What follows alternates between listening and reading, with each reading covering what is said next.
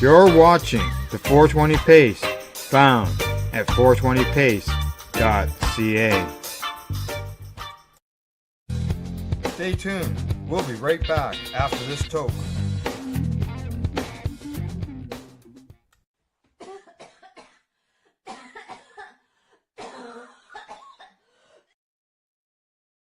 You're listening to the Pace Radio Network here at paceradio.net.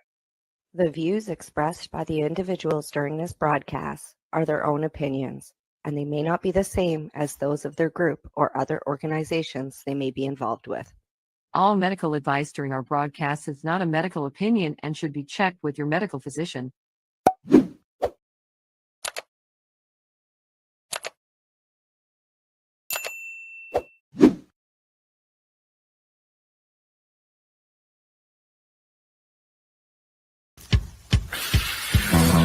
Oh yeah, baby, that's lovely.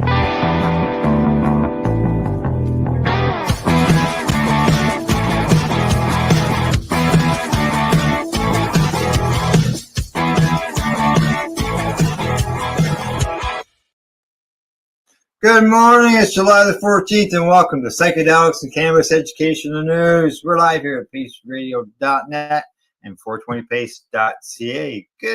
Good day, Rev Cindy. How you doing? It's not nighttime now, it's still morning. No, it's still morning. Good morning, Al. I'm well. How are you?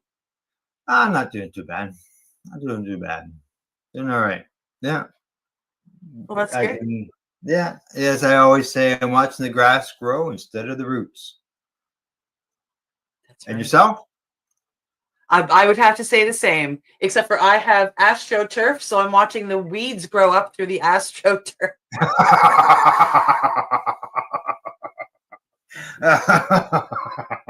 Yeah, AstroTurf. Yeah, way to go. Well, today, Cindy, I feel like we're going to do a trip around the world with our news because we got stories from England, Germany, Thailand, Australia, Mexico, and of course, right here in Canada. So, Yes. global, covering global news. That's right. Pretty exciting. Yes, exactly. All right, what do you say we get started with our first story of the day? Sounds lovely. There we go. Here we go. Coming to us from StratCan, more than 1 billion in medical cannabis registrations from Veterans Affairs Canada, and I am one of them. There you go. Veterans Affairs Canada reimbursed more than 30,000 kilograms of cannabis for its members in 2024-2025, worth nearly $245 million. Now, since 2011, the program has compensated more than 1 billion, that's B, worth of cannabis to eligible military and other qualified individuals. So that can include the RCMP for more than 143 grams worth of cannabis. Wow, 143 million. Wow, Yes. wow. 1 billion since 2011. Wow. Yeah. The number of veterans covered under the program has continued to increase annually from just 37 of them in 2011-2012 to more than 27,000 this past fiscal year of 2024-25.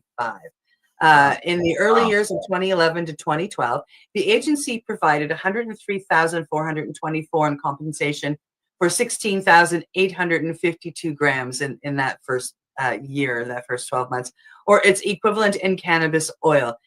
In each year since, except for 2017-18, both figures have increased along with client numbers.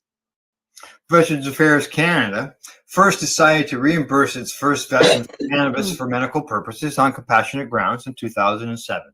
The number of veterans reimbursed for cannabis increased slowly in the years that followed, but in 2014, when Health Canada introduced new medical cannabis regulations that made accessing cannabis through the medical program easier, those numbers began to increase significantly.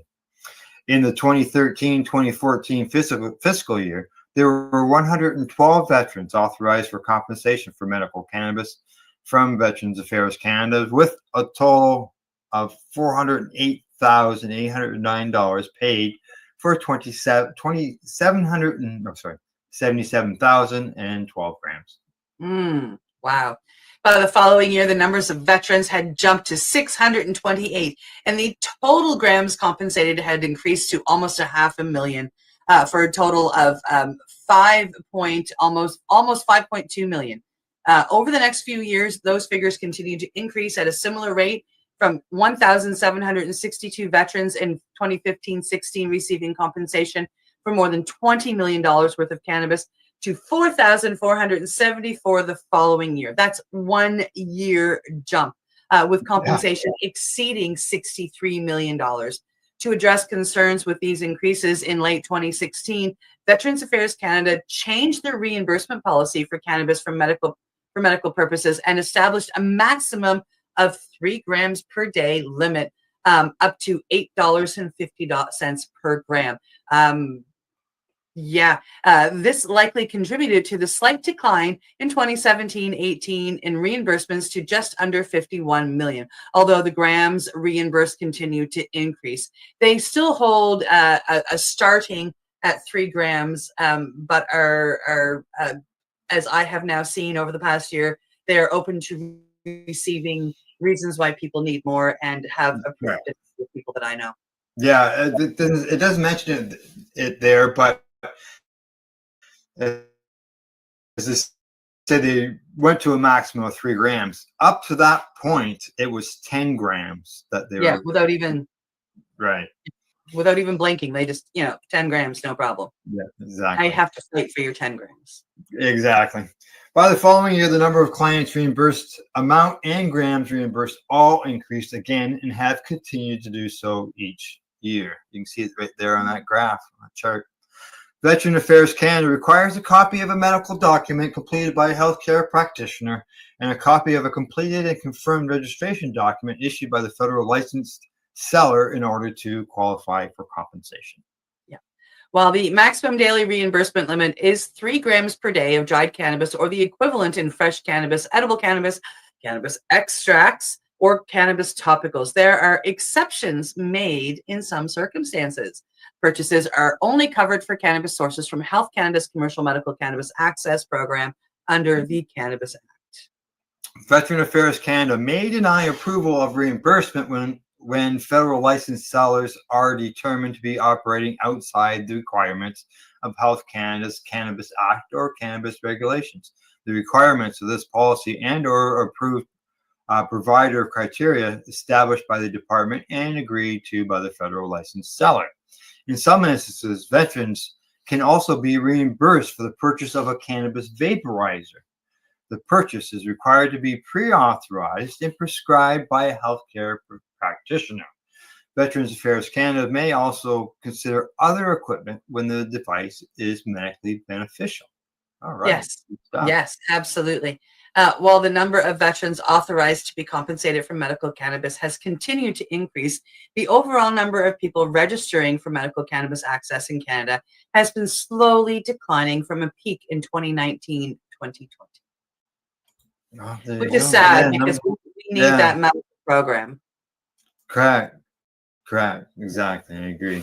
It's too bad the numbers are going down instead of up, but I do know that from my own experience this year, it was like 3 months to get a license. So that can be. What? Yeah. Well, actually, I started the process in late January. They rejected my application because I used an older form that was from their website that was still on. Are you talking about for your grow license? Yeah. Yes. Okay. Yeah. And I just got it in the mail like 2 weeks ago. Wow. Yeah. Wow. I sent it back into them at the end of February. So you got March, April, May, June. 4 months. Yeah. I remember when they were promising us 30-day turnovers. Yeah. And that was a renewal. So, yeah. All righty. We will move on to our next story. Click on the right button now. Hitting the wrong button. We are hopping on the ever famous Pace Jet for this story. Here we go. It's ready. Yeah. So, coming to us from International Cannabis Business Conference, Britain's police chiefs urge increased cannabis enforcement. Oh. Cannabis remains prohibited in Great Britain, and cannabis for legal medical use continues to be limited to a large degree, despite cannabis prohibition continuing to be a failed public policy approach by every meaningful measure. Law enforcement leaders in Britain are urging a crackdown on personal cannabis possession and consumption. According to the report, it says the country's longest serving chief constable admits the smell of the drug is a sign of crime and disorder, which makes him feel unsafe. Sir Andy Marsh, who leads the College of Policing, said frontline officers should do something about it. Goodness. Launching a new leadership program for policing, they acknowledged forces were in a foot race for public confidence, and officers can no longer ignore what has traditionally been perceived as the little stuff, the outlet also reported. The comments made by Sir Andy Marsh were echoed by Greater Manchester Police Chief Sir Stephen Watson and Maryside Chief Constable Serena Kennedy. Sir Andy Marsh reportedly also said that law enforcement must listen to their communities and be prepared to take a tougher line. However, public opinion is not in line with the recent comments made by law enforcement leaders.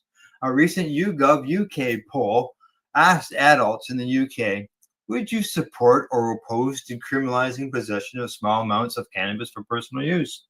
A combined 54% of poll respondents expressed support for the public policy change. Only 34% of poll respondents directly opposed cannabis decriminalization in the UK, with 13% being undecided. The most important number there is the majority number, which is 54% is the majority. And that majority support for public policy change. Yes. Interesting. Exactly. In 2022, London Mayor Sadiq Khan established the Independent London Drugs Commission, the LDC, tasking the commission with examining cannabis policies in England's capital city and other jurisdictions. The commission recently published its findings and recommended that personal cannabis possession be decriminalized, a recommendation that Mayor Khan reportedly supports. The report follows detailed analysis of written and oral evidence from over 200 experts and academics from London, the UK, and all around the world. Lord Falconer and his deputies were assisted by leading experts from criminal justice, public health, community relations, and drug policy, and supported by academics from the University College London. The London Drugs Commission stated about its methodology. And the commission states in its report, inclusion of cannabis as a Class B drug in the Misuse of Drugs Act is disproportionate to the harms it can pose relative to other drugs controlled by the Act. The sentencing options currently available, especially for personal possession, cannot be justified when balanced against the longer-term impacts of experience of the justice system, including stop and search or of serving a criminal sentence can have on a person. Sir Sadiq Khan said current rules cannot be justified, adding that the commission's findings had provided a compelling evidence-based case for decriminalization. Yeah. There you go. Yeah. Interesting. Exactly. And, it's not the first time. There was a Dr. McNutt, I think his name is David McNutt. He also recommended years and years ago that they have to change the stance. He actually something from Class B to a different class of drug that he recommended that the UK goes to, and basically he got laughed at. They said it was a bad decision. It was not good. So here's another report saying the same thing, and will it just be collect dust on the shelf somewhere in the UK and be ignored? Let's hope not. Yep, exactly. I just had to run and let the dog out. You may see me run again when Yeah. she barks to get in. Okay. All right. Not a problem. Not a problem. All right. There we go. I got the next one all lined up and ready to go. Excellent. We are heading to one of my favorite spots, talking about one of my favorite things. These toads have psychedelic powers, but they prefer to keep it quiet. Yeah, I'm sure they do. It looks much like any other toad. It's plump and green with warty brown spots and vibrant golden eyes.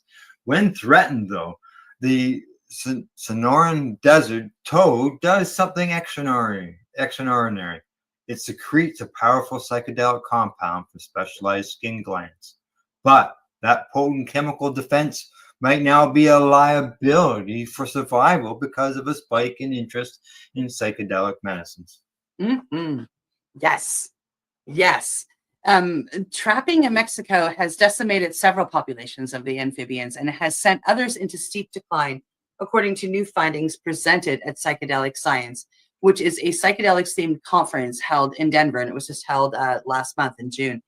In just over a decade, we've put this species at risk of extinction in the name of healing and expansion of consciousness, says Annie Oritz, who's a clinical therapeutics lead at the USANA Institute, which is a nonprofit research organization based in Madison, Wisconsin, that focuses on psychedelic medicines for medical use, combined with habitat loss and other anthropologic threats like climate change. Widespread toad abuse, and that is what it's coming down to, is creating a triple whammy for this species, she said.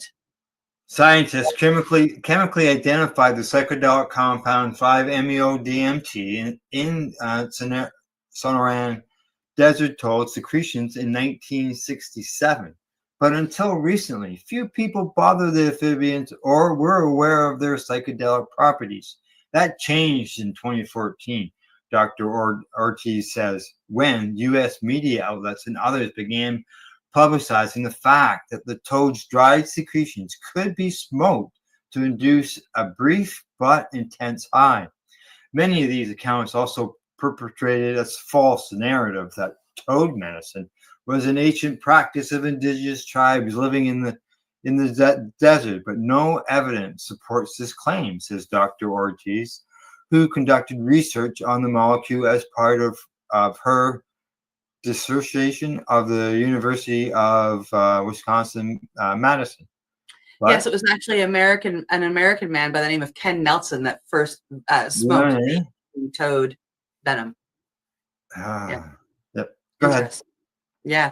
But as stories about the medicine spread, 5-MeO-DMT became an increasingly popular for-profit offering by self-described shamans, New Age healers, and underground practitioners around the world. Toad churches where people could go smoke the compound also began popping up around the United States, including in California, Minnesota, Texas, Wisconsin, and other states. In the United States, 5-MeO-DMT is mostly banned as a Schedule I controlled substance, defined as having no currently accepted medicinal use and a high potential for abuse. But some groups secured a legal carve-out under the Religious Freedom Restoration Act by declaring the medicine a sacrament, Dr. Ortiz said. To supply the growing market, more and more foreigners began showing up in Mexico asking for toads, says Dr. Ortiz, who grew up in the area. This led to locals seeing it as an economic commodity. Many Mexican ranchers now amass toads, keeping them in buckets and bags to sell it to foreigners to take back home. The animals suffer appalling injuries and stress from being kept in captivity and repeatedly milked for the secretions, says Dr. Ortiz. Yeah.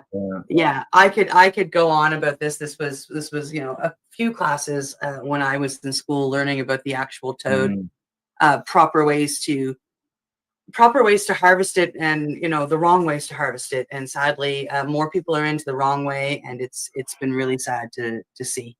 Yeah, exactly. The species currently has no protections to Mexico and is listed as being of least concern on the International Union for Conservation of Nature Red List of Threatened Species. Dr. Ortiz feared that the pressure on the toads was creating a serious new threat, though, and so she reached out to Georgina Santos Barra, a professor at the National Autonomous University of Mexico, to collaborate on a conservation assessment. Yeah, I hope they do, and I hope it works. Between 2020 and 2024, they conducted annual nocturnal visits to 9 sites in Sonora State and one in Chihuahua. In total, they found an estimate 400 adult toads and 2,000 juveniles. At least 3 major populations seem to have disappeared, and several others appeared to be in serious decline. That's so sad.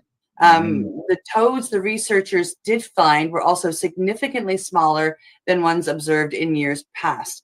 This is concerning, Dr. Ortiz said, because large toads have the greatest reproductive capacities.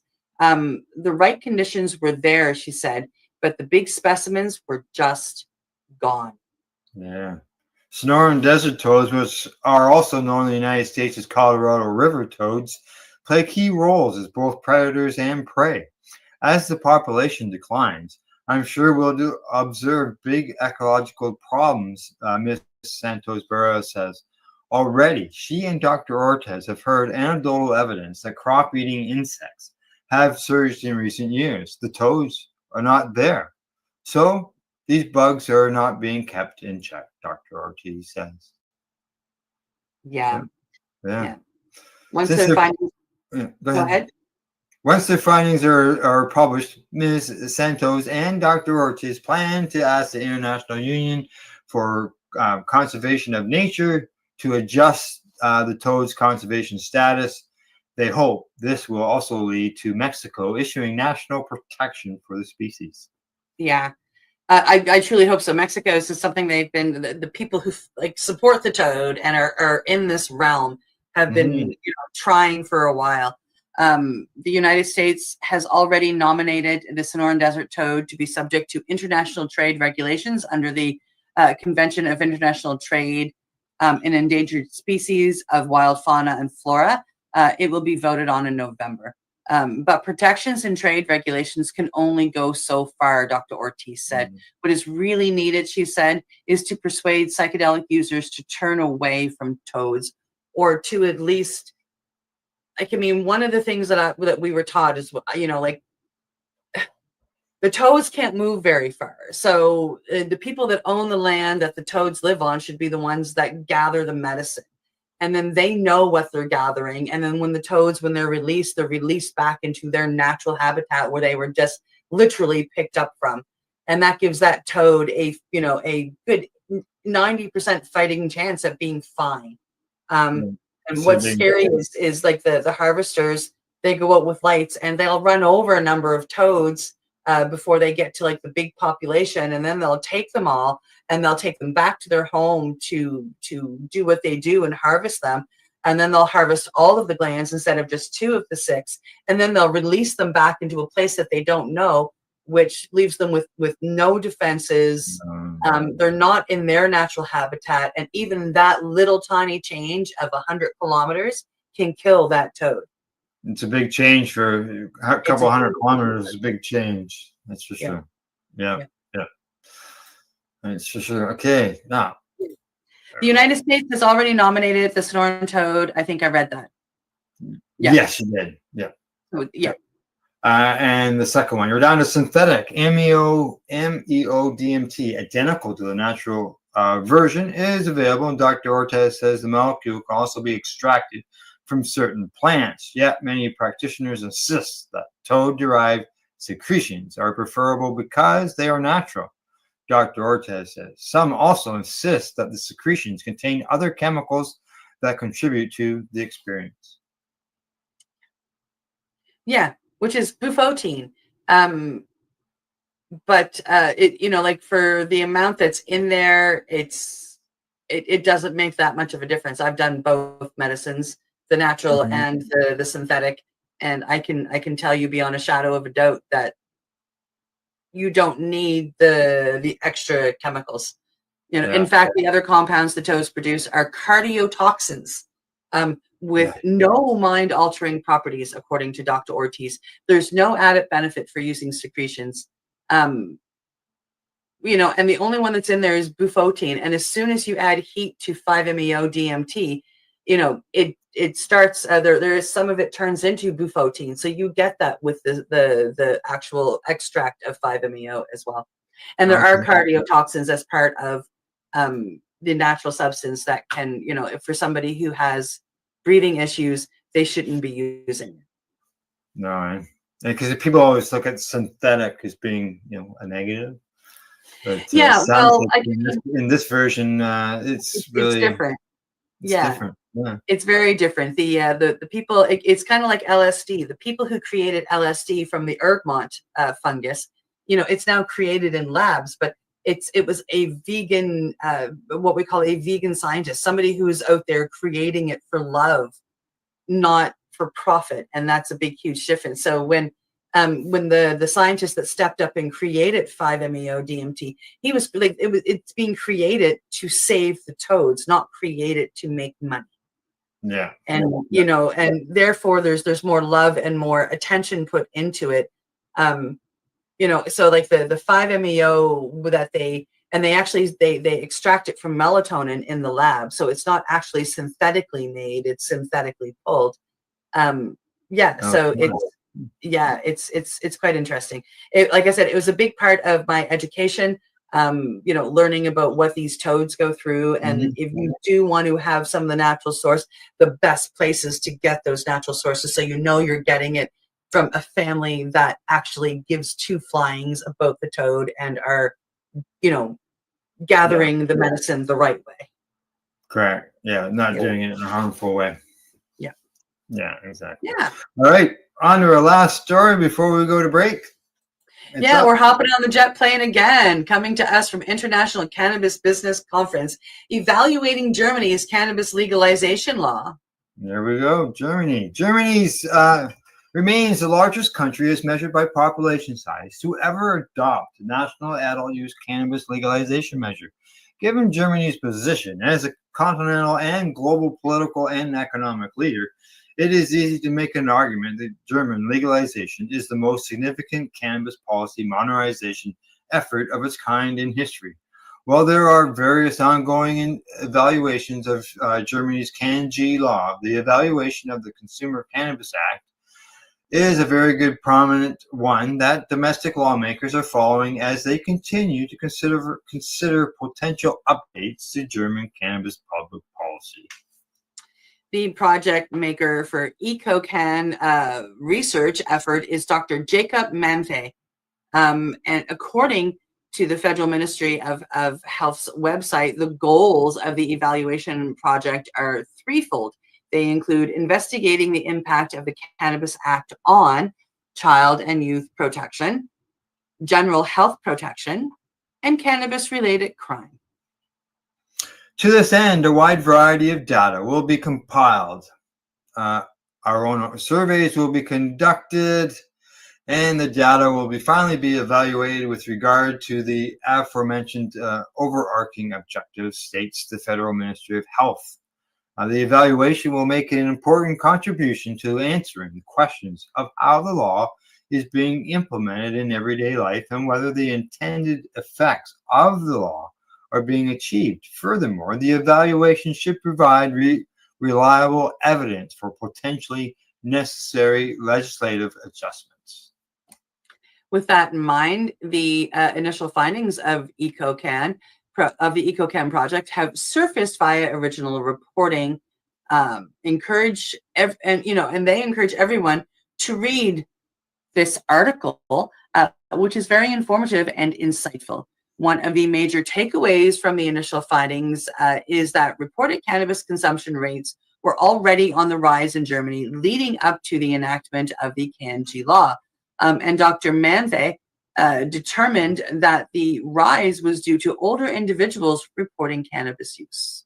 Or maybe those older individuals came out of the closet, and so all of a sudden those numbers spiked. Yes. Regarding younger consumers, which is a demographic often focused on by cannabis opponents in their talking points, Dr. Manthe sees no anomalies since the Cannabis Act came into force, and that Dr. Manthe doesn't assume that any changes can be attributed to the Cannabis Act. Other high-level takeaways from the initial evaluation findings are that there aren't enough cannabis cultivation associations in Germany, that there are no short-term changes regarding public roadway safety, legalization has not increased reported mental illness, and that the CanG law has significantly lowered cannabis-related criminal offenses. Interesting. Yeah. God, there we go. There we go. New buttons and things on StreamYard. Just never know. Things are changing here. All righty. Anything else before we go to break? I don't think so. Have a good break. All right. You have a good break too.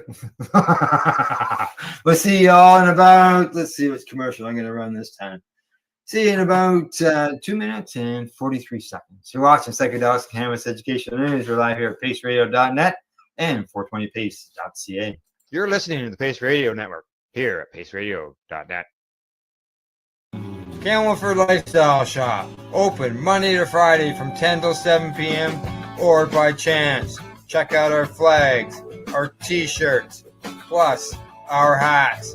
And look of that supply of rolling papers, plus much more.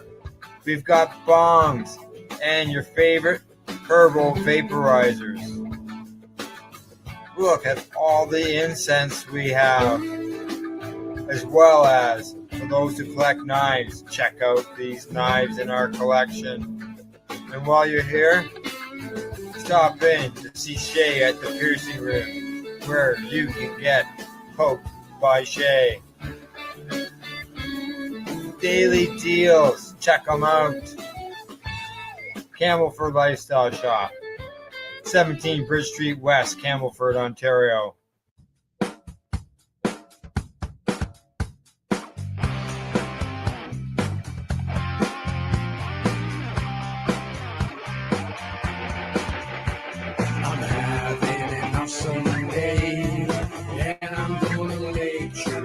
That way.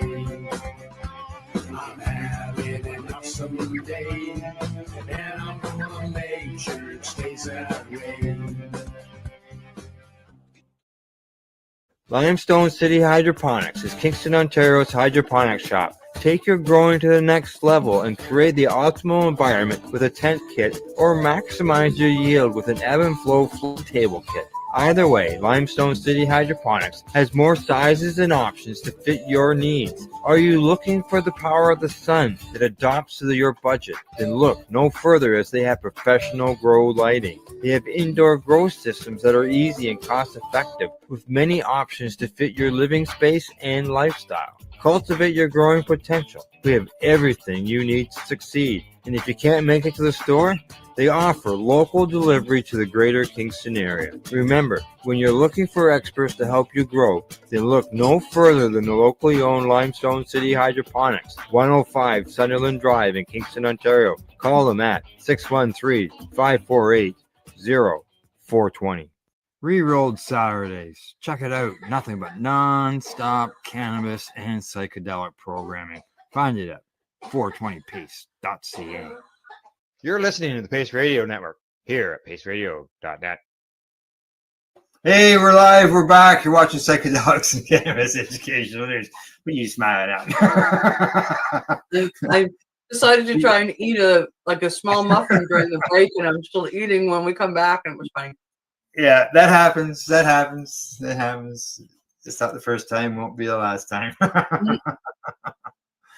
Okay, we got 4 more stories to cover to finish up things for today. And I'll get the next one ready. Just making sure that you get that drink down. You ready? I'm good. All right, let's go. She's up. Okay. Coming to us from the Sudbury Star. You heard us talk about this last program. Many, well, at least the shop that is mentioned, many seeking magic mushrooms for therapy advocacy group. They The saga of a twice-rated magic mushroom shop in Sudbury, which we discussed last week, speaks to a bigger issue than someone simply flouting the law or seeking an illicit high, according to a national nonprofit. Mm-hmm. People are looking for relief, said John Gilchrist, the communications director for Thursville, an advocacy group committed to helping Canadians access psychedelic assisted therapy for illnesses like depression and post-traumatic stress. The presence of these mushroom shops, whether they're legal or not, reflects a growing demand that is not going away, says Gilchrist. I don't blame police for doing their jobs, but what we need now isn't more raids. We need a regulated clinical pathway for therapeutic use of psilocybin and other psychedelics that meets people where they are. The Shroomy store in Sudbury, which is what we reported on last week, first opened in late November at the former site of Elm News. That was news in itself. But the store made headlines again soon thereafter for a different reason. Police paid a visit and demanded the owners close shop. It popped up again this spring, however, kitty corner to the first location in the space that once housed Records on Wheels. That drew another visit from Greater Sudbury Police, and this time 2 employees were charged. Gilchrist said this kind of scenario is playing out in various parts of the country, but can be a distraction from what, in his organization's view, is the most important goal: ensuring people who can truly benefit from the hallucinogen have a simple, safe way to obtain it. I also think it needs to be a simple, safe, and affordable way to obtain it. Yes, exactly. Clinical studies have shown psychedelics like psilocybin, the active ingredient in the quote-unquote magic mushrooms, can be efficacious in treating anxiety, treatment-resistant depression, post-traumatic stress injury, and even conditions someone might not think a psychedelic might be useful for, like disordered eating, he says. They can also help with chronic pain like cluster headaches, which are known as suicide headaches and spoken of as the single most painful condition known to humankind. I use psilocybin for migraines, and psilocybin can also help people who have had strokes reform those pathways. Yeah. Gilchrist said Therasil helped a Calgarian named Jody Lance, who suffers from this debilitating condition, secure access last year. I think we read a story about that, to the alternative treatment option. Health Canada had originally denied his bid to use psilocybin for his pain, but that was reversed upon judicial review. We did a story about that last year. We pushed in the federal courts to get him legal regulated access, said Gilchrist. The judge essentially said, look, this guy is actually a made candidate who can end his life legally due to the severity of his condition, and we're denying him access to a mushroom that might help his pain. There's something really wrong with that. Yeah. Yes. I remember cheering before. Excuse me while I clap. So the judge then ordered the health ministry to reissue a decision, which they did, and they granted him access. Yeah, I remember that judge. I remember being in love with that judge. I don't even know who they are. Psilocybin is still considered a controlled substance under Canadian law, and the only way an individual can legally obtain it for medical use is by applying through the Special Access Program of Health Canada, which is called SAP, and some people say it's SAPy, all right. Yeah, you got to be a SAP to apply. People are being denied or ignored completely. Like here, and this was that 30-day rollover that we were talking about earlier. Yeah, when they SAP, you're going to wait no more than 30 days. You only got a month to wait. Apply, and you'll know within 30 days. And we knew people that were waiting for over a year. Well, the one fellow waited, who finally passed away. It was 550 days or something the last count I knew. And Allison had to take them to court. She applied. Yeah. So we know somebody personally who, was promised this 30-day thing and then got ignored. Yeah, still, yeah. Yeah. Yeah, exactly. Well, it's amazing to see one-off victories and people like Jody getting help they need. Use of psilocybin is still not regulated, so other people who are suffering from cluster headaches don't get blanket access to it, says Gilchrist. They would have to go through a fairly laborious process to apply to the government. The Therasville go ahead. The Therasville spokesperson said a study in 2023 found 1.93 million Canadians had used a psychedelic, but only 106 legal requests were approved through Health Canada that same year. That's right. Illegally healed, baby. Yeah, that's right. Yeah, obviously not everyone is seeking out mushrooms as medicine. A lot of people would be after a recreational high or spiritual epiphany, which is still medicine, to be honest. When you use it, it doesn't matter. It's still going to have medical purposes, right? When it gets in there, it's still going to work. But that contrast is still really stark, says Gilchrist. We see so many people who want access but don't fit a very narrow patient population that Health Canada has deemed acceptable.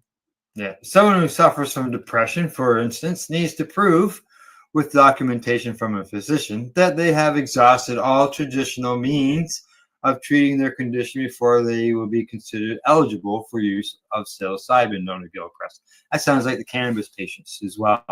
They have to try everything before you get to the cannabis.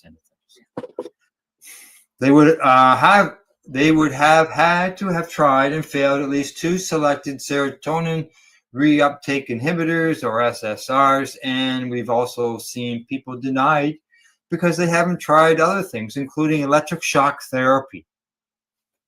What?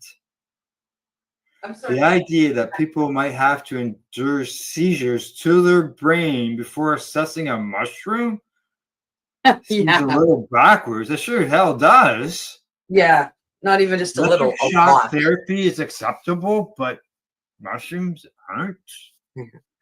Apart from its established potential as a treatment for depression, anxiety, and PTSD, recent studies through James Hopkins University in the U.S. indicate freaking pop-ups right in front of what I was reading indicate end-of-life patients can get great relief from existential distress through just one session of psilocybin-assisted therapy, noted Gilchrist. The rapid proliferation of shops like Shroomies, not to mention the male owner suppliers of psilocybin products, may point to the public appetite for psychedelics, but at present, it's a bit Wild West. Yeah, exactly. Gilchrist goes on to say, there's no clear regulatory alternative and police enforcement is uneven. So the result is a de facto gray market. Mushrooms are accessible, but unregulated, untested, and unsupported. As an organization, we don't want Canadians relying on online venues or street-level products because you have no idea what you are getting into. A lot of it sounds yet again like the cannabis end of things. Yep. Yep. Instead, Therasville wants to see psilocybin decriminalized, but properly managed like cannabis, so people don't need to go through these illicit sources, he says. Yeah. Above all, the nonprofit wants to make sure it's available to people affected by pain and psychological issues that could be alleviated by a dose of the natural substance if administered with expert guidance. The patients were supporting all those with severe physical and mental health issues, he said.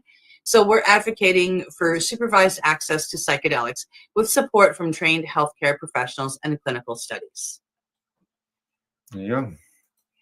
Sounds like those clinics that we're seeing come up in the U.S. and other places as well. Yep. Yep. So, all right. Is that your puppy? Got a puppy Yes, there? my little puppy. Yeah. My elder dog. Yeah. Feeling better? I think she just had a little bit of an Alzheimer's moment. She didn't know where she was. So I'm giving her love and letting her know that she's okay. All right. Good stuff. All righty. On to the next story. Here we go. On to the next story, coming to us from StratCan. Provinces beginning to loosen grip on alcohol sales, but cannabis remains tightly controlled. Why? Even as provinces discuss opening up direct trade of some alcohol products across Canada, cannabis sales remain under the tight control of provincial authorities. Most recently, 9 provinces and 1 territory signed a memorandum of understanding to allow direct-to-consumer alcohol beverage sales with other participating Canadian jurisdictions. Only Newfoundland, Nunavut, and Northwest Territories have not yet signed on. The plan is expected to unfold fully by mid-2026. The move, while part of a more long-standing effort, has gained considerable headwinds in the wake of recent efforts in Canada to increase domestic and international trade options following U.S. President Donald Trump's efforts at stoking a trade war with Canada. But while the provincial rules around alcohol sales are beginning to loosen, the province's grip on their respective jurisdictions' cannabis sales remain as tight as ever, despite being managed by the same or similar provincial agencies. Yeah, good question. Like alcohol, provinces and territories have control over the distribution of sales of cannabis within their borders. Agencies like the Alcohol and Gaming Commission of Ontario and the Alberta Gaming, Liquor, and Cannabis and British Columbia's Liquor Distribution Branch oversee both of these products, along with others in a similar fashion. This means managing which products are available for sale in each province, as well as the warehouse that stores these products prior to their shipment to retailers. Similarly, Go ahead. In 2024, British Columbia and Alberta signed an agreement allowing BC wineries to ship their products directly to Alberta consumers. Saskatchewan and BC have in the past allowed a limited form of direct-to-consumer sales and shipping of wine and craft spirits from producers to other provinces as well. Manitoba is the only province that has long allowed these types of sales entirely. Such jurisdictional authority around alcohol sales has been embedded with Canadian law since Confederation and is reflected in how the federal cannabis rules share similar authorities with procedures around cannabis production, distribution, and sales. While the federal government primarily regulates the manufacturing of alcohol or cannabis products, the distribution and sales of those products are largely controlled by the provinces. A 2012 court case helped solidify that control. As such, the only cross-provincial sales for cannabis are through the federally regulated medical cannabis program, where those with authorization from a doctor can purchase directly from a cannabis producer and have their product shipped to their home from anywhere in Canada. When the Federal Cannabis Act and cannabis regulations were written, a caveat was created that said the residents of any province that did not have a distribution or sales system in place by the beginning of cannabis legalization would be able to purchase cannabis in similar method. This did not come to bear as each province put such a system in place in time. The economic benefit of these kinds of cross-provincial sales is unknown. But in 2019, then Federal Minister of Intergovernmental and Northern Affairs and Internal Trade, Dominic LeBlanc, said that removing barriers to trade between provinces and territories fosters economic growth, reduces the regulatory burden on our small and medium-sized businesses, and creates good middle-class jobs across the country. Such changes to provincial cannabis rules could have similar benefits, with cannabis being a comparable sector to alcohol in terms of the GDP. It would also likely provide more opportunities for small producers who sometimes struggle to access their own provincial markets due to the complexity of provincial approval, onboarding, and sales. If those same producers could bypass such a process and ship directly to consumers across Canada, it could be a lifeline to struggling businesses. So why the focus on liberating alcohol sales but not cannabis? For one, it's likely due to the popularity of alcohol compared to cannabis among consumers and the general voting public. Opening up alcohol sales will be popular among voters with little pushback, but the pushback to doing so for cannabis is likely to be much more pronounced. Oh my God. Given the continuing presence of stigma and good old-fashioned reefer madness at every level of government. Bingo. Right there. Yep. So cannabis remains the red-headed stepchild, at least for now, as provinces continue to rake in the majority of profits from distribution and excise tax. to make that the green-headed stepchild.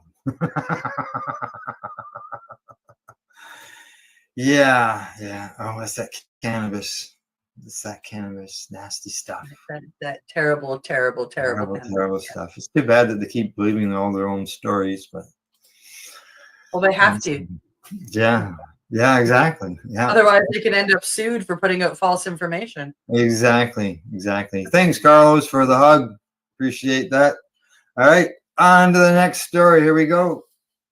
Coming to us from International Cannabis Business Conference, nearly 90% of Thailand cannabis stores are expected to close. Wow. At the start of this year, Thailand was one of the top legal cannabis markets on the planet, becoming so after a landmark policy change a few years ago. In 2022, Thailand made history, becoming the first country in Southeast Asia region to monetize its cannabis policies and remove cannabis from its narcotics list. Unfortunately, the glory days of Thailand's modern cannabis industry appears to be over, at least for now. Yeah. The new regulations set to be enforced by the end of the year would leave about 2,000 of Thailand's estimated 18,000 shops in operation, a Ministry of Public Health official said on Tuesday. This was reported by the South China Morning Post.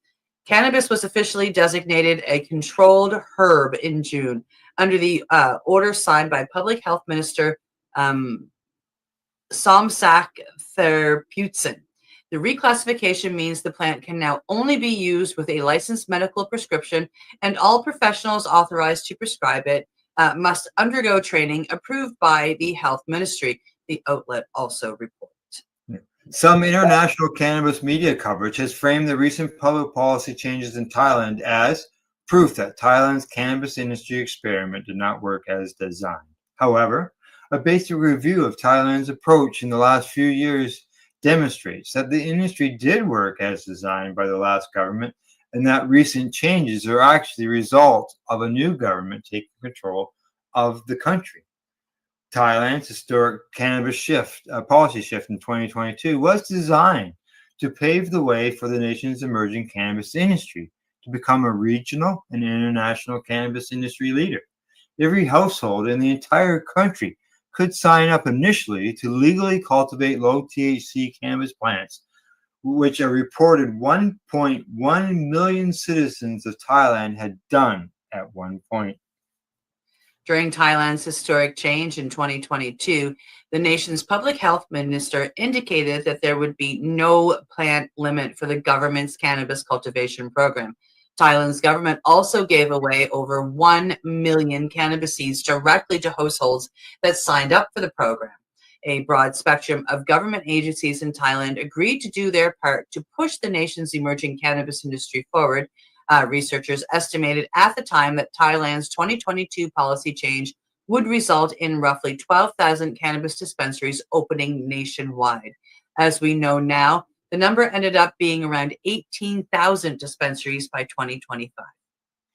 All cannabis sales in Thailand will eventually require a medical prescription, and retailers will be required to have an on-site licensed medical professional at every location. All cannabis products in Thailand will be required to be sourced from licensed suppliers and undergo rigorous testing for contaminants. In addition to requiring tailored training for all cannabis prescribing medical professionals, all staffers at the nation's remaining cannabis dispensaries will also have to complete a required training. An estimated 100,000 dispensary staffers are expected to take the necessary training once it's offered. So there you go. Big changes in Thailand, that's for sure. It's been coming. And you know, the people in Thailand, if they're against all those changes, they shouldn't have voted in the new government, because the new government said that's what they were going to do, right? So, Yep. All right, moving on to the last story of the day. Here we go. It is ready. Coming to us from Ganjapur, we're heading to Australia. Australian health authorities take action against 57 medicinal practitioners over cannabis prescribing practices. Uh-oh. The Australian Health Practitioner Regulation Agency has taken action against 57 medical practitioners, pharmacists, and nurses, and are investigating 60 more over medical cannabis prescribing practices, the Australian Broadcasting Company reports. The AHPRA found 6 practitioners who issued more than 10,000 medical cannabis scripts over a 6-month period, including one who issued over 17,000 in one working day. What? I know of a doctor here that got reamed over the coals and lost his license over the numbers that he was prescribing. But as he said, if other doctors would do it, I wouldn't have to.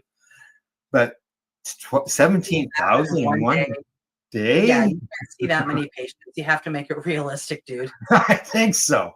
The AHPRA has released new guidelines for medical cannabis prescriptions, which state that except for childhood epilepsy, muscle spasms, and pain associated with multiple sclerosis, cancer, and chemotherapy-induced nausea and vomiting, there is little evidence to support the use of medical cannabis. And is urging prescribers to put patient health above profits. The guidelines further state that cannabis should not be prescribed as the first-line treatment and only be used when there is an evidence-supported clinical indication and when other treatments have failed. I got a question. Okay. It says chemotherapy-induced nausea. What about other nauseas? If it helps with it helps with nausea in chemotherapy, wouldn't it help with nausea for someone who has a other medical condition that gets nausea and sick from it? Yes. And I know it helps with me. But I mean, that's the way it was here at first too. Like, I mean, it was prescribed to cancer patients who were going to chemotherapy to help with their chemotherapy upset, and that was it. Like no other very short list. Yeah. The AHPRA chief executive Justin Untersteiner told ABC that the regulator has serious concerns for patient safety and that patients are presenting to emergency departments with medicinal cannabis-induced psychosis. We've talked about this in other stories, which can particularly happen when there are patients that have pre-existing mental health conditions or substance abuse or other issues like that. Another area that worries us is prescribing excessive quantities or even prescribing multiple different prescriptions to a single patient so they can try which one suits them. Additionally, the AHPRA found consultations for medical cannabis lasted between a few seconds and a few minutes. Prescriptions by patient request, not fully assessing patients' substance abuse histories, prescriptions for individuals under 18, excessive prescribed quantities, failure to check the real-time monitoring system, not coordinating with the patient's other practitioners, self-prescribing or prescribing for family members, and practitioners only prescribing products supplied by companies they are associated with. There you go. A big list there. So in Australia, I had heard something about this someplace, but I hadn't read the story. I just seen someone said, well, not like the story that's going on in Australia right now. 17 prescriptions in one day is a little bit high. Yeah, 17,000. Like 1,000 would be a little high. 500 would be a little high. Well, you guys, how many patients can a doctor see in a day? Realistically. Okay, so if we're working 8 hours a day, let me do some math. Okay. 8 hours a day that you're actually working. And if you're looking at 4 patients an hour, realistically 32 patients. The most, yes. And that's only giving them 15 minutes. Correct. Like little to no downtime in between patients and working a full 8 hours, no breaks, no lunch. Yeah. So it doesn't sound like their medical program is like ours, where ours has to be approved by the government, where theirs just gets approved by the doctors. Ours don't mine doesn't need to be. Your grow license needs to be approved by the government. Right. Yeah. Possession license doesn't need to be approved by the government. Yeah, you just get it through the. Yeah. So like That's the way I've always gone. I've always grown. I haven't gotten it any other way. Yeah, well, you see, like I have a prescription for having it, but I don't. I mean, I very easily could get my grow script, but I've got no place to grow. So yeah, it's pretty hard to grow on AstroTurf, isn't it? They're very hard to grow. Well, actually, no. Pots. It's actually quite easy to grow weeds on the outskirts of the AstroTurf. The great thing about AstroTurf is as soon as the snow is gone, I've got a beautiful lawn. That's right. That's right. And yours lawn doesn't look like everybody else's lawn right now, where it's burnt and dry and crispy. Right? No. Yeah. Mine's nice and soft and green. It's really pretty. I don't have to mow it. It's great. It's great. Good stuff. Yes, exactly. All right. Time for us to say goodbye. Anything else before I do that? Oh, we are on today's Monday. Oh, right. Today's Monday. Well, have a great Monday night. I was about to say have a great weekend, but I would have been a couple days off there. Yeah. Hope you had a great weekend and hope you have a good week. You can do it that way. Right. All right. That's it for today. Thanks to our buds at the Campbellford Lifestyle Shop, limestonecityhydroponics.ca, and at ease.ca. In closing, as always, thanks for tuning in. Thanks for watching. And don't forget to educate, medicate, and do not incarcerate. You're listening to the Pace Radio Network here at paceradio.net. The opinions of the individuals during this broadcast are their own and may not be the opinions of their group or other organizations they may be involved with. All medical advice during our broadcast is not a medical opinion and should be checked with your medical physician. Enjoy the buzz of legalization with Campbellford Lifestyle Shop. From lights to plant nutrients, books, consumption accessories, and more, we've got all your basics to grow or consume cannabis. Visit our info center or take a look at our piercing services and body jewelry, now available in-store through Campbellford Lifestyle Shop, 17 Bridge Street West, Campbellford. Limestone City Hydroponics is Kingston, Ontario's hydroponics shop. Take your growing to the next level and create the optimal environment with a tent kit, or maximize your yield with an ebb and flow flood table kit. Either way, Limestone City Hydroponics has more sizes and options to fit your needs. Are you looking for the power of the sun that adapts to your budget? Then look no further, as they have professional grow lighting. They have indoor grow systems that are easy and cost effective, with many options to fit your living space and lifestyle. Cultivate your growing potential. We have everything you need to succeed. And if you can't make it to the store, they offer local delivery to the greater Kingston area. Remember, when you're looking for experts to help you grow, then look no further than the locally owned Limestone City Hydroponics, 105 Sunderland Drive in Kingston, Ontario. Call them at 613-548-0420. We are people advocating cannabis education here at paceradio.net.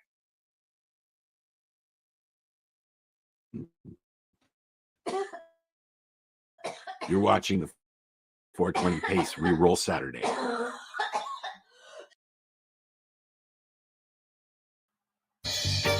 You're watching the 420 Pace, found at 420pace.ca. The opinions of the individuals during this broadcast are their own and may not be the opinions of their group or other organizations they may be involved with. All medical advice during our broadcast is not a medical opinion and should be checked with your medical physician. You're watching the Hi Guys podcast with Al and the other Al on the 420 Pace Project. Hey, that's a new intro. Is that hot chocolate in that cup? I was assuming. Okay, all right. Because I don't drink coffee. Exactly. Same here. You That's why I was asking. You're looking a little disheveled this morning, Al. Oh. You having a rough morning? The alarm in the house goes off early now. And What? because after 5. Because the kids are leaving. Well, no, the wife's getting up. Yeah, so the alarm clock goes off, you know how it is, and then No, I don't. I don't get back. I don't get right back to sleep. So it's just, and then I wake you up at 10. Yeah, yeah. We're both literally out of bed. Yeah, actually, yeah, you sent me the message. You out of bed yet? So No, just got up. I just got up as well, and my dog is a bit of a sketch bag this morning because it's raining. Like it's like not raining. We're under an alert. Really? Like, Well, it happens when you live beside a lake ocean. yeah, true. Yeah, yeah. Well, I'm beside a lake. No ocean, Well, but I'm beside a lake. but it's hotter than a witch down there, and it's Yeah. not hot here. It's only 17 outside. Oh, yeah? And That's what it 15. is down here in the basement. It's it's 18.5 in the house, and I don't have the heat on, but I did last night. Oh God, Is it it's really? the middle Oh. of July, and I had to turn the freaking heat on last night. Heat on. Ah. It's dropping down to single digits at night, like 9, 10, 6. Is it? Yeah, it's I'm almost ready to put a heater out in the grow room. I think I saw this morning when I got up, it was 15 outside. But it's supposed to get to 30. We're still under a heat warning. I know. I heard. Yeah. You want an air conditioner? I could have brought you an air conditioner. No, I'm good. Got one. Got a couple actually. We're good there. No problem. But yeah, it's just a scorcher up there. Everything around here is just drying right up, Chris. Damn. So Your water levels are all having to bring going. water out. I've been fortunate enough that where I saved my rainwater for my Yeah, you garden. got your tubs, right? Yeah. I should have given you mine, dude. Yeah, I know. That's all right. Well, you know You what? used it for something else, didn't you? It got me, Peter, for those 2 jugs, Yeah. 1,000-liter jugs for water. For those 2, I gave him those, and he brought all my stuff down from the farm to my storage while I was waiting to find this place. Right. And he does the fire brigade stuff as well as the fireworks for Hastings. So There you go. he had a use for it, and I didn't want to pay for storage. I mean, that's a lot of room. Yeah. Yeah, I don't know. You both were able to, you got benefit out of it. You got your stuff moved, and you got stuff that he could use to help with controlling fires. As you would say, correct. Yes. Right. So, just so you know, people, Yeah. when we both look at our monitors beside us, it looks like we're looking at each other. It does. I'm looking out of the corner of my eye, looking at you. All right. Okay. I'm just loading up our stuff okay. where it has to go. Then while you're doing that, I see we got some new videos that we're going to be playing today, right? So it looks like. That's what it looks like here in this list here of stuff. So we'll get started with the first one. Let's find out what we're smoking. What are you smoking? That's the No, same. that was a new one, but it's not. No, I don't have a new one for that yet. You see, what happened was while I was doing the intro and our news one, which you'll see a little bit later, I'm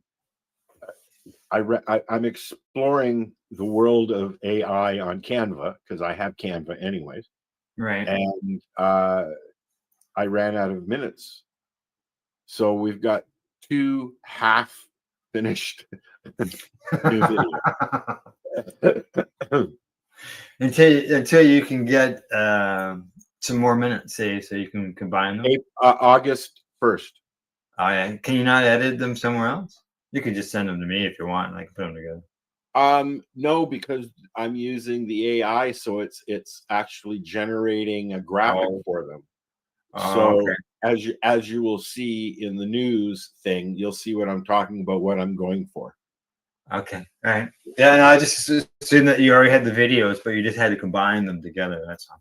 I've taken the suggestions that AI has given me and put them into Canva and manipulated them to where I want them to be.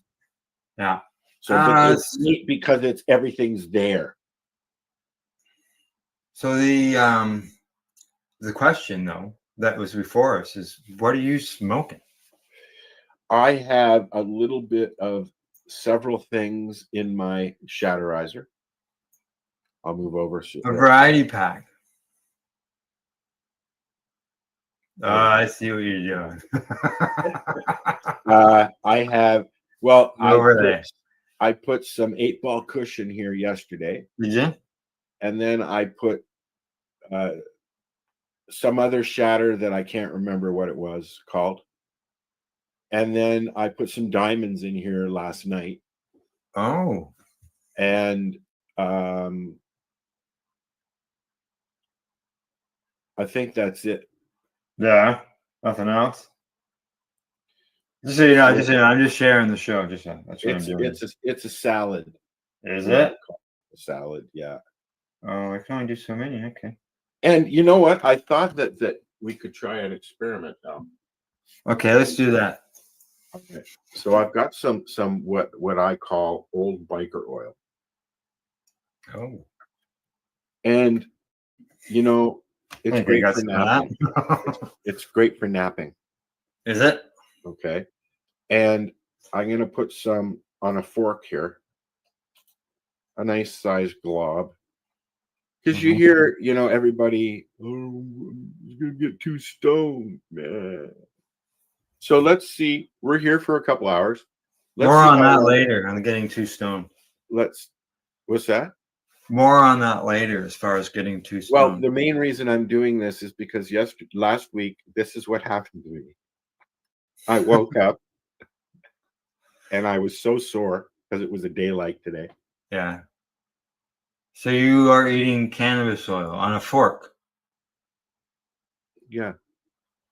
Do you have a problem with my method?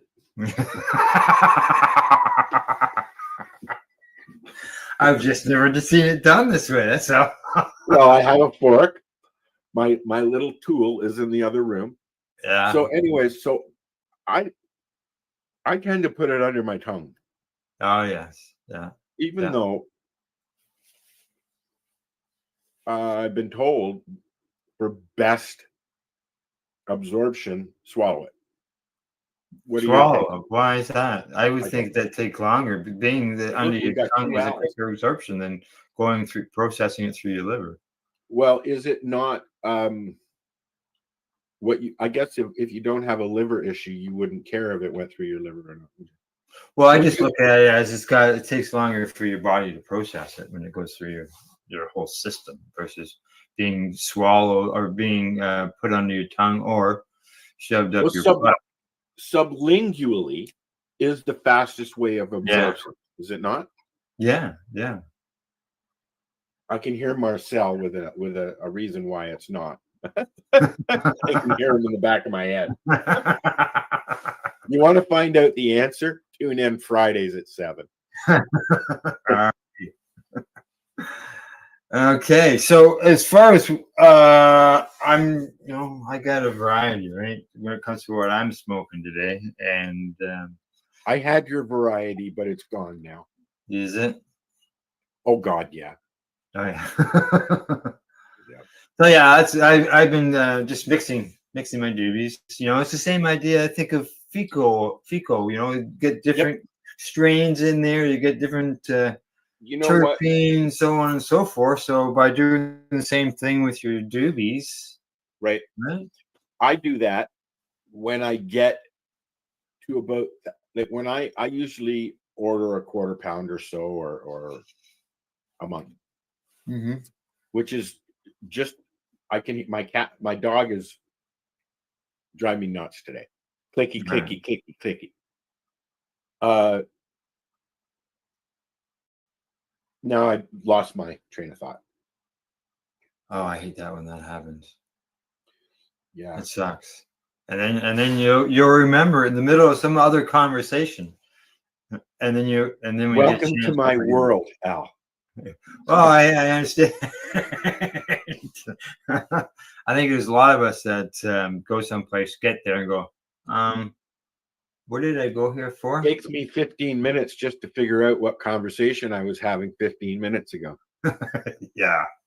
Sometimes I don't remember what we were talking about. Well, if you're we're- listening and you do. We're talking say about the something. varieties. We're talking about different varieties and Oh, mixing correct. the doobies and stuff like that.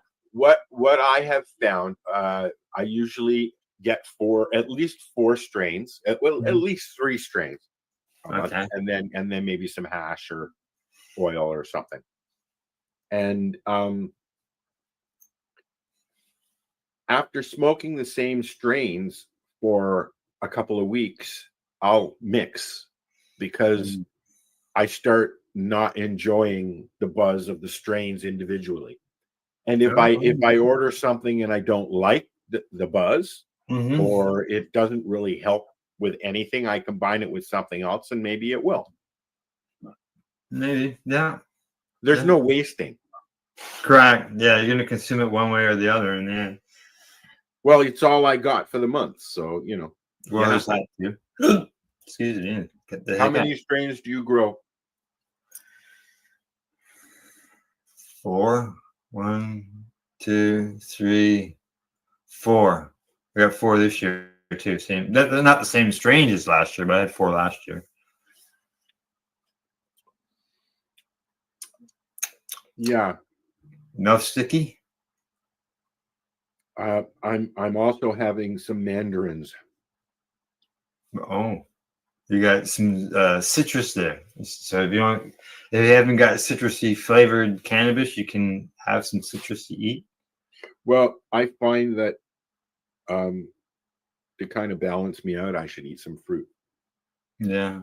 Although I know this is not the best fruit to be eating because of the syrup is pure sugar. Pure sugar, yeah. And also oranges as a whole should not be a go-to for somebody with diabetes. Oh, the oranges themselves got a lot of natural sugars in them. Pure sugar. Yep. It's like having a Coke.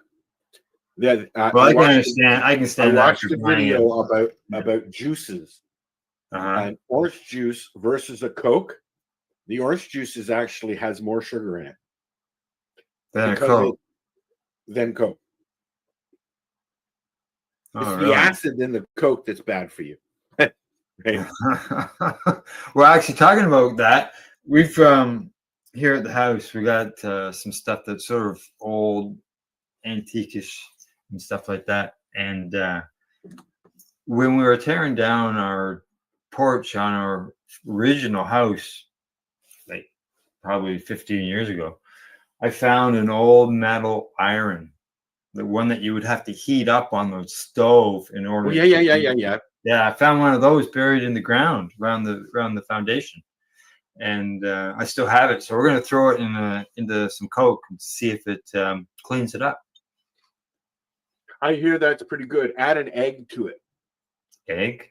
Yeah. Oh, what's an egg? No, I'm joking. I was gonna say, what's an egg do to? Thank you, Caroline, for the thumbs up.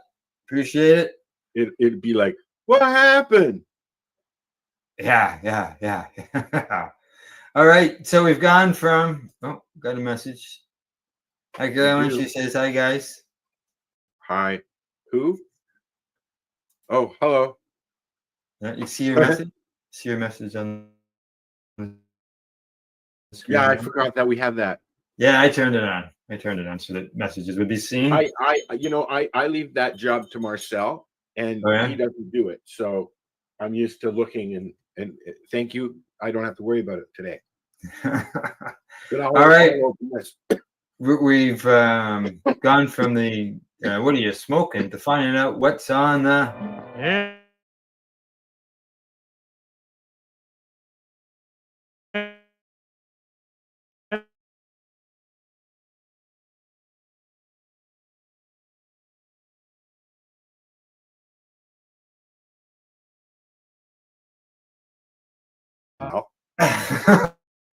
Can't even log on. No, eh?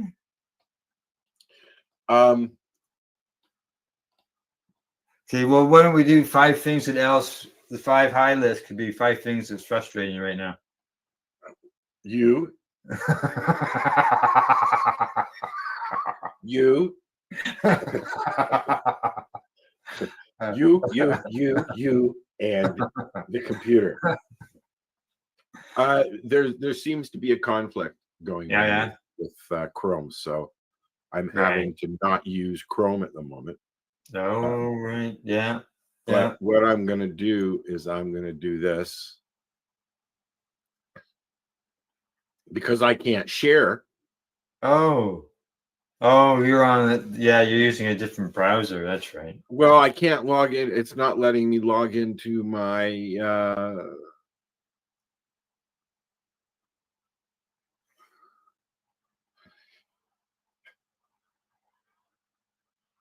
I'll be right back. All right. Okay. He'll be right back. Why don't we play a song while you're off doing your stuff? Yes, do that, and maybe we can sneak another one. We can play RSO later. Okay. Is it in there? It's in the list. Yeah. No, you didn't load it here. I'll load it from YouTube. I'll be back. Okay. All right. You'll be back. Shall I get started on another song?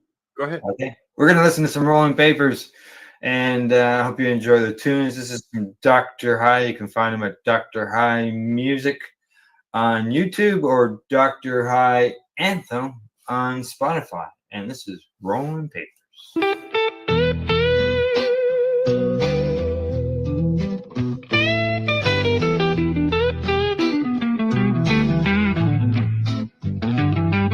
One hand on the grinder, one hand on the pad. Breaking down the years, man, it's gone too fast. Sticky on my fingers, resin in my soul. Ain't in no hurry, let the good times roll.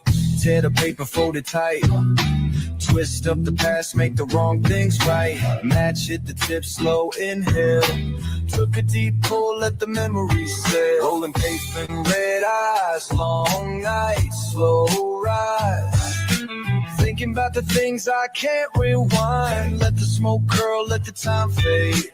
One more hit for the ones who stray. One more hit for the ones who stray.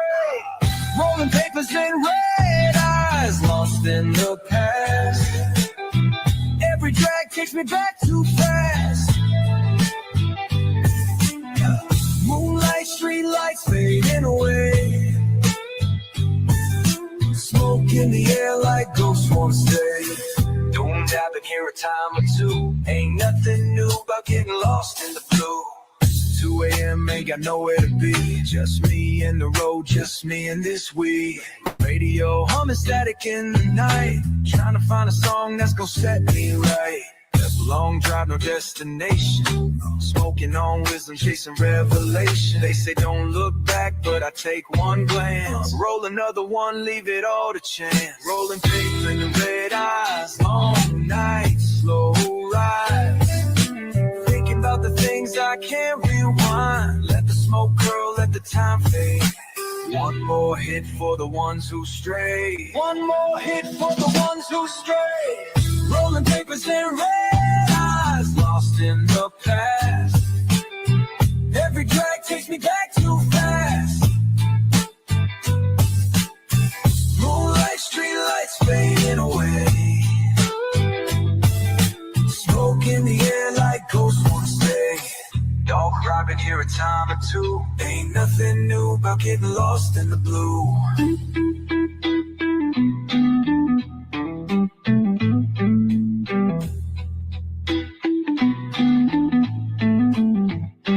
What if every breath was a second chance? What if the past only lives in a glance? What if the road don't ever run straight? What if we just here learning to wait?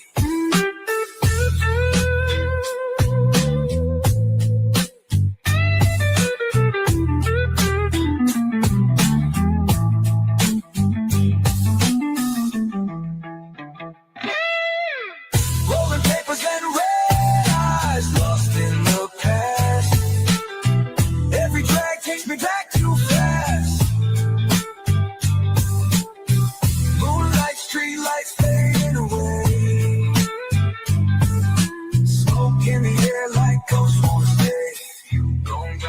a time or two. Ain't nothing new about getting lost in the blue.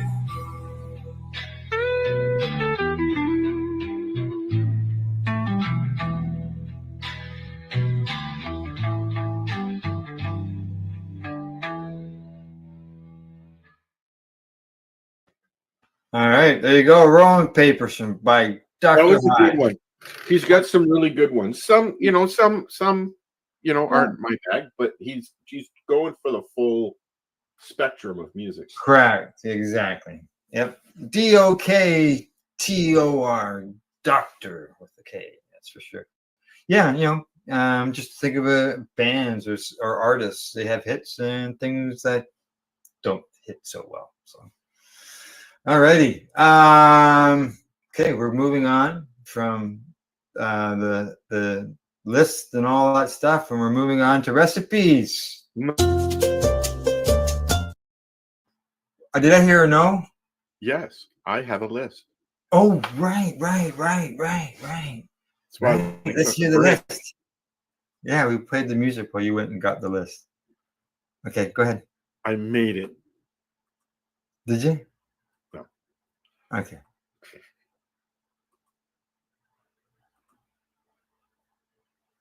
Open Gangnam Style. Gangnam Style. Op.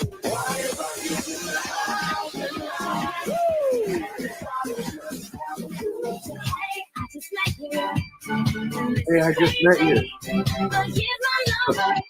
That girl is a real proud piece.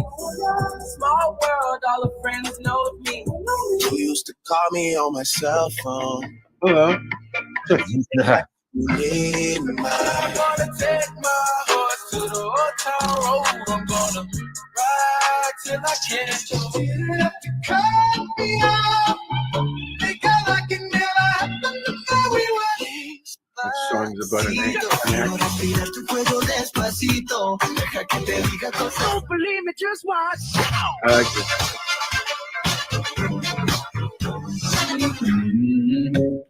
I'm in love with the shape of you. Open Gangnam Style. I think that song should be on the top of the list, not number 20, because I think I might recognize maybe one other song other than that. Well, that was a list from 2010, the top 10. Yeah. So, I like those lists because then I go and I find the songs that I like from that list and I make my own list. Have you ever watched any of those that say the top songs? Like that said 2010, but that looked like it was more of a reel versus a video. I've watched some that actually play the whole song. Yes, there is a channel that I've been following since before YouTube, if that makes sense. It was a radio channel on Shoutcast or something like that, way back when, that carried over onto YouTube and all the other platforms. And what he does is every New Year's Eve, he puts out a mix, and they're very well done. That's basically what I did back in the day. Oh, the dog's gonna start barking now. I think I just heard him. Her, sorry. Why do people call dogs hims and cats her? I think it's the masculine feminine thing. My cat is a hell of a lot more fucking masculine than my dog. You changed my name. You changed my name, Al. Oh no, it just said Al because I was not on Chrome. Okay, yeah. You added the rap. I didn't add any of that. That's everything's freaking me out, man. It's only 15 minutes on this. I could change that. I could change it from here, though. No, I know. No, yeah. So, I got other stuff from Facebook, but we can move on from the list now. I'm sorry, I didn't pull anything up. You did. You played the songs. Well, no, you see what happened was, as we discussed at the beginning of the show, we both just woke up. Yeah. Okay, so I've got the next stuff then. Here we go. All right.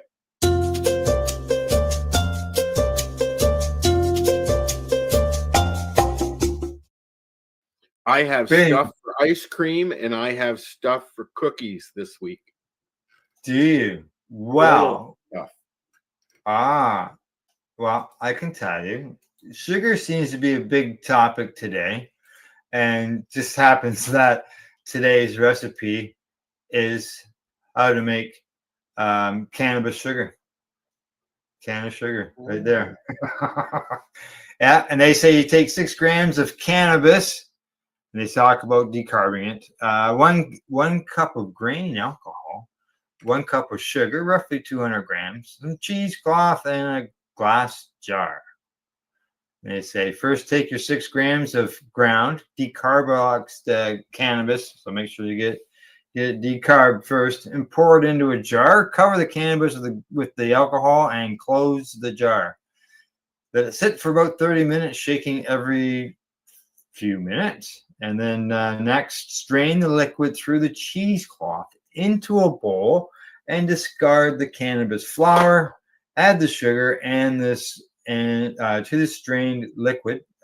Stir well, and then pour it into a glass baking dish. Oh, okay. Yeah, I get it. Yeah, bake the dish at 200 degrees Fahrenheit. And I think the first terpenes that start to boil off is like right around there. And they said stirring regularly until the alcohol is evaporated and removed from the oven. Alternatively, you can place the liquid mixture in a pie plate on the stove at low heat until the alcohol evaporates. But I'd be a little bit concerned about that, maybe some alcohol near the open flame, especially if you've got a propane stove. Now, after the sugar cools, break up the large pieces and place it in an airtight container. There you go. Sugar, cannabis sugar. With sugar. And then at that point, you can put it wherever you would normally use sugar. You know, Kool-Aid or on your Rice Krispies. No. I can't do that. You know, maybe you could have one way of extra infusing your Rice Krispies. So, all right. So that's the sugar end of things. I'm going to put that. Sugar end of things is the fact that I'm diabetic. Yeah. Sugar end of things. Okay, I got to put it in the chat. We need a theme song for the Hi Guys. The topic is a guy with Crohn's and a guy with diabetes. There you go. Let's see, it would be a pretty bland food recipe, wouldn't it? I'm gonna put that into Chat GPT and see what comes out of that. Yeah. Yeah, that recipe actually, it comes from a cannabis store which is located north of me. Is that the one that you told me about? I don't know if I told you about this. Just say yes, Al. Sure. Okay, sounds good. Yes. For the show. Okay. Yes, it's the one I told you about in great detail. Okay. Now, so we've had sugar. The next recipe. Oh, I've had a lot of sugar. Thanks. Yeah, you do. Okay, here we go. The next recipe that I've got here all lined up and ready to go. Here we go. Is infused vanilla ice cream. Well, this is a good topic because I have the things I need to make ice cream. Oh, there you go. And yet again, this is from that store. It's a little store in a little town of like, I don't know, there might be 1,000 people in the district up there. It's in Northborough. And so there you go. Vanilla ice cream. They say that you need 2 cups of heavy cream, 1 cup of whole milk, 3/4 cup of granulated sugar or honey. Now, why don't you use your infused sugar for that? 1 teaspoon of pure vanilla extract, 1/4 cup of cocoa powder, if you want to make a chocolate ice cream, and 1/4 cup of can of butter or wheat cream for the perfect dose. Ooh, they have a blog for that.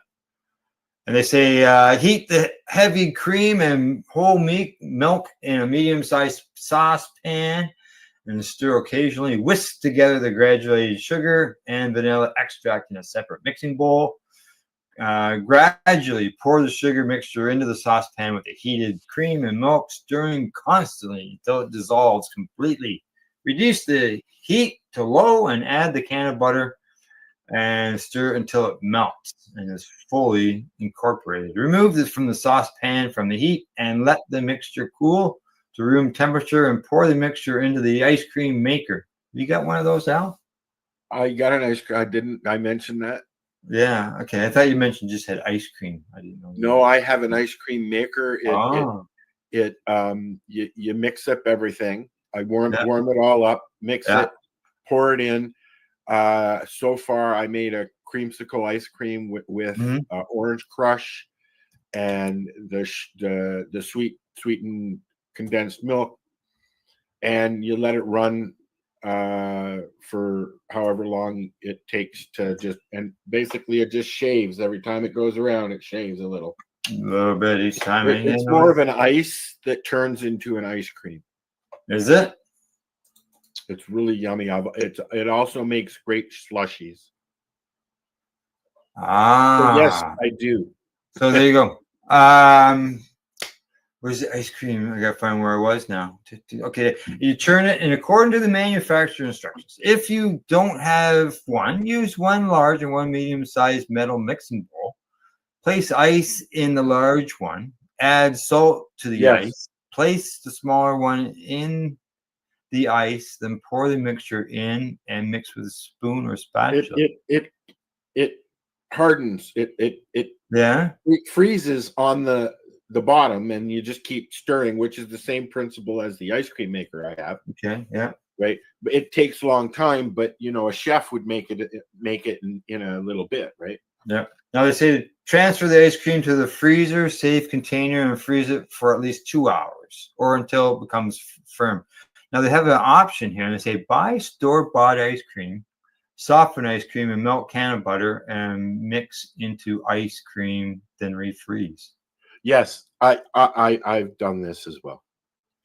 Oh, okay. So you put your can of butter into It's your kind of like softened going ice out cream. and buying a bunch of gummies and then spraying them with cannabis. Same thing. Yeah, it sounds. Yeah, it's almost like getting butter. Melt down the butter and you put your cannabis in it. This sort of seems like the same. And then thing. add it to the ice cream. Yeah. Or you could literally melt some ice cream, warm it up a little bit, and then refreeze it. Yeah. Right. Yeah. Just for mixing purposes, right? Yeah. All right, there you go. There's our recipes for today. Both of them are in the chat as far as link wise. So I want to try something out. Go ahead. Yeah, you look the same.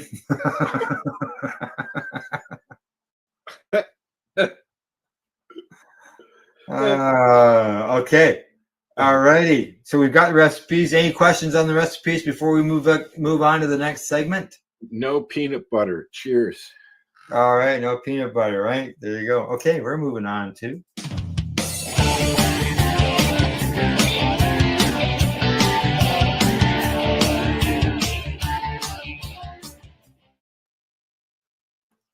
Have you got anything today? No. Oh. Well, I do. I have got something today. We really should talk before the show. We didn't have time today. I know, I'm kidding. Okay. Somebody asked online about papers. What's your favorite papers? Gazette. I posted a picture of Gazette papers. Yes. So then Stevie Biggs saw that and he says to me, hey, I've got some of those. You want them? I said, sure. So Steve had Source One Supply, sent me a pack of Gazette papers. Yeah, and I still have a few boxes. Do you? Yes, so do I. I'll put this in with my other ones. Yeah, there you And go. I have some that are in a bin somewhere. Place. I have a drawer full as well.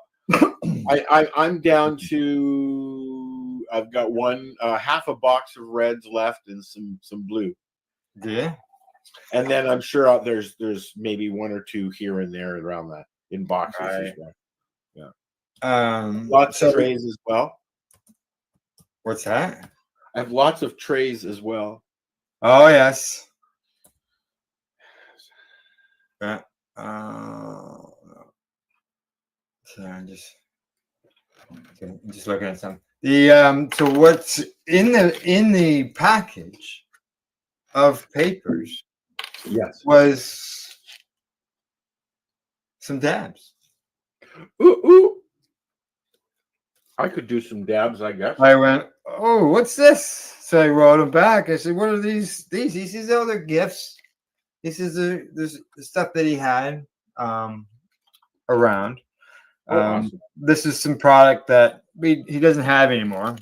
But he sent it along to me and told me that where's my message? Enjoy. He says this brand is called Crafted. He says this brand is no longer. This is just old stock.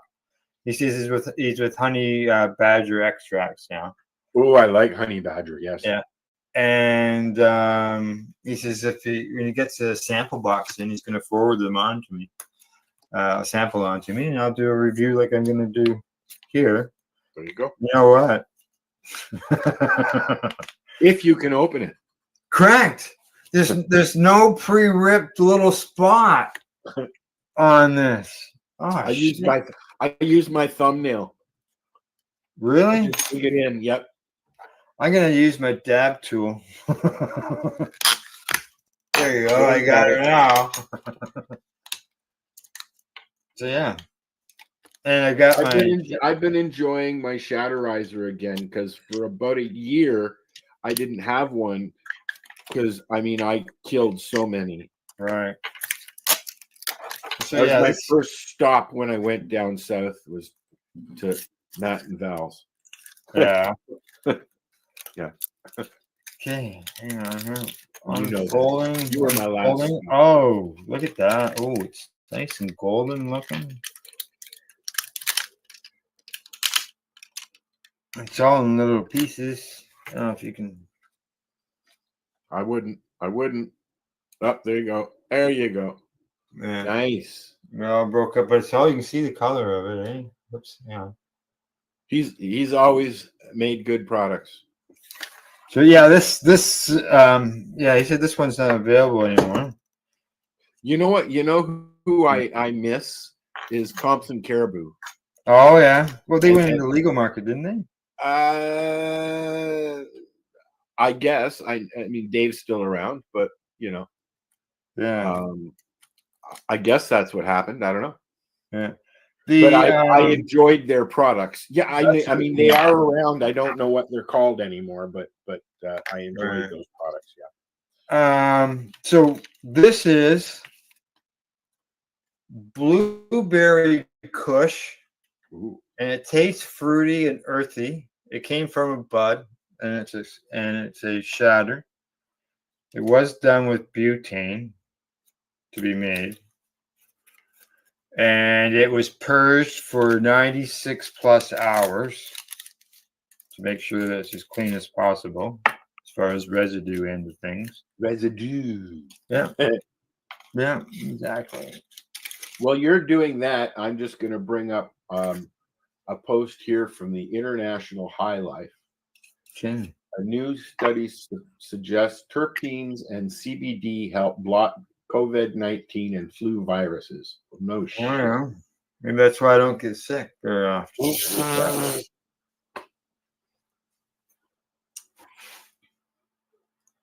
Okay. Got my Shatterizer heating up.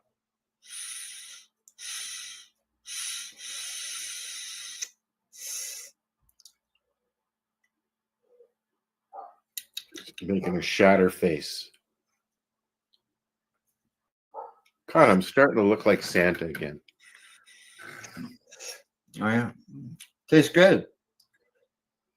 Looks good. Tastes good. Does it taste like blueberry?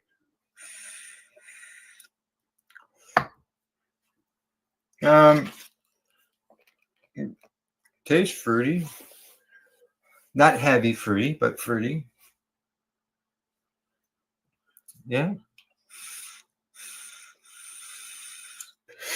Thanks, Steve. That's a good toke. Okay. There we go. Yeah, they're not around anymore. So There's a lot of. I mean, there's a lot of products that have been around and left, mostly because of the legalization in Canada. yeah. And unfortunately, a lot of really, really good products and good people are no longer around. They've been absorbed, so to speak. Yeah, there's some that are like that for sure. Yeah. We had 2, 4, 6, 8, 10, I think 22 vendors every Tuesday night at the lounge in Hamilton. We would see 250, 300 people a week walk through these vendors. And, you hear now the indigenous market. People are worried that the processes that they're using aren't up to code. Thanks, George. Thanks for the thumbs up. But I tell you, some of those products from before legalization, from the legacy market, are made better than some of the legal stuff that's out there. So yeah, they're just not monitored. Yeah, right. Exactly. There's no taxes coming off of it. That's what the real problem is. Yeah, that's what the government's concern is. That's the real problem. It's the money thing. Okay, I am. Okay, from there, as far as product review, yeah, too bad it's not around. But Honey Badger products, check them out, and check out Stevie Biggs at Source One Supply. Let's see what he's got.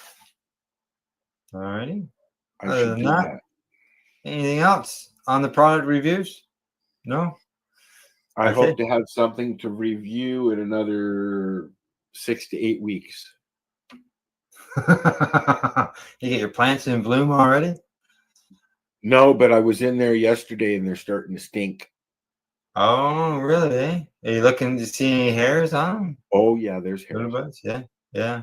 So you're out. Like not here. I can tell you that. Well, there's hairs. There's things are where they're supposed to be. They're all closed. So Well, with that said, a friend of mine, they wrote me and said that some of the seeds that they grew, random seeds, have already produced signs. She pulled them out of the ground. They were males, but the balls already showed, so she pulled them. These are about 2 feet now. Yeah. I mean, I'm only 2 weeks behind you. 3 weeks. 3 weeks. Right? Yeah, I've got probably stomach to head high right now. Really? Yeah. Yeah. I'll get there. But anyways, I was in there yesterday, and it's nice and humid and all that, but it's dipping down really low at night. So I might put a heater in there. A little chilly for them, is it? I think that it might stunt them a bit. Yeah. All right. Moving from product review on to the next segment, which is... So, I was reading this article this morning, and you won't believe what happened. Tell me. There we go. You pushed it, and then you went, oh, shit. Correct. Ah, shit. I mostly use this one instead. But it played, right? And here, we'll play it again. This is the new intro for the new segment that you created with your program. Yeah. Okay, here we go. We'll do it again. Oh, I was reading this article this morning, and you won't believe what happened. Tell me. Tell me. That was my first attempt at playing with AI. Yeah. Was it? Yeah. With the chipmunks. All right. You know, so- it's really interesting what it does. But anyways, you go ahead. Yeah. As far as news, we have got a few stories. What?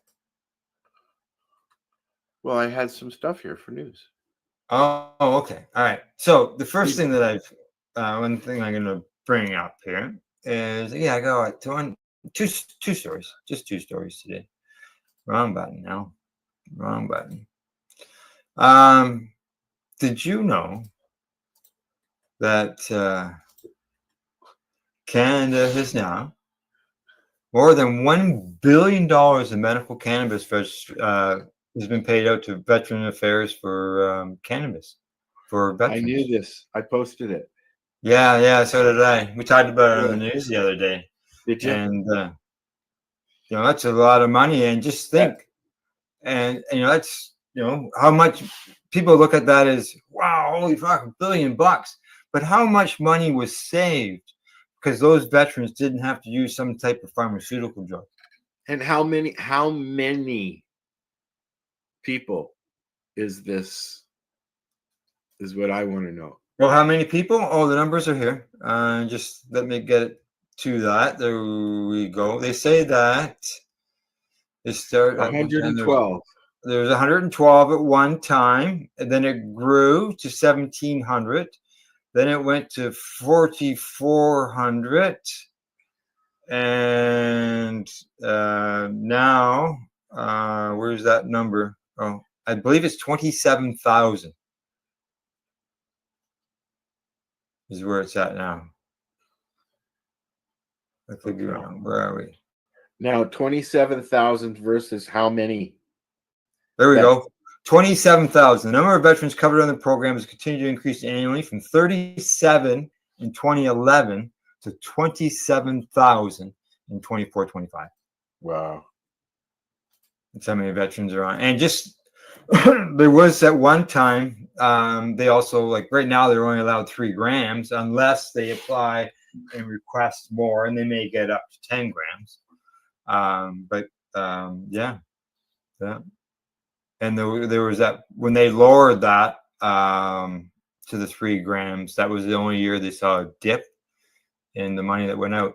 So I remember when they were starting all this stuff for veterans, people like Fabian were around, Fabian Henry, and yeah, there were a few other people. Marijuana for Trauma. I used to go down to their what do you want to call it? Their location in Trenton, because the Trenton Air Force Base is right there. And that building was where we were going to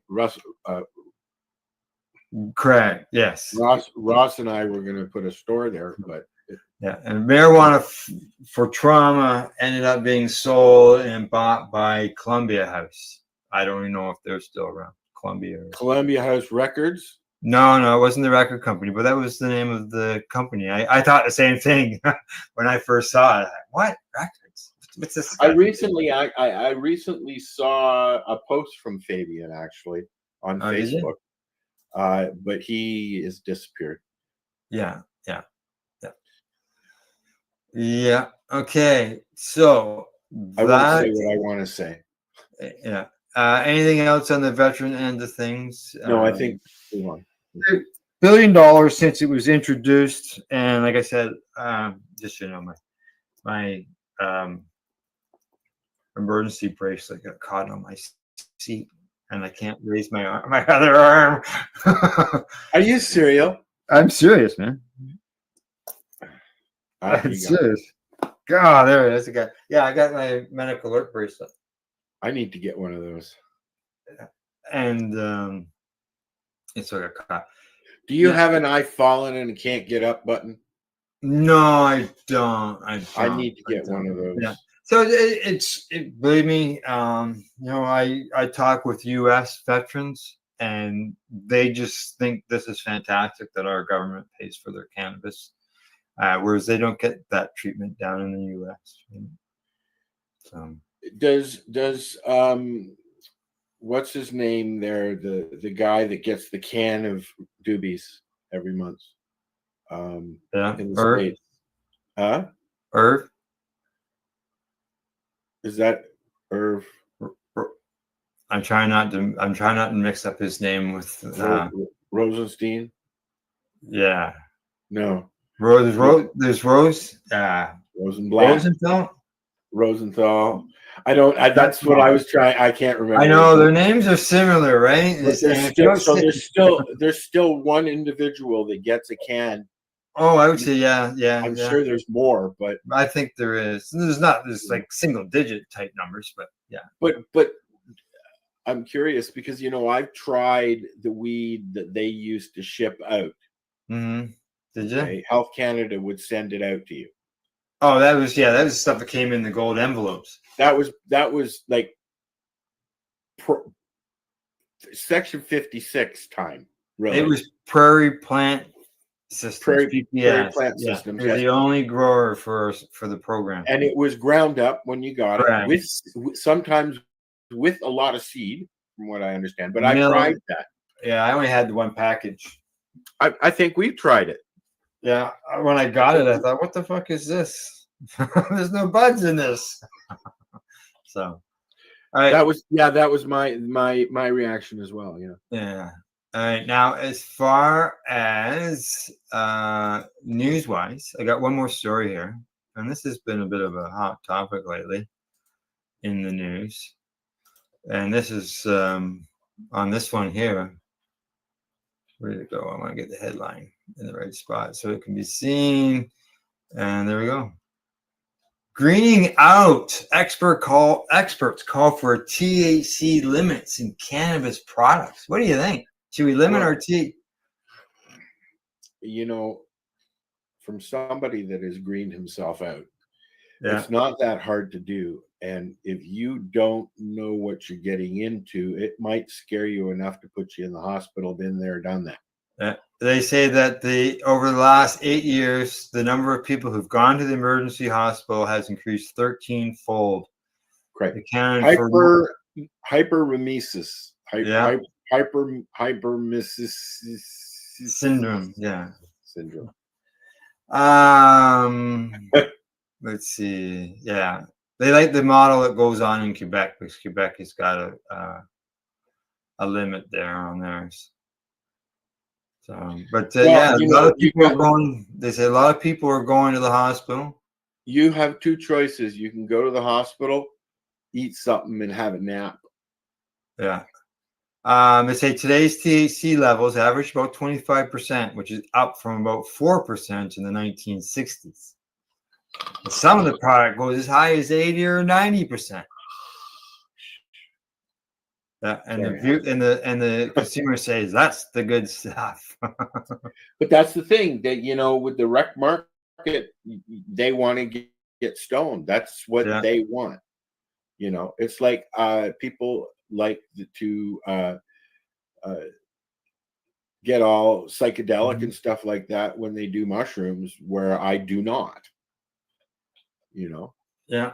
So there you go. I know there's other stories on this. Yes, there's been a lot lately. Been a lot of them. Again, every 2 or 3 years it pops up again. Yeah. So they say because it's stronger now, and the numbers went up once legalization came in. Well, more people are consuming it and greening out. I look at greening out for legalization. Yeah. Over the years I've greened out, but I look at it as if you're people get drunk and they don't call that. Yes, exactly. I thought I Come, they thought don't say overdosed on alcohol. I thought I was And- having a heart attack, Al. Yeah. You've heard me Oh, tell yeah. this story. I thought I was having a heart attack. I called 911, and the first thing out of their mouth when I got to the hospital was, "It's hypermesis syndrome. You've been smoking too much weed." I was like, "No, not. You know what?" I said, "I've been a cannabis educator for almost 20 years. It ain't happening. Sorry. Don't even start." And she just clammed right up. But every like I said, every few years there are stories that pop up, and they're more fearmonger stories than anything. Mhm. Because like drinking, you drink too much, you're going to have a hangover. You smoke too much, you're going to wake up with a dry mouth, pasty face, maybe a little bit too tired, and you know, thank God for the what do you call it effect? Yeah. What do you call it? Al, we're having issues today. We're having Memory. issues here. With I memory. know. It's because I was looking into something here. So you're gonna have to repeat yourself so I can give you an answer. I can't even remember what I was saying. So let's rewind the tape. Let's rewind the tape, right? And see what it says. Stay tuned Hey, next thanks, week. Scott, for the thumbs up, buddy. Yeah, no, I was just looking at this greening out article a little bit more, and they say high THC can worsen anxiety, disrupt sleep, affect mood, and trigger psychosis. Well, they know that like if you are bipolar, schizophrenic, or something like that, the wrong strain can trigger anxiety or an event, or whatever. I've had strains that got me thinking so much, I wigged out. It says here that other experts say that risks include cannabis use disorder, mental health issues, and dizziness or nausea, sometimes referred to as greening out. That's what I feel when I don't have weed. Yeah. Let's see. Okay. Yeah, things are all over the map. So it'd be interesting. As some people have pointed out, they're looking at it more along the line of pest control, pesticides and stuff that are being used, and they get consumed. Well, this is when people weren't using pesticides. I don't use pesticides. This has been an issue with the legal versus illegal market, because there's no control there. But then you get some slippery motherfuckers that try and hide things in their ceilings and stuff. Yes. Well, they have over, last I saw, there was over 100 pesticides that was approved by Health Canada to use on plants. And yet there's that one pesticide that everybody wants to be able to use, but aren't allowed to. Yeah. What's that called? I can't remember what it's called. It's very neem oil. What? You're not talking about neem oil? Neem oil, yeah. Oh yeah. Yeah. They're not allowed to use it. No, they're not. But it's supposed to work the best. Well, yeah. I don't know. I stay away from them as much as I can. Well, you're not allowed to use it. Yeah. Well, they have a list. I got stuff right here in front of me. Let's see, are they both the same? Let's find out. Oh yeah, okay, they are. One's English, one's French. So put the French one up, and we'll talk about the English. Yeah. We are a bilingual company. I'm looking at this here. But it's not. This is. Where is it? I don't know, man. I know. I'm looking at this. It just says pest control products for use on cannabis, and then it just has additional information. Has a date on it. Clickbait. Well, it is the Government of Canada website. It's clickbait. Okay, let me see. I got a thing here. Oh, there's another page. Yeah, keep going. I got a thing here we should mention as well when, Yeah. when you're done playing with your computer. Okay, keep going. I'm looking for the list. There's an actual list. I think I may have had a little too much oil. Al. Do you think so? Well, you said you were going to experiment with that. We are experimenting. We're an hour in. Yeah. And I'm as high as fuck. Uh-oh. Okay. So yeah, the greenhouse that some people direct it to is more towards the pesticide end of things versus the cannabis itself. Yeah. And the thing you don't see, they always is it easier for them just to point the THC versus some other reason behind it? I don't know. I don't know enough about it. But it's yeah. If it's dangerous to use, then it shouldn't be used. No, exactly. Right. Yeah. And I knew a fella years ago who would throw up and he would go in the shower, hot shower, all that stuff. But I also know that they use pesticides. I've smoked stuff that made me sick almost instantly. I've had stuff that's given me a headache. Yeah. Yep. Mama Hawk wouldn't smoke anything but hers because anything else gave her a headache. Oh, really? Is that and she knew what she was doing, what she was, just a little. Yeah, exactly. Mama Hawk was one of the first batch of people that were allowed to grow for themselves back in, I guess it would have been 2001. I think it was the first 6. And she was one of them, I believe. Was she not? I don't know if she was one of the very first ones, but one of the early ones for sure. Yeah. Like I got mine in 2006. I went to Rob and got my first one. I went out to see Rob. Okay, here we go. Big Terp. Big Terp says there's a pesticide that they use on grape fields that is known to give out cancer in high doses. Do you know what it's called, Big Terp? I'm sure there's several. Yeah, do you see how big that writing is? That's a much bigger thing these days. It is, isn't it? Yeah, they must have changed that too. So, all right. Let's go from news. We're gonna move on to the next segment. That happens to be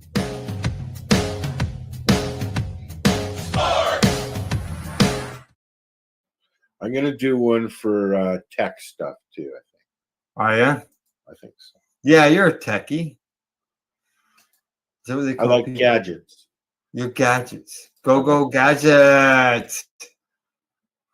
Yeah, Okay. we might get in trouble for something like that. Yeah, I would think so. All right. So for sports, I've got one story and some short little sports. Before you go to sports, I wanted to bring up the fact that oh God, so worse.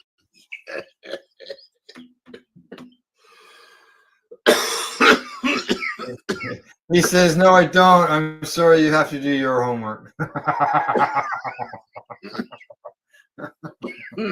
I always believe if you're going to say something like that, it's always nice to point people to the directions of the. I wanted to just point out, that there's a new editor-in-chief now of High Times.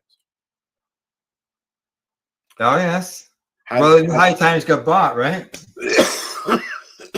Correct. Yes. But by Javier, the guy who owns Raw Papers. Yes. Thank you. But he's made it very clear that Jesus, that was bad timing. Oh, made it very clear that this is his purchase. Rod does not own them. Correct. Yes. Yeah. Rod, I got Rod that does the first not article buy. I read. Yeah. But some people will just go right on past that and just I can see people assuming it's Raw that owns them for sure. Yeah, if you want to read more, pop over to Celeb Stoner or join their Patreon and get their newsletter. Good stuff. All right. Poof. Okay. Next. In news-wise, sports news, we have 5 contenders for the most outstanding Canadian award in the CFL. I haven't talked about CFL the whole time we've been doing these broadcasts, so today's the first. Nathan Rourke, he's with the BC Lions. He's the only player to have won the award previously on this list, and he's trying to capture the award that he claimed in 2022. Trey Ford, he's with the Edmonton Elks. He says, well, only 3 different quarterbacks have brought home the award. Ford is looking to become the 4th. He's also 27 years old. Cam Judge, he's with the Toronto Argonauts, and his first year back with the Argos. Judge has Argos. Yeah, he's 30 years of age. Justin McInnes, he's with the BC Lions. He's the second line to appear on the list. McInnes has been the most complete Canadian receiver, edging out Toronto Argonauts wide receiver Kevin Mattel and both of Jaylene and Tyson Philpott. He's 28. Matthew Betts, he's BC Lions. He's rounding out the trio of Lions is Betts, who has been wrecking havoc off the edge on the West Coast all year. And you got honorable mentions: Kevin Mattel of the Argos, Steve Thomas Burlington of the Alouettes, and Stavros Katsastonis of the Ticats, and Jaylene Philpott of the Stampeders. So there you go. Some sports stuff from the CFL. And as far as score-wise, not much in the way of sports last night from what I've seen, but I don't need to share that. I can just let you know that in the WNBA, the Lynx over the Sky 91-78, and the Mercury beat Volkyrus. That's 78-77. That's a close game. So there you go. Some scores. There was nothing in any other sport that I saw. Everybody said nothing last night or wasn't playing or whatever. So, all right. Anything else on sports? I've been watching Wrexham. Wrexham? Yeah. Welcome to Wrexham, and it's about the soccer team. Oh, in England that Rob Mahey, or whatever his last name is there, and the other one there, the Canadian dude. What's his name? Deadpool. Sorry, I didn't. Anyways, I might have watched one Deadpool Deadpool. I know about. It's the only sports. It's turned into a really good and interesting show. Yeah. But anyways, all right, we're gonna move on from sports. And do we want a song? No? Yes, please. You want a song? Okay. Yes, please. Let's find a song to play. You want me to put? How about I put on some RSO? Yeah, if you've got it there. I don't have it here, but I'll get it. Oh, you're gonna go into YouTube and get it because I see it's not listed here. Correct. I am Al. Uh-oh. No, I didn't want to play that. Sorry. No. No, that was incorrect. Wrong button. I know about that.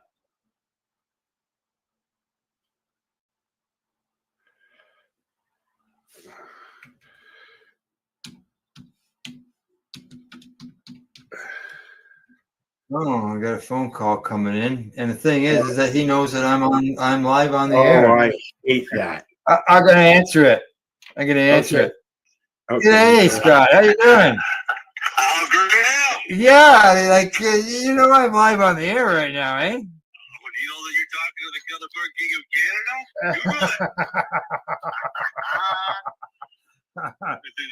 How are you? I'm very well. I have, if you're interested here, I have a box carbon filter that you're more than welcome to. Okay, all right. Well, I'll give you a shout when I'm done with the show, but I'll get all the details on them then. Well, maybe if you some of your reviewers right now can tell me how many points is on Dr. Box tonight, we'll send them like a 6-pack or something right to the door. All right. Did you hear that, Alan? All right. No. What was it? Okay, hang on. We're gonna get them to repeat it. Okay. Sure. All right, repeat it so they can hear you. All right, Skeletor King of Canada live. So if anybody can go on my website, Dr. Buck's Sweet Treat, pop it with the Dr. Skeletor King of Canada. How many points does Dr. Buck have on his antlers? We'll send you like a 6-pack all free shit right to your door. There you go. Oh, I can tell you, my wife Gail and the grandkids love Dr. Buck's kettle corn. I've even had Dr. Buck's kettle corn. Even Al's had it, he says. All right, yes, we just released our new creamsicle. Creamsicle? Oh, dude, send me some. I said to her, we got a big one called creamsicle. She goes, where the hell do you come up with this stuff? I said, I don't know, maybe it's the weed, but don't say that to anybody. Yes. I come up with all these crazy ideas, so we released our new creamsicle. Yeah. Then we have our murmur mix. I'm not sure if your lovely wife has tried it. Yes, she did. Yes, she did. She loved it. Yeah, so that's creamy caramel, orange cheddar, and real maple sugar that I get at Springbrook. You actually go on TikTok, you'll see me infuse the maple sugar into the kettle corn. Yeah, well, the day that I was there, you infused the caramel corn. I'm thinking whether you did the maple syrup or not. Had the caramel. Yeah. Now I can't eat popcorn, kettle corn, because of the hard bits that could end up in the corn afterwards. But I break off little pieces, make sure it's clear that there, right, and safe for me. And I've got to taste test stuff that way. And awesome. It's good. It's good. Like he used real caramel. He melted the caramel down in the, I don't know what you call it, the machine there, and caramelizer. There you go. And then he threw the kettle corn in there, and it's real caramel. It's not just some powder mix that's there. Everybody, right? Yeah. With my channel, when we started this, I wanted to go old school like when we were kids. Right. Like when you taste my pizza kettle corn, it's like when we were kids, we go in and get a pop and a slice of pizza for $4. Al doesn't know about. I think Al wants you to send some pizza popcorn. No, the creamsicle. He says, no, I want the creamsicle stuff. We just released that, and we did. Have you tried? I don't know if your wife tried the birthday cake. I don't know whether she did or not. But while I got you on the phone, just and we're live here. Go ahead and promote the fun fair, and then we'll get moving on. Dr. Buck's Fun Festival, August 23rd, August 24th. You come out to the farm. We're gonna have vendors. It's all free. If you want to bring a donation for the food bank, that's great. I just planted 40,000 sunflowers. We go on Fun Farm with the dog to see me. We planted 450 lavender plants, so you'll be able to walk all through that, take pictures for free. There you go. And you got vendors there as well? Yeah, we have 15 vendors, so if maybe you're interested in being a vendor, it's $40 for the weekend. That's Saturday, Sunday. Maybe you can only come one day. Then we're going to give you $10 in Doc Bucks, which you can buy pretzels, kettle corn, Dr. Buck's Tippity lemonade that I invented. So yeah, we'll have a food truck here. Stop! You're making me hungry. $15 a day to event. Al says, "Stop it! You're making me hungry." Yeah. Yes, our extra large soft pretzels. Yeah. What's that? Yeah. You send me some pretzels too. He says, "Send me some pretzels too." Oh yeah. I'll have to stop over. Yeah, our lemonades. You'll see me there. I just invented. We just did. Ooh, lemonade too. Tiger's blood. Does it come with vodka? Yeah. Now, just so you know, Dr. Buck has invited us to be a vendor at his event, but unfortunately, I'm not available that weekend. Oh, Yes. no. Yeah. If there's any other nonprofit organizations that are interested in the area, they can come here and vent for free. There you go.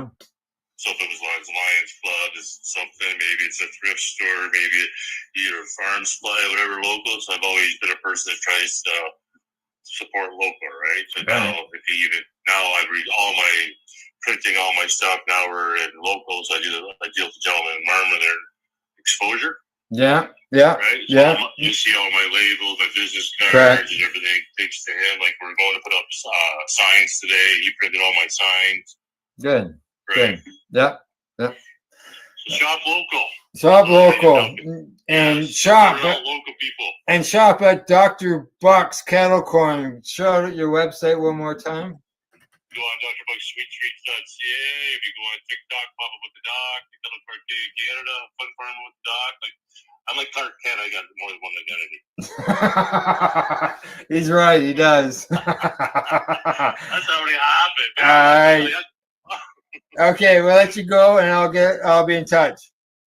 All right, thanks. Take care. You're welcome. Bye-bye. Yeah, bye. There you go. So kettle corn. Yeah, he's won awards for his kettle corn. He's posted awards and stuff like that. So, we were going to go to a song. Do you still want to go? You got the song ready? Yep. Okay. I does. All right. Fire it up.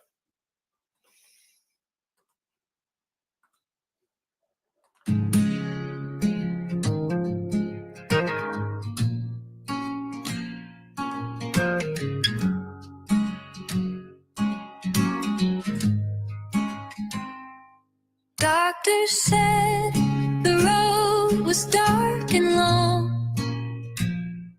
Treatments came, but nothing felt strong. In the quiet, I searched for a sign. Found a name that lit up my mind. Rick Simpson's tale of healing and fight. A humble man bringing shadows to light. From the earth, an oil so pure. Whispers of a natural cure. RSO saved me, lifted me high, brought back the stars to my weary sky. From the depths I rose anew, grateful for the gift of this healing. Each drop a promise, each day a song. Felt my body growing strong. Nausea faded, appetite returned. In the gentle glow, my spirit burned. Skeptics question, but I believe in nature's arms. I was relieved. Rick's own journey paved the way for souls like mine to find our day. RSO saved me, lifted me high, brought back the stars to my weary sky. From the depths I rose anew, grateful for the gift of this healing in you.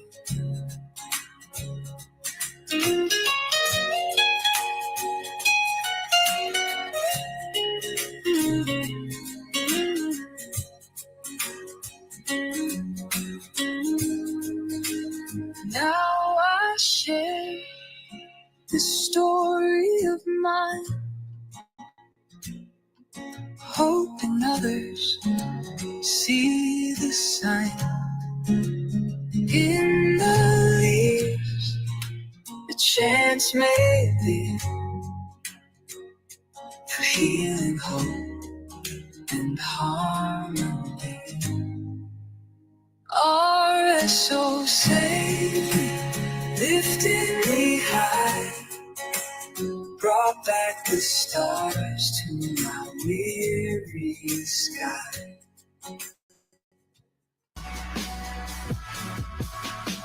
Tune in Fridays at 7 p.m. Eastern Time on 420radio.ca. There you go.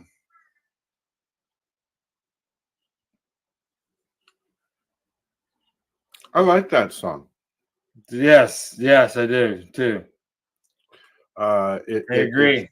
It's got great meaning to a lot of people. Like seriously, you know. Yeah. Okay, we are going from a tune to where is it? Oh, gotta find everything in this new list here. Here we go.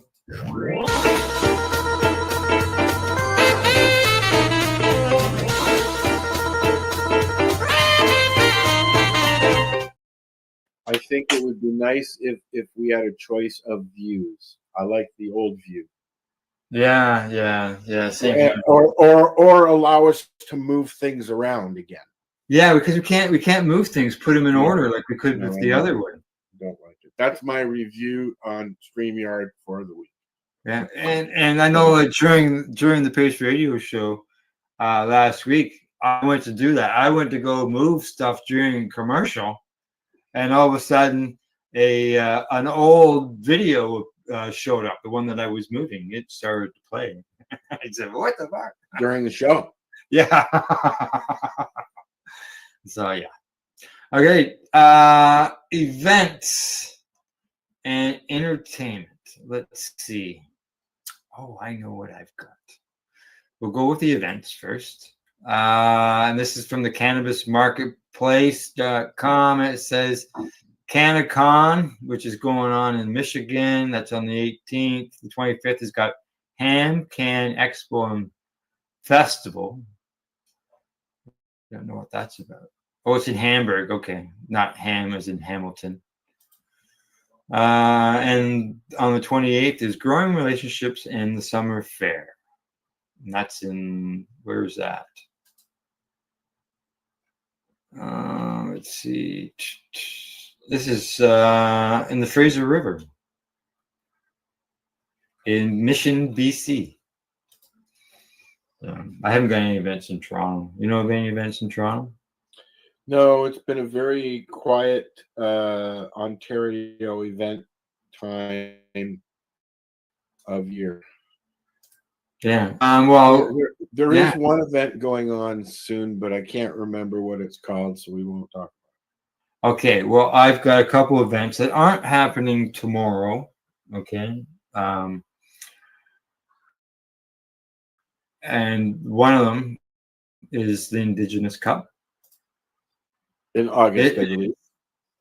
It is happening in August, correct? I just said that. Yeah, I hear an echo. No, I know I was agreeing with you. And it is on August the 15th to the 16th. Yes. Is when that's happening. We'll have to decide if we're going to go. The other one is the Karma Cup, which is one where you have to sign up for. There's no kits available for anybody or anything like that. It's a one-day event. I believe all the judging goes on at the event itself. Yeah. Which it leads me to believe that it is not a legal event this year. Yeah, because in the promo it said if you got anything to enter to get a hold of them. Yes, which is nice because as anyone who knows me knows that the Karma Cup is my favorite out of all the events, and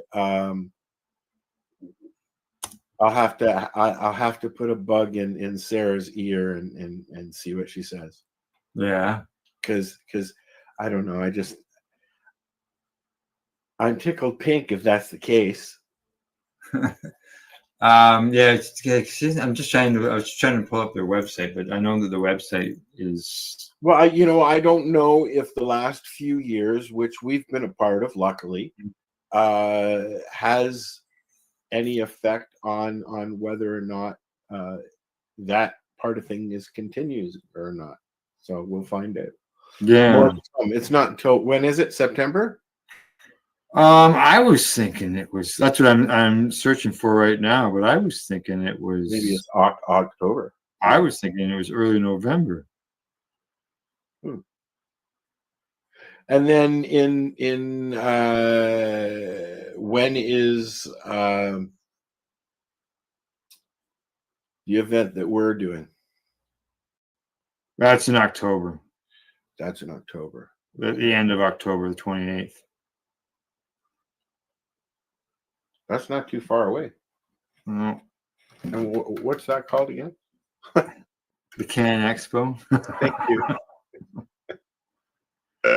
I'm just trying to see here. Yeah, the website. Last I saw, the website was outdated. It seemed to be outdated. Yes. Yeah, because they're talking about different stuff there. 2023, and that. So I'm just. Oh, maybe it's right here. No, because didn't they have the Facebook page removed as well? Who? There we go. There we go. November the 5th and 6th, Sesh and Awards Gala. Oh, Karma Cup. Correct. Day one is the judging sesh, and day 2 is the awards. There will be no individual judging kits. All judging will be done on site. Judging positions will be filled by application. Wow, we're going old school. Yeah. Good for you, Yeah. Sarah. I'm just trying to see if there's anything else on here. No. I know I saw another post, and it had descriptions, and it looked like they were inviting people to. As we get closer, we'll find out more and more and more. Well, see, November, it works out good because of the fact that people's harvests, right, would be ready for them to judge if they're growing outdoors. So, maybe December. Yeah. All right. I think other than that, I think that's event-wise is what I've got. I can tell you in the entertainment of the TV land, we are done Lost. Officially have. I was going to ask you every episode. And okay, let me ask you a question. Are you okay with the way they ended it, or are you disappointed? I don't know how I felt when it ended. Well, you're thinking the reason I'm asking that is because every big show that I've watched, SOA, Sons of Anarchy, and then the spinoff from that was I can't remember, but I didn't like the way that Sons ended. I didn't like the way that Breaking Bad ended. Even though with Breaking Bad, you kind of knew the way it ended because that's how it started. Right. Like the first episode starts at the end. Okay. Oh. So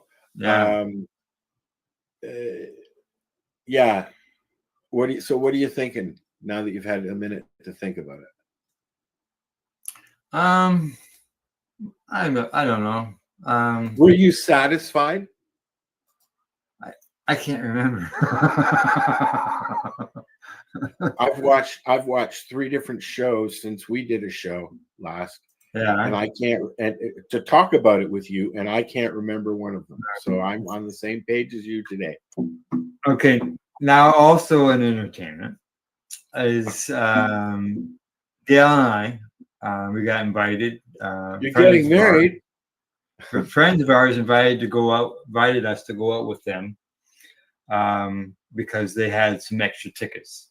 Other people canceled, and we were offered these tickets, so we went to see Ron James in Campbellford. Oh wow! He was at the it's called West Bin. It's a well-known place that has a lot of, I'm gonna say, theatrical stuff. They have theaters. They have, okay, I get it. And like, it's a barn. It's an actual barn. It's been all cleaned up, and the doors open on the sides, and I have a Ron James story, so you can. Yeah. Okay. Yeah. So I did take some recordings. So I've got one with me. I got one right now. I got loaded up. Oh, awesome. And let me see if I can find it here so I can get it started. Okay, where's the go button? In the center, Al. At the bottom, in the center. It's not. Down. It's behind the share screen. Oh. Oh yeah. Oh, hang on. There it is. Is that it? No. No. Oh, there it is. Okay, now how does it look on the? It looks fine. Just press. Okay. Yep. Here we go.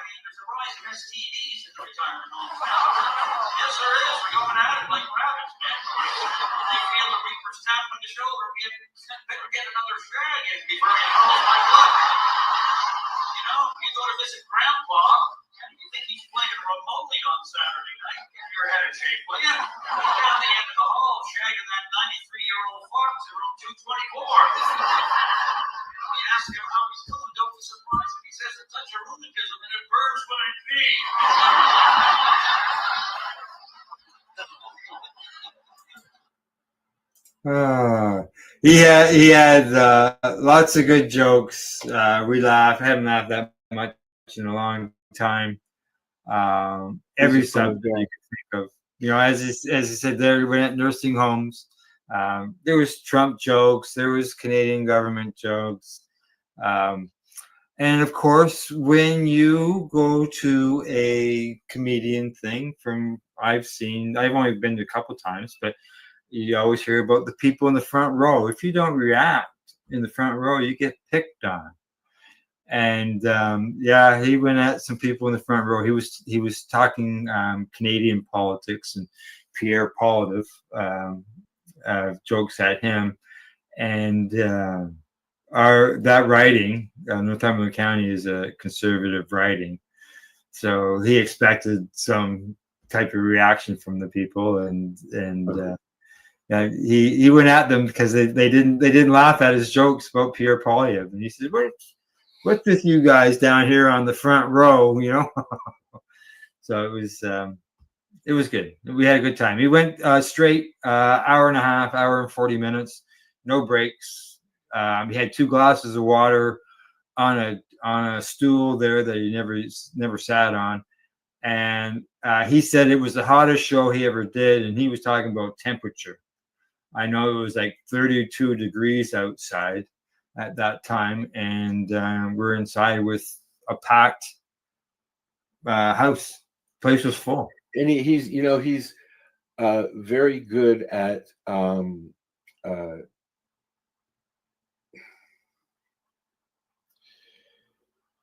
I can't remember the name. I used to see him at the old firehouse, the Second City Firehouse in Toronto. Oh, yeah. At their dinner theater. We would go for my birthday to the show and then have dinner, or have dinner and then go to the show. And he was part of the troupe back then. Okay. With Colin Mockery and a few other people that have gone on to stardom. Right. Very, very funny and instant. He's very quick. Yeah, very quick. Very quick. Some guy hollered out from the crowd something at him. And so he responded to the guy, and then he says, "Oh, thanks for breaking up my set." You know, I was sitting in the car on Bayview, waiting for my mom, and she was in one of the stores, and I'm chatting with Kelly, and all of a sudden I see Colin Mockery walking down the street, and I went, "Oh shit, Kel, that's Colin Mockery!" And as he was walking by the car, he leaned over and he went, and he kept, but he was still walking. Right. That's a group. My point is, that's a group of people that was the next generation of Second City. I mean, we had Dan Aykroyd and Gilda Radner and all of them at Second City, and even John Belushi, I think, was up in Toronto from Chicago for a little while. But that's where they did the show. The Second City show was in Toronto. Yeah. We used to go for birthday dinners at the firehouse back when it was a restaurant and theater. Yeah. Now it's Gilda's house now, I believe. Okay. Yeah, I've heard of that. Yeah. Isn't that Gilda it was named Gilda Radner's Gilda's house is a home for women to get help and escape situations and things like that. Right? Not escape situations. Well, yeah, I know what you're getting at, and that's what I've heard about the place as well. Yeah, Gilda Radner was married to Gene Wilder. Right? Yeah. For a long time. Yeah. Let's see. Anything else? We're out of segments. We've covered everything today. I think it's time to go and make ice cream. Time to go make ice cream. All right. Sounds good. Did you? I put the recipe in the chat for anybody who wants to make ice cream with Al as well. So. All right. That's it. We can say goodbye. Goodbye, everybody. We'll see you all next week. Ciao for now, as they say. Toodaloo, all those words. TTYL. Shut up and push the button, Al. All right, here we go.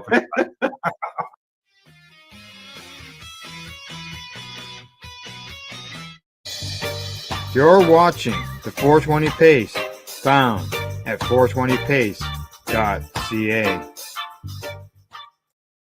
Rerolled Saturdays. Check it out. Nothing but non-stop cannabis and psychedelic programming. Find it at 420pace.ca.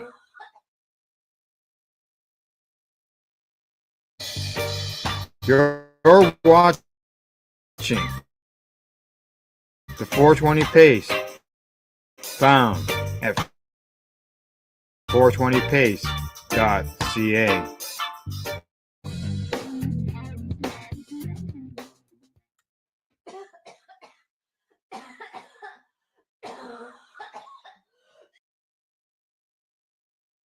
You're listening to the Pace Radio Network here at paceradio.net. The views expressed by the individuals during this broadcast are their own opinions, and they may not be the same as those of their group or other organizations they may be involved with. All medical advice during our broadcast is not a medical opinion and should be checked with your medical physician.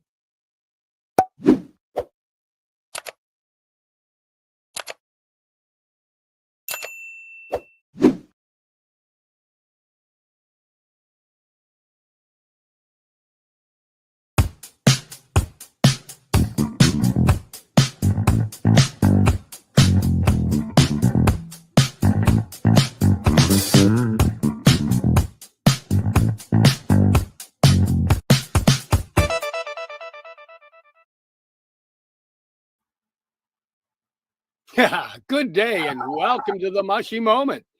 As you can tell, we're here live Tuesday, July 15th, 2025. Yeah.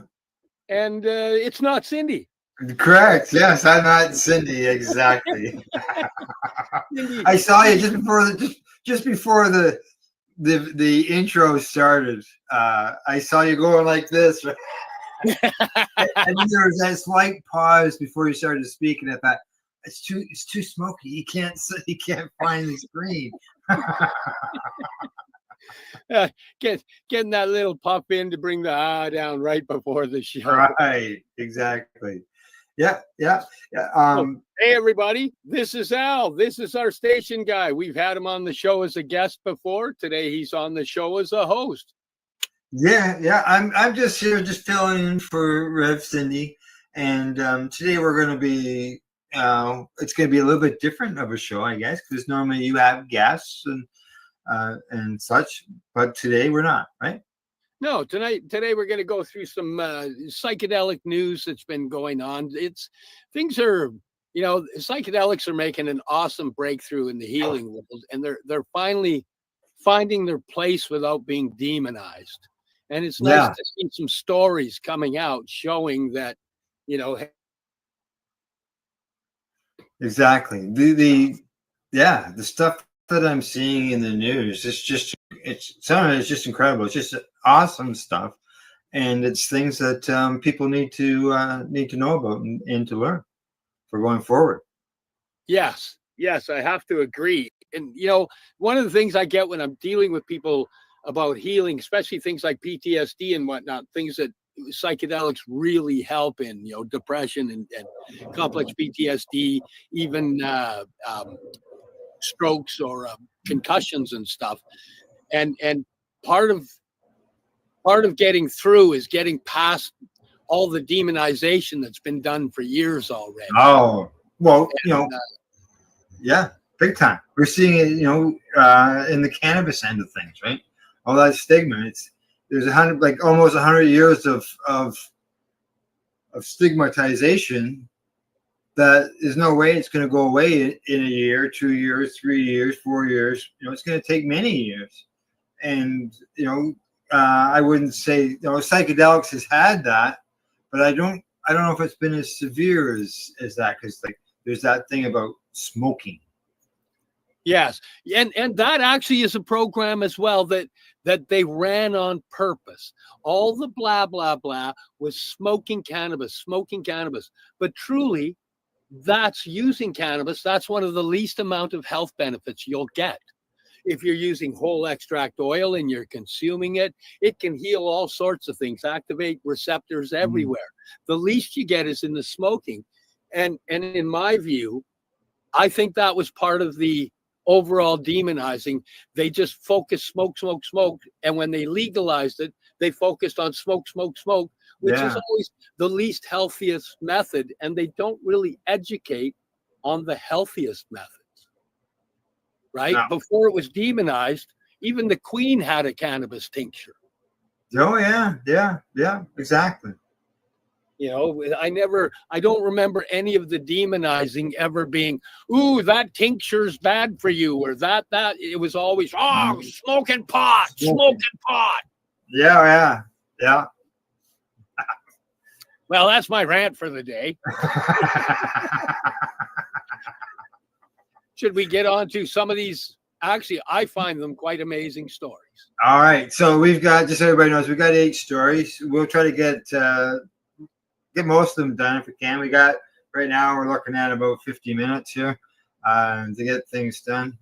She's a busy day here on the podcast world, in my world. So here we go. First story. And the headline on it says, psilocybin delays aging, extends lifespan, new Emory studies suggest. Wow.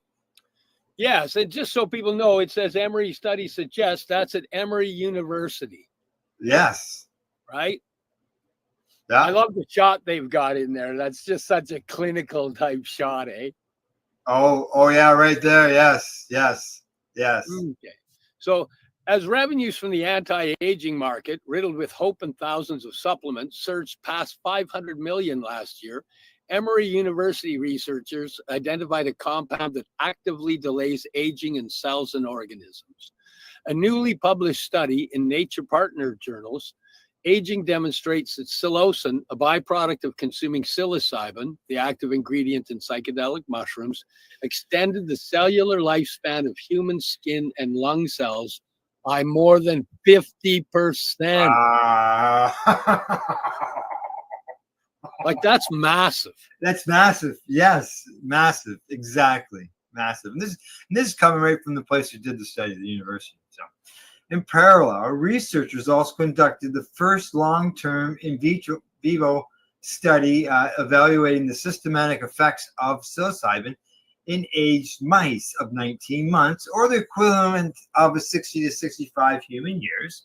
Results indicated the mice that received an initial low dose of psilocybin of 5 milligrams, followed by a monthly high dose of 15 milligrams for 10 months, had a 30% increase in survival compared to mice who hadn't received any.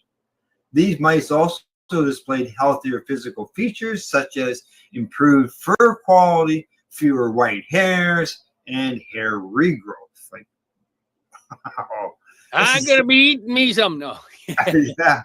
Now, while traditional research for its mental health benefits, this suggests that psilocybin impacts multiple hallmarks of aging by reducing oxidative stress, improving DNA repair responses, and preserving telomere length. Now, telomeres are the structured ends of a chromosome, protecting it from damage that could lead to the formation of age-related diseases such as cancer, neurodegeneration, or cardiovascular disease.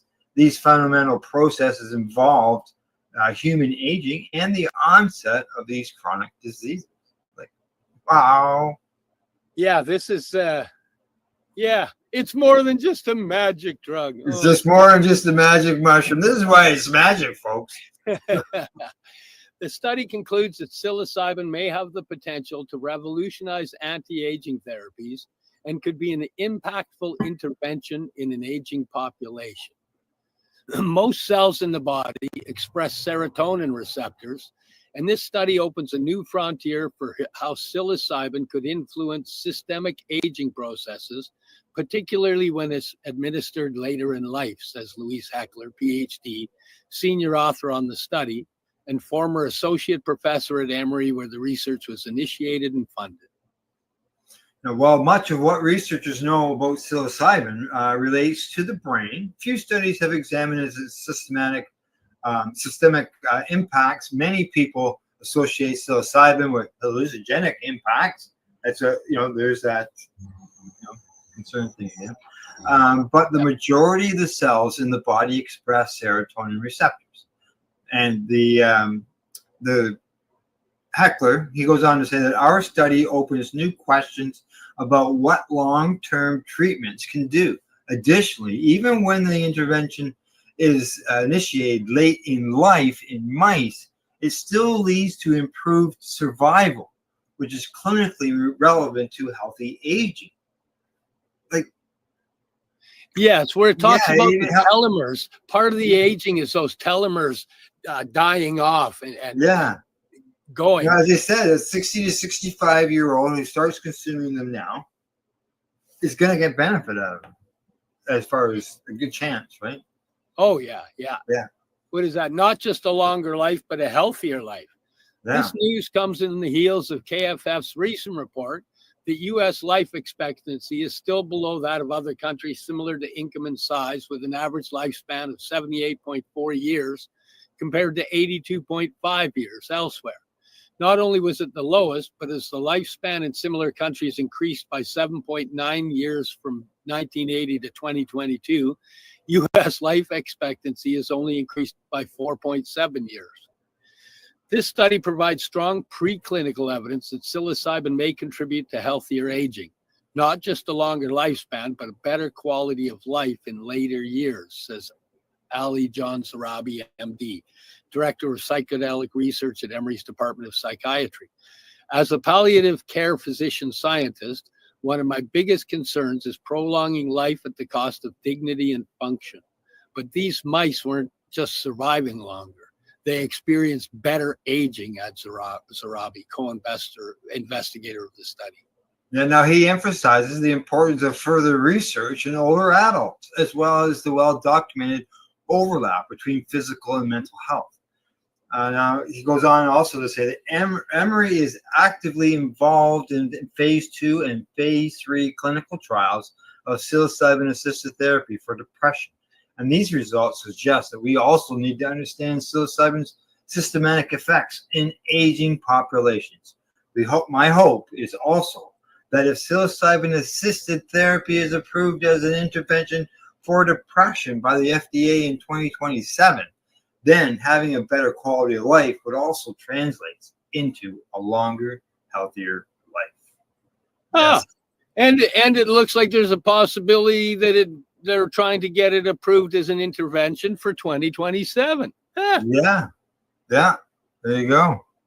Well, that's pretty cool. And I have to say that, as a person that uses it and used it in microdoses and has done some of the larger doses, the benefits to my mental health and my memory is better. Everything in my life is better because of it. I have to agree with the study and just say that, this, if telomeres on the nerve and just microdosing, like you're not getting into any hallucinogens or anything like that. You're just yeah. So ready on to the next story we go. Okay.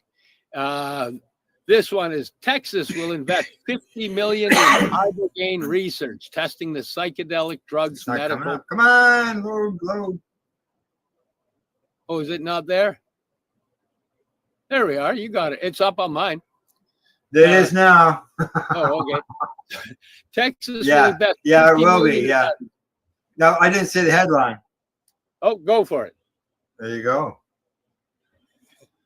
Okay, Texas will invest $50 million in ibogaine research, testing the psychedelic drugs or medical's potential. The state's new law marks one of the largest government investments into psychedelics to date, with advocates citing the drug's potential to help veterans with traumatic brain injury and PTSD. Now, I was looking at a different article about this same thing, and they're saying that this particular move that Texas is doing has the potential to put them at the top of psychedelic research for ibogaine in treating addiction and PTSD and traumatic brain injury. Excellent. That in. Yeah. Go ahead. Oh, okay. Last week, Texas Governor Greg Abbott signed into law a new bill that will invest $50 million into research on ibogaine, a drug that has shown promise for treating neurological conditions and opioid addiction. The bill, which received bipartisan support, marks one of the largest government investments in psychedelic medicine this far. Yeah, I was actually surprised when I first read this headline when it first came out. Now, Abbott says Texas will now lead the way in America for the evaluation of ibogaine as a potential medication that can help improve the lives of so many veterans. Ibogaine is a psychedelic compound derived from the iboga shrub, which is a native to Central Africa. Although people in other countries have been using ibogaine for medicinal and spiritual purposes for centuries, the United States still classifies it as a Schedule I drug defined by the Drug Enforcement Administration as a substance with high potential for abuse, with no currently accepted medical use. Other psychedelics such as psilocybin and MDMA have also this designation. It sounds like a cannabis thing. The funny thing about the iboga one, though, I know a few people that have done iboga like ceremonies, and they've done the healing thing, and you watch the dose documentaries. Yeah. It says in here that it's under for high potential for abuse. Yeah. I don't know anybody that goes, yeah, I'm going out to do iboga and party tonight. No, neither have I. Yeah, They- all I've heard about it. Yeah. They're focused on their healing. They've got their intent, Right. and it's not a party. No. Okay, go ahead. Historically, this has made research into the medical and therapeutic potential of these drugs difficult to pursue. In the last decade, however, psychedelics have begun to gain acceptance in scientific communities and secure bipartisan political support, with some of their most outspoken allies being conservative lawmakers, such as former Texas Governor Rick Perry. The state's historic investment in ibogaine is the latest advance in a wave of new psychedelic research funding. Proponents are specifically interested in ibogaine's potential to treat TBI, traumatic brain injury, one of the leading causes of post-traumatic stress disorder. Traumatic brain injuries are caused by a sudden blow or jolt to the head and are associated with suicidal ideation and major depressive disorder. In addition to treating TBI, ibogaine is being studied as a potential treatment for cocaine and opioid addiction. Yeah. And why don't they? I guess traumatic brain injury is a different injury than a post-traumatic injury. I just look at it post listed as being traumatic. Well, PTSD can cause brain injuries itself and blown out pathways, but some of the ones they're talking about are traumatic brain injuries where you receive the brain injury as the PTSD came as a result of the brain injury type Right. idea. Whereas the other one has to do with physical end of things. Yes. Yeah. Where they're talking about the TBI things with PTSD, that's where it also comes into concussion or post-concussion syndrome, because it's a traumatic brain injury from a hit, right? Yeah, exactly. That's kind of what they're talking about here. And people that get those hits in sports, a lot of them don't know. We don't decide what our brain decides is trauma. So a lot of them get it, but they don't understand that they've suffered trauma, and part of the battle is in their own system because they don't think they're traumatized, but they are. Right. Yep. Okay, back to the story. The new law will support Texas-based trials of ibogaine through the Food and Drug Administration, with the intent to seek the agency's approval of the medicine. Obtaining that approval, however, could take years. The law also initiates a public-private partnership in which private investments would match state funding for research. The bill ensures that the state would receive at least 20% of the revenue generated from the medicine if it approved by the FDA, and a quarter of that money would go to the Fund for Texas Veterans. Now, antidepressants oh, no, go ahead. Oh, antidepressants and anti-anxiety medications are commonly prescribed to treat PTSD, but these only target its symptoms, not underlying TBI. Ibogaine, on the other hand, is suggested to be able to directly target the brain injury through promoting neuroplasticity, or the brain's ability to change through forming new cell connections. Still more studies must be done before scientists can be sure how the compound is able to accomplish this. Now, one of the things I want to say is where it says up there, antidepressants and anxiety medications are commonly prescribed to treat PTSD, but they only target symptoms. And that's part of what people that have suffered PTSD and brain injuries need to understand, that the medications medicate symptoms. They don't heal issues. They medicate symptoms so it makes it easier to get through the issues. Whereas this and other psychedelics look like they heal the damage, not just medicate. So I'm deliriously happy, and so am I, especially for patients. Deborah Mash and myself, not a neurologist, but she is at the University of Miami, who studied ibogaine in the 90s, tells the New York Times, Andrew Jacobs, I've seen with my own eyes how it can change people's lives.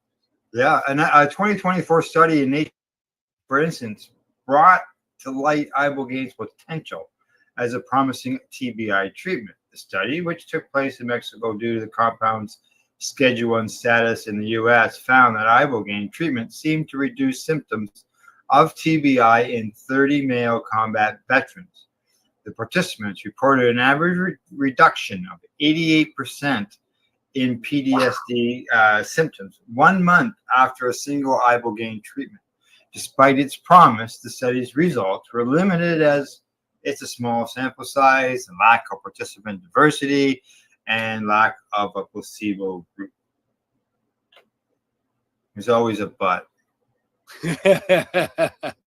Yeah. But that's okay, because even in the small group, an average reduction of 88%. Yeah, exactly. Exactly. That's seriously promising. Yeah. Yeah. No, I'm just going to finish off here because it's a long story. So I want to get some of these other story covered as well. It says a caveat of the ibogaine-based treatment is that the compound has known cardiac health risks, but doctors emphasize that these risks can be mitigated through cardiac monitoring and combining treatment with magnesium. What do you think? Yeah, I can see that. Yeah. I can see that. Magnesium, we're all magnesium deficient, really. And it's a nice calmer and yeah, depending on which magnesium is being used. Yeah. Okay, we're moving on to the next story. Just perfect. So you know, just make sure you got that. Okay. Yeah. I'm just trying to make sure we get all the stories covered. Usually, try to get the whole idea because there's some stories like Cindy will tell you. Some stories are just so long, it's unreal. So, all right, here we go. The next one. This one comes to us from the Columbian.com. It says, "I wasn't living. Retired Vancouver firefighter finds relief from PTSD through psychedelic assisted therapy." There's a picture of him there. You can see his axe and stuff for his firefighting. Wow. There as well. Okay. Yep. Go ahead. When Matt Therfelder began his career as a Vancouver firefighter in '94, the weight of unspoken rules hung over him. Don't show weakness and don't be vulnerable. At the time that I got hired, a lot of the older guys were Vietnam veterans who were raised in the fire department by World War II veterans who didn't talk about things, said Therfelder, 53. I'd never been diagnosed with PTSD, and honestly, for a long time, I thought that it wasn't real or it didn't exist. He sought treatment for his sleep deprivation, anxiety, flashbacks through traditional talk therapy, rotated among therapists, and even tried suppressing his emotions, all to no avail. He finally found relief through alternative therapies, including ketamine and the psychedelic psilocybin, as it was just found in magic mushrooms. Therfield said it was then that he came to the understanding that he was not broken, but human. Yeah. Now retired, he's advocating for better mental health support for first responders and greater access overall to the kinds of therapies that helped him. He testified before a state legislature committee in February in support of a bill that would have permitted regulated access to psilocybin in Washington. And in August, Therfield will give a presentation about mental health as a keynote speaker at the 2025 International Association of Fire Chiefs Fire Rescue International Conference in Orlando, Florida. All right, good stuff. Nice. Therfelder knows psychedelic assisted therapy isn't for everyone, but he hopes sharing his story can make at least one first responder feel less alone. Bingo. That's why we do this. Yeah, Bingo. you got it. There's this thing that you don't want to be different. You don't want to stand out. You do everything you can to fit in, Therfelder said. When actually being open, talking about it, and not worrying about what people think is probably the best thing you can do. Damn right. In 1970, controlled substances. The 1970 Controlled Substances Act classified psychedelics as scheduled substances, Schedule 1 substances. That is illegal with no accepted medical use. Ketamine, a Schedule 3 non-narcotic substance with accepted medical use for sedation and anesthesia, gained notoriety after Friends actor Matthew Perry died with high levels of it in his system. Yeah, I talked to a vet, and they used ketamine on the animals to sedate them. Wow. Yeah. In 2018, the Federal Drug Administration granted a breakthrough therapy designation to psilocybin for treatment of resistant depression. And in 2020, Oregon voters passed ballot measure 109, which gave the state the first in the country to legalize the use of psilocybin under the management of the Oregon Health Authority, according to its website. Psilocybin service centers like Inner Trek in Portland, where Therfelder had his first experience with psychedelic-assisted therapy, began to open their doors to clients in the summer of 2023. Oregon now has 29 licensed psilocybin facilitation clinics. Ketamine and psilocybin possess rapid antidepressant effects and work effectively for some people when traditional antidepressants and talk therapy fails, said Bita Mogadam, a professor of behavioral neuroscience at Oregon Health and Science University. Still, both psilocybin and ketamine are most effective when paired with therapy, she said. And in February 2023, a study led by Mogadam examined the effects of psilocybin on cognitive flexibility in rats by measuring their ability to switch between previously learned tasks.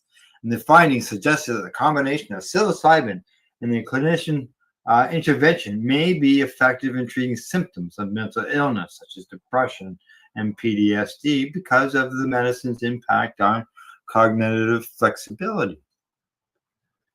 We need to get over the stigma when it comes down to mental health and treatment of mental health, Mogadam said. It's really important to keep up the research in this area. Like any type of drug, psilocybin and ketamine still pose risks, but that risk usually stems from people self-medicating without clinical oversight. A person can't just waltz into a clinic and ask for ketamine, explained Jill Carter, a nurse practitioner and founder of Evolve Health in Portland. Patients must first receive referrals from their community mental health providers, said Carter, who previously worked in the emergency department at Legacy Salmon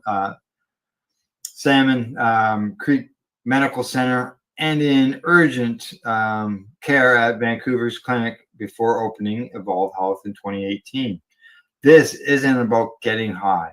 It is about using medicine as a tool to support and resolve illness, Carter says. During a ketamine infusion therapy session, trained medical personnel administered the drug intravenously. The other option is to receive the nasally administered esketamine, also known by its brand name Spravato. At Evolve Health, IV ketamine infusions cost $4.95 per treatment. Patients usually receive 6 ketamine treatments for 3 weeks, depending on the kind of treatment required. $3,000, to do the treatment. Wow. Ketamine targets different subsets of neurotransmitters in the brain than selective serotonin reuptake inhibitors. So patients who haven't found therapeutic effects with traditional antidepressants may have better luck with ketamine therapy, according to the Columbia University Irving Medical Center. Ketamine is not a normal psychedelic. It's disassociative. And by that, I mean that it sort of gives you a sense of disassociation from your environment for briefly, very briefly, for just 10 minutes or so. I think more of the really interesting things about the ketamine effect is an antidepressant is that it starts acting very quickly, and that's according to Mogadam. I wasn't living. Therfelder initially didn't identify with the PTSD label. He didn't believe that term applied to him, even though firefighters develop post-traumatic stress at a similar rate to military service members returning from combat, according to the International Association of Firefighters. He began his career as a Vancouver firefighter when he was 21 years old. The first time he saw a counselor was just a few years later. His fellow firefighters recommended he talk to someone after a rash of suicides in the department. Therfield said he began to struggle with sleep, which continued for most of his adult life. He would get only 2 to 3 hours of broken sleep per night. He says that for firefighters, when you're on shift and you get a call in the middle of the night, you wake up and have to be on the road and dealing with something in a matter of a minute or two. It just caught up to me over the years, where there's just this constant hyper-vigilance and always being on guard for something to happen.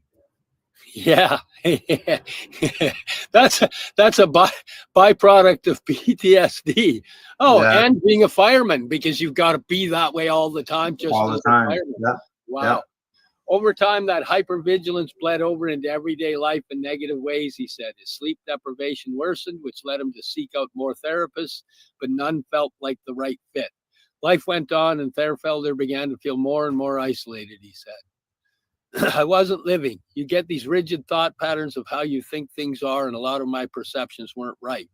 I kind of felt unappreciated, like I didn't fit in. I wasn't liked. I was really frustrated. I was angry a lot, and I didn't know why. I thought, I guess this is just what life is like. Yep, he stopped going to concerts. Being in a crowded restaurant with a lot of voices was unsettling. If a motorcycle passed him on the freeway, he imagined what the scene would look like if it crashed. Still, he chalked up those symptoms to being commonplace, the ramifications of a career as a firefighter. It was inconvenient to think that my job could be causing any problems, he says. That's funny. Eh? It was inconvenient to think that my job could be causing any problems. Wow. An unsuccessful run at talk therapy and prescription meds left him thinking he would simply spend the rest of his life under a cloud of undue stress. Yeah. Finding peace. Then in October, nearly a year after his first experience with psychedelics, Therfelder decided to give ketamine infusion therapy a try after it was recommended to him by a friend. First, he met with Jocelyn Fitzgerald, whose private practice is on Officers Row in Vancouver. She has been a therapist for 20 years, but began working with a large population of first responders about 4 years ago. She says, with trauma, people get really rigid, but with the ketamine, it softens all of it, and they're able to go in and do this deep work. Therfelder would visit Fitzgerald shortly after a ketamine infusion. In those sessions, Fitzgerald used eye movement desensitization and reprocessing, known as EMDR, as well as art therapy and other methods to help him work through the feelings and thoughts that had surfaced. With first responders, there's a lot of guilt around not being able to save people. You can be the most amazing firefighter, police officer, whatever it is, and still people are going to die. And you're still going to hold parts of that guilt within you and also not want to talk about that with anyone ever, Fitzgerald said. And so the ketamine would allow them to go in and do the guilt piece that we weren't able to get to before. Therfield received 6 treatments over the course of 3 weeks in October and came away from the experience with improved mental health state, having worked through the decades of trauma. I can't explain to you exactly how it works. It'd be like explaining what the color pink was to a blind person who's never seen the color, Therfield says. I just can't get the words for it. It was like doing years worth of therapy in an hour. At first, Therfelder didn't tell his fellow firefighters about his experience with these alternative therapies. At the time of his first experience with psilocybin, he had just been promoted to battalion chief from the fire captain. Mentally, a weight had been lifted off him, but Therfeld still felt a sense of shame due to the stigma surrounding drugs, despite his usage in a clinical environment. Yeah. His colleagues didn't know about his experience. Okay, you read that. I was ashamed and embarrassed that I was doing it because I didn't know anybody else who had done psychedelics and alternative therapy. I was worried about the perception, but by the time I was done, I wish I had done this sooner because it actually would have been really beneficial for me. Since Therfield has retired, he's enjoyed spending time with his wife, his dog, and participating in art-based activities. His last day as a firefighter was on New Year's Eve. He responded to a call about midnight, and on the drive there, fireworks exploded nearby. It was a magical end to his career, he said. I wish that I could go back and tell myself to pace myself because it's going to be a long career. I wish I could go back and tell myself to be more open about talking about the things I was afraid to say. And, you know, when patients share their stories, like this story, for example, you know, it can open a lot of eyes. So it's always good. Just so you know, that was a really long story. And I think we're at break time. Yeah, we are at break time. We're going to take a quick break, and then we'll be back for a short stint. Another round of stories. We don't have enough time to get them all in, but we'll get some of them in. All right. Perfect. Hang out. We'll be right back after this short break from our sponsors. You're listening to the Pace Radio Network here at paceradio.net. Camelford Lifestyle Shop, open Monday to Friday from 10 till 7 p.m. or by chance. Check out our flags, our t-shirts, plus our hats, and look of that supply of rolling papers, plus much more. We've got bongs and your favorite herbal vaporizers. Look at all the incense we have, as well as for those who collect knives, check out these knives in our collection. And while you're here, stop in to see Shay at the piercing room, where you can get poked by Shay. Daily deals, check them out. Camelford Lifestyle Shop, 17 Bridge Street West, Camelford, Ontario. What do you find at paceradio.net? People advocating cannabis education.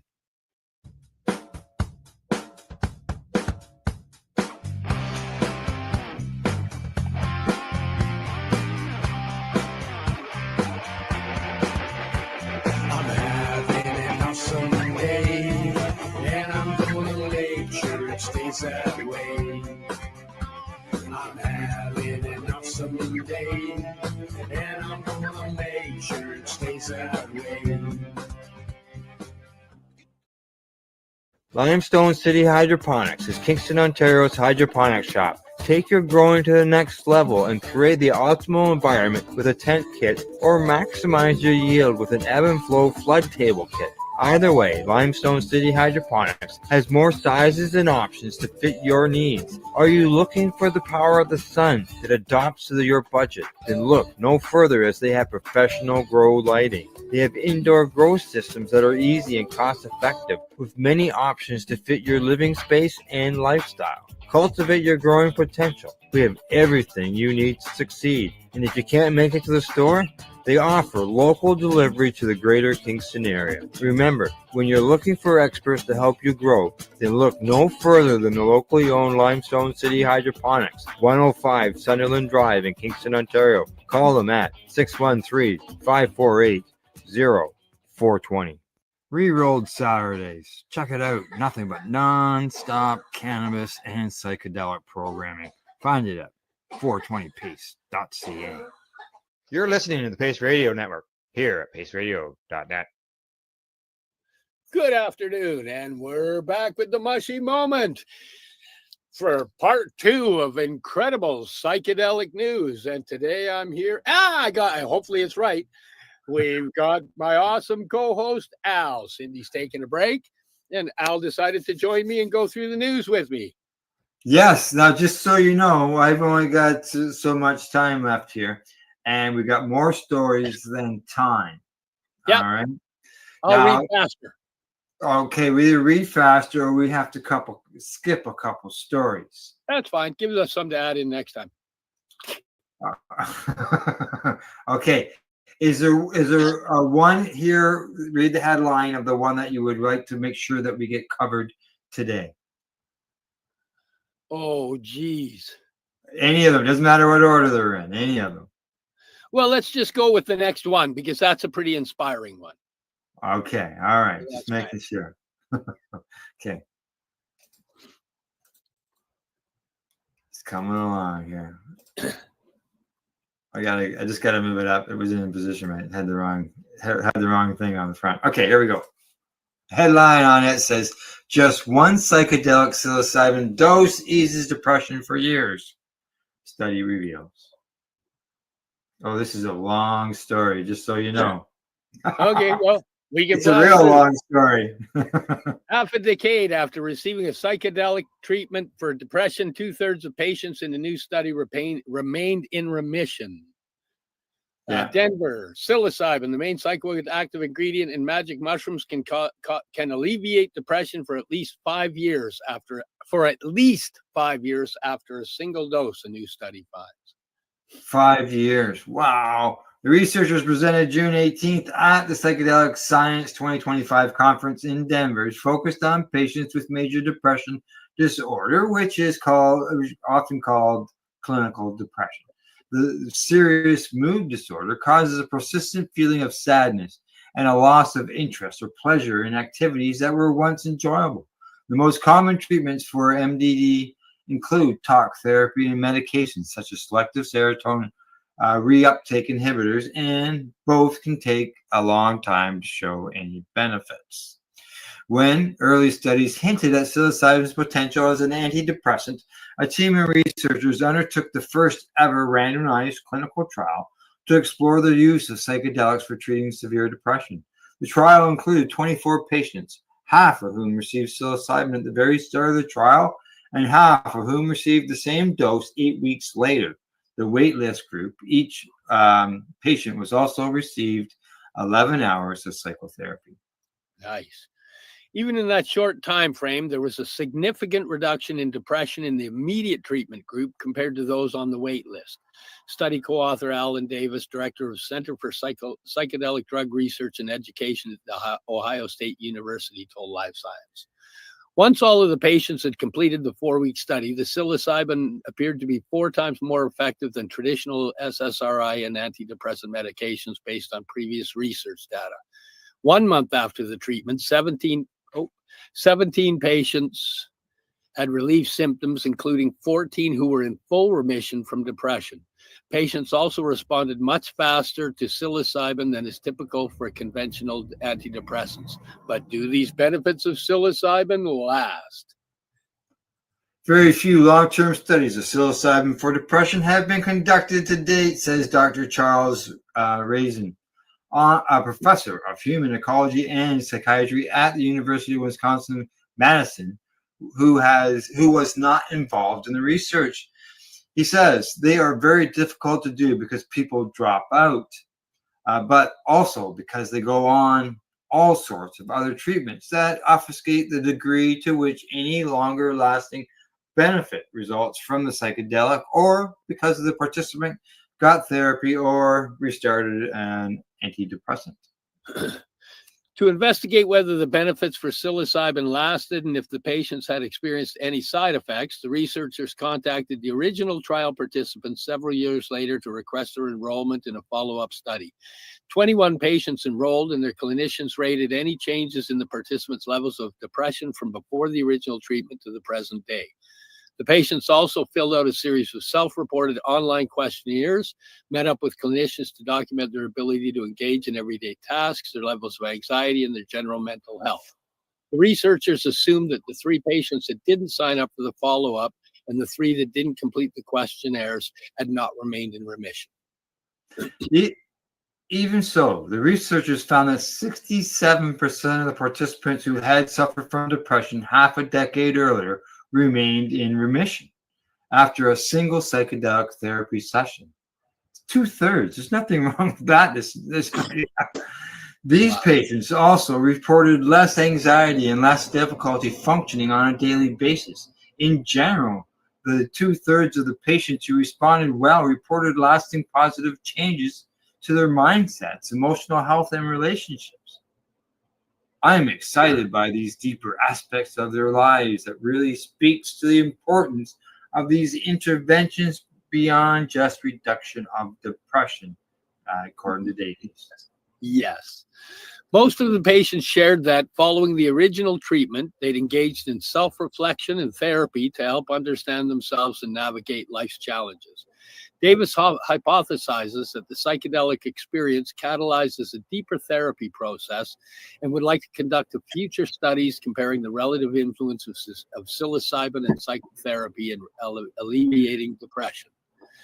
The biggest caveat of this study is the small sample size and the fact that the original trial showed larger antidepressant effects than subsequent larger multi-site studies seem to be showing, Raison said.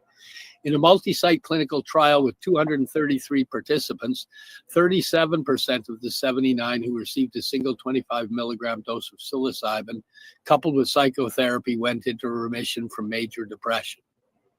That's still good numbers. That's right, exactly. That's almost half. Yeah. Wow. Well, these, you're next, right? While these trials report less widespread antidepressant effects, they support the idea that psilocybin can effectively treat depression, Davey says, and he is keen to see how the findings of multi-state trials hold up on 5 years post-treatment. So there you go. I see the tab on that looks really long, but the story wasn't as long as I thought it was. So, all right, we'll move on quickly to the next story here. Let's do that. Let's do the Alaska one. That's pretty amazing too. Yeah, let's do the Alaska one. And that one says Alaska's ballot proposal aims to decriminalize natural psychedelics. A ballot measure proposal currently under review by Alaska state officials is seeking to decriminalize naturally occurring psychedelics, including psilocybin, psilocin, and DMT. A draft ballot measure currently under review by the Alaska Department of Law would decriminalize natural medicines in the state, including psilocybin and psilocin, the hallucinogenic compounds common in psychedelic mushrooms, the Alaskan Beacon reports. The proposal, the Alaska Natural Medicine Act, is modeled after Colorado's successful ballot initiative to decriminalize natural psychedelics. Submitted for review by the advocacy group Natural Medicine Alaska on June the 18th, the proposal would decriminalize the personal use, possession, growing, gifting, gathering, and community use of certain natural medicines, including DMT, mescaline, except peyote, they say, psilocybin, and psilocin. The organization said in an initiative policy outline. Now, the review process is expected to wrap up by August the 17th, according to the report. If approved, possession would be limited to individuals at least 21 years old. In addition to blanket decriminalization, the proposal offers a regulated access model that includes licensed healing centers where adults can receive supervised natural medicine services, as well as traditional use model covering the ceremonial, spiritual, or cultural use of natural plant medicines in accordance with practices passed down through generations within indigenous or traditional communities. That's freaking awesome. In an interview with the Beacon, the interim co-executive director of the Multidisciplinary Association for Psychedelic Studies, MAPS, Ismail Ali, applauded the measure as the first psychedelics decriminalization campaign he's seen, including Native leadership local to the region, and that's beautiful. Now, if approved by the Department of Law, supporters will have to collect at least 34,000 valid voter signatures. I got hiccups, including minimum requirement from certain districts to qualify the proposal for the ballot. If supporters can complete the signature gathering process before the state legislature convenes in January, the proposal would qualify for the 2026 ballot. However, if the process wraps up after the lawmakers convene the session, the ballot question would be delayed until 2028. Oh, get at her. Oregon make that happen sooner. Yeah. It goes on to say that Oregon was the first state to decriminalize certain natural psychedelics by ballot initiative in 2020. Well, it's nice to see other places following through. I just got to grab my dog here. Chica.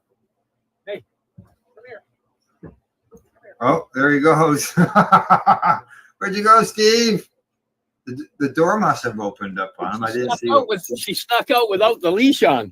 Did you? So have you got her? Yeah, she's on the leash. I just had. Okay, all right. Okay, we got time for one story. I got 5 minutes. Pick a story. You got a choice of 3.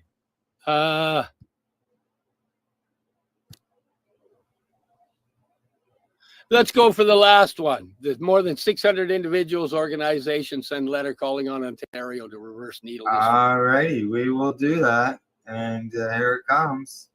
As Steve said, more than 600 individuals, organizations send letter calling on Ontario to reverse needle distribution ban. More than 600 individuals and organizations from across Ontario have signed a letter calling on the province to allow the distribution of syringes at homelessness and addiction recovery treatment hubs, saying prohibiting them will put more people at risk of HIV, hepatitis C transmission.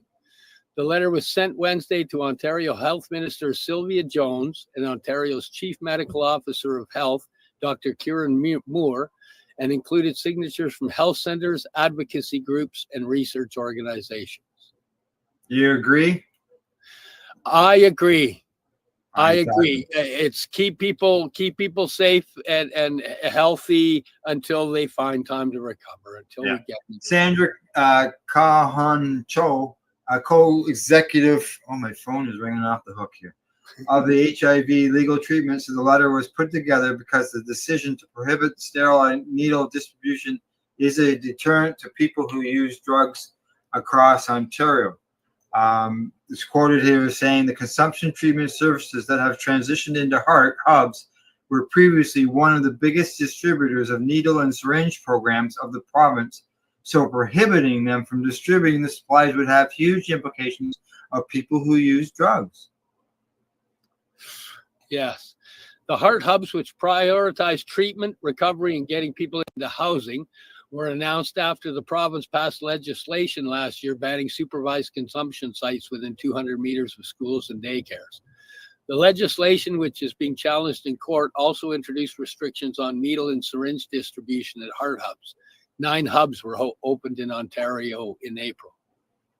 This letter sent to the government pointed out needle and syringe programs have been recommended by international health organizations, including the World Health Organization, as well as essential elements of effective HIV and hepatitis C prevention strategies for decades. We have so much evidence about the impacts of these services. We have the Ontario government's own guidance that says we should distribute these needles and syringe kits to prevent transmission of HIV and hepatitis C. So the government, on one hand, is saying this, but on the other hand, is saying that we can't do it at these heart hubs. So I think there's a bit of confusion, says Chu. Yes. Yeah, there is. Ontario's Substance Use Prevention and Harm Reduction Guideline, released by the Ministry of Health as Long-Term Care in 2018, says the distribution of needles, syringes, and other drug use supplies is proven to be an effective method in reducing blood-borne infections associated with injection drug use, such as HIV and hepatitis C. Mm-hmm. The guide also recommends reducing the sharing and reuse of needles, syringes, and other supplies. In a statement to CBC Toronto on Wednesday, a spokesperson for the Ministry of Health said the government is building a system of care focused on connecting people to treatment, support, and recovery by investing $550 million to build 28 new heart hubs across the province. Now, the spokesperson, Emma Popovic, says that our government's focus is on offering people struggling with mental health and addiction challenges a pathway to treatment, not giving them tools to use illicit drugs. And I understand that, but it's got to be a combination of both. You've got to keep them safe and not diseased up. You've got to keep them alive. You've got to keep them safe and get them in. Like, part of the problem I see here is you can walk up, put your hand on a machine and get your drugs, and you can get your needles for free, and there's nobody there talking to you to encourage recovery. Yeah. There's the recovery part's been left, and they're just giving out. But they've got to pull it all together. It's got to be a combination of a complete system. Yeah. Okay. We got to finish up here. I got to get going. Okay. Breakaway Community Services, multifunctional substance use support and treatment agency that provides community-based and outreach programs in Toronto, is one of the more than 600 organizations that have signed the letter. One registered. Oh, go ahead. Go ahead. Oh, one registered nurse at the agency said the letter could show there are a lot of people in the community who care about drug safety. Yeah. Now, Melanie Alberton Balak says that I think 600 is only a small drop of rain in an ocean of people who know that this is good medicine, that this is supported by evidence, by science, by people who use drugs, by people who support people who use drugs. This letter is only one shade of what possibly prevents the undoing of decades of work, decades of advocacy. The executive director at Breakaway Community Services said on Wednesday that the consumption treatment services need to continue because it's a safe way for people to use drugs. There's so much research that shows that not providing supplies is not going to stop people from using substances. They'll just use needles that have been used before, and that will cause far more harm. Correct. Yeah. Yeah. More than 21,000 overdoses have been reversed at supervised consumption sites. That's 21,000 lives that have been saved. Correct. Exactly. Between March 2020 and January 2024. Exactly. I know. It's unreal. And people say, "Oh, just let them die. Just let them die." I've heard that. All right, guy. I've got to fly. I've got Okay. another podcast to do. Oh, well, enjoy your other podcast, and thank you very much for. You're welcome. Hey, I really enjoyed filling in for Cindy. We did some news. You didn't have an interview or anything, but we got some information, and I hope people found it educational and informative. And it's always here for people to see, because I'll refer people that are kind of hesitant on things. I refer them to these podcasts. They can read the news. They can see the stuff. They can see that it's valid and worth it. Have an awesome day, brother. All right. See you later. Bye-bye. Everybody else out there. You're listening to the Pace Radio Network here at paceradio.net.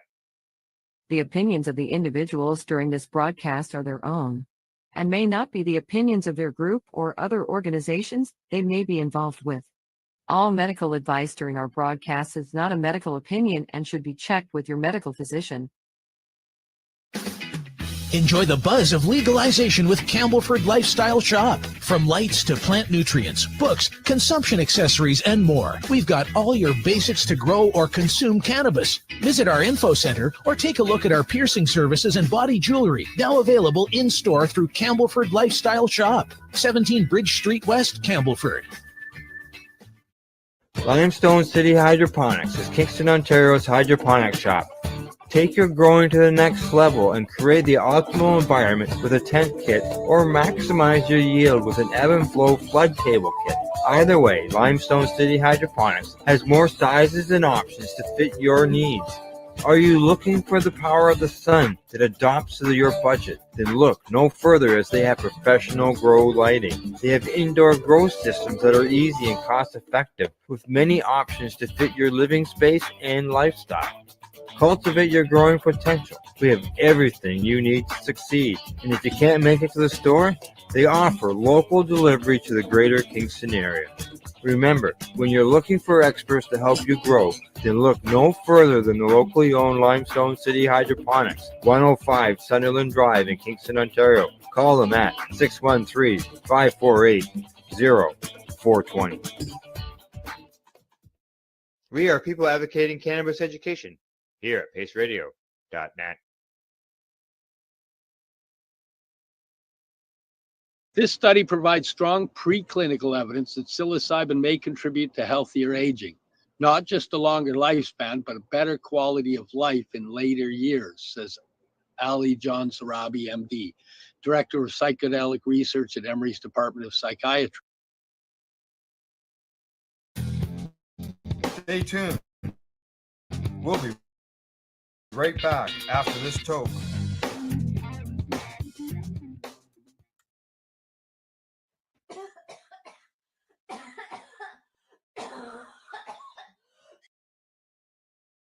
You're listening to the Pace Radio Network here at paceradio.net. The views expressed by the individuals during this broadcast are their own opinions, and they may not be the same as those of their group or other organizations they may be involved with. All medical advice during our broadcast is not a medical opinion and should be checked with your medical physician.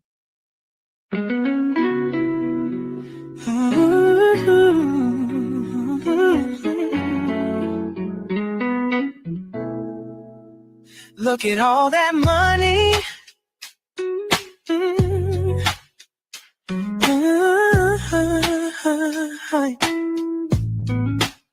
Look at all that money.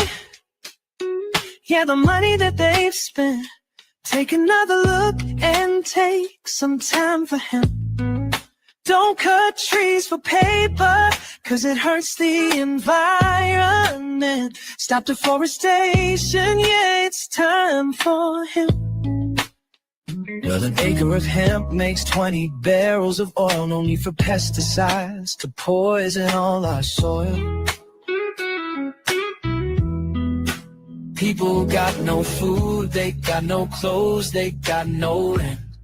Well, it's time for hemp.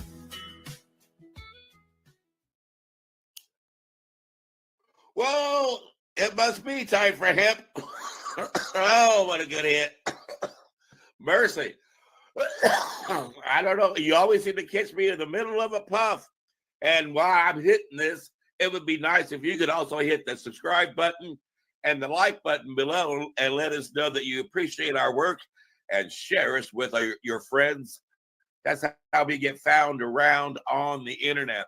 Today, we are breaking off into a whole new direction where we can find calm and peace and a little pixie dust to make our life a little more complete. And remember, we are focused on trying to end cannabis prohibition and bring hemp back into the farm industry where it becomes a very valuable cash crop to be utilized for all kinds of great products. And that is the significance of this program and why it's so important that you let everybody know how important it is to take time for hemp. On the program today, we are going to be calming ourselves down, as I said, with some pixie dust. But before we get started, I want to remind you that anytime you hear the word joint on the big broadcast, we want you to hit your pipes, your vaporizers, your bongs, and your joints, and take time for hemp. With that said, let me bring on one of my joint hosts, Al Bird. And Al, don't forget to let people know about that great book you've got available and how they can find it. Yes, thank you, Casper. And we do have a great host today, our guest today. I haven't spoken with her before, but I've seen her resume. It's quite impressive, and I'm sure we're going to learn a lot. The book, it's for country and cannabis. It's been out about a year and a half. It's doing really, really well. There's all sorts of interest in it, and it's a book that if you have any interest at all in the history of medical cannabis, especially, you should have this in your library. I wrote it for a couple of reasons. One, it's a history book. It explains to people that don't know, and that's most of you, how this happened. How did we go from no medical cannabis to having it now in 40 states, all of our territories in the United States plus DC, and at least 27 other countries have this in their pharmacopoeia at a minimum. There's probably more, I lost count. So we've got all that information. Well, how did it happen? How did that all turn out? Well, I wrote about it, and I told you how it happened. And then I noticed in the history people that were significantly important to this happening. People you've never heard of, maybe, unless you've been in the business like we have for a long time. But they were very significant people, men and women, doctors, nurses, researchers, not so much politicians and no cops that helped us get where we are today. So it's a history book, and then the other part of it is crammed. It's 360 pages long, so it's a real book, and it's crammed full of medical information about the cannabis plant, some of which we're going to talk about today. But it probably does exceed your knowledge of cannabis and its variety of uses, not just physical, but emotional, et cetera, et cetera. So it's a book. You ought to have it in your library. I hope you do. And we'll discuss little bits of it here and there because it's pertinent to our discussions at Time for Hemp. So, and it mentions hemp, by the way. It's just not a medical cannabis book. I put the hemp in there. And so in order to get to our guest, we must get to our next joint host. And his name is Al, not Al, but Al Graham. And he's up there somewhere in Ontario. Are you out there, Al? I am here, Al. Yes, I am Okay. in. I'm in Ontario, Canada. I'm east of the big city of Toronto. Our guest today is actually from Toronto, so we'll be finding out more of what's going on in the place they call the Big Smoke. But as far as myself, you can catch the stuff that I'm involved with at paceradio.net, and that is cannabis as well as psychedelic programming. We run new programming or programming every day of the week, and you can catch us as I said, paceradio.net. The Big Smoke? Repeat that. The Big Smoke, yes, yes. I've never heard that. Could you explain that to me, The please? big toke. I should have said big toke because, like, at one time, like Toronto, a lot of people were heading to Toronto for cannabis wise. A lot of advocates, a lot of people from other places, other countries, and stuff. We had in the city alone. I know in 2012, I wrote a review of 10 vapor lounges, and at that time, cannabis was completely illegal.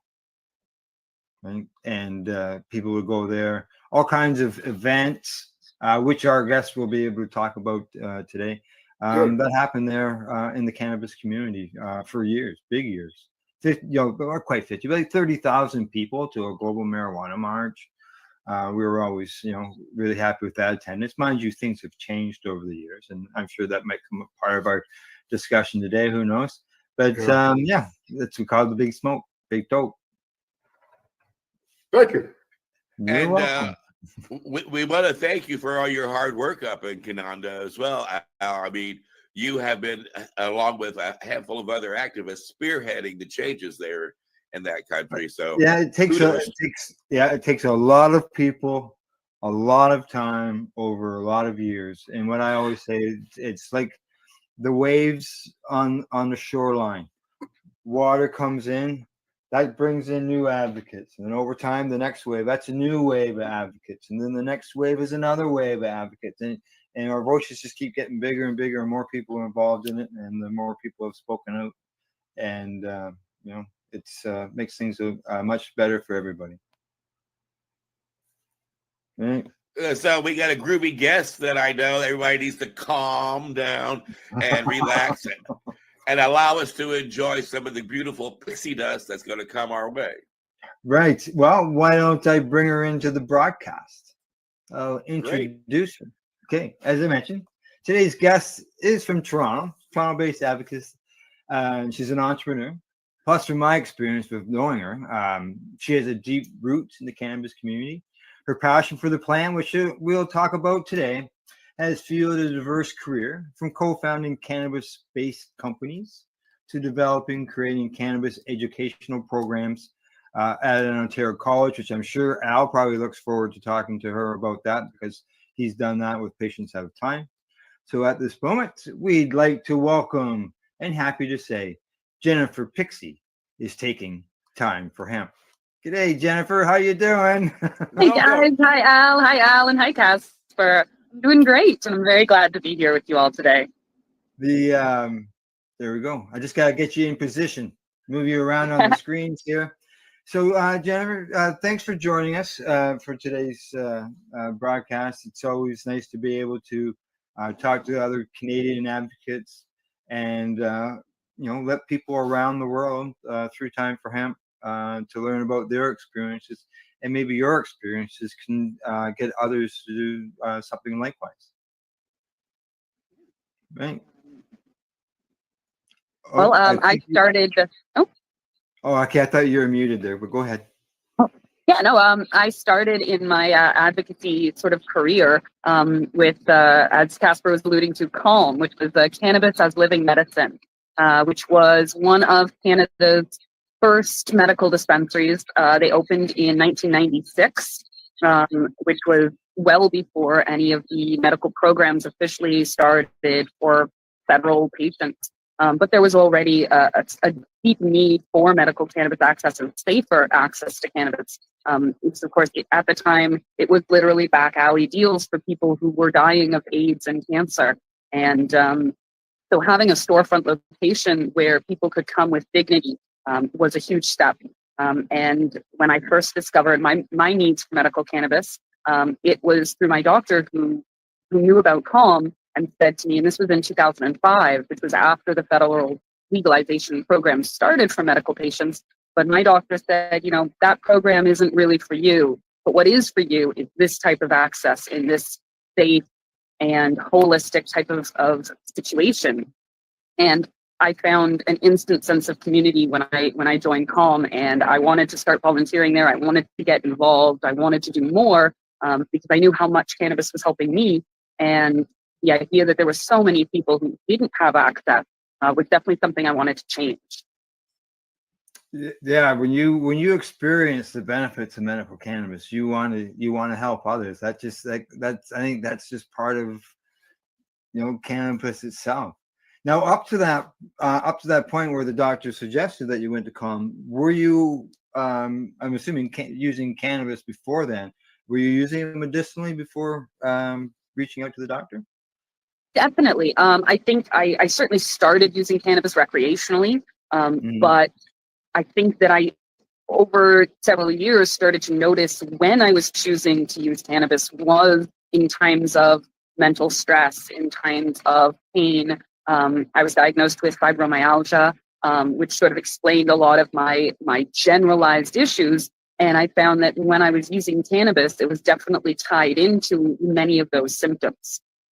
So when I found a doctor who was open to discussing cannabis use as a medical sort of thing, she was aware of the medical program, but at that time, the MMAR was written in a way that it was for patients that were terminally or chronically ill in ways that were unaffected by traditional medication.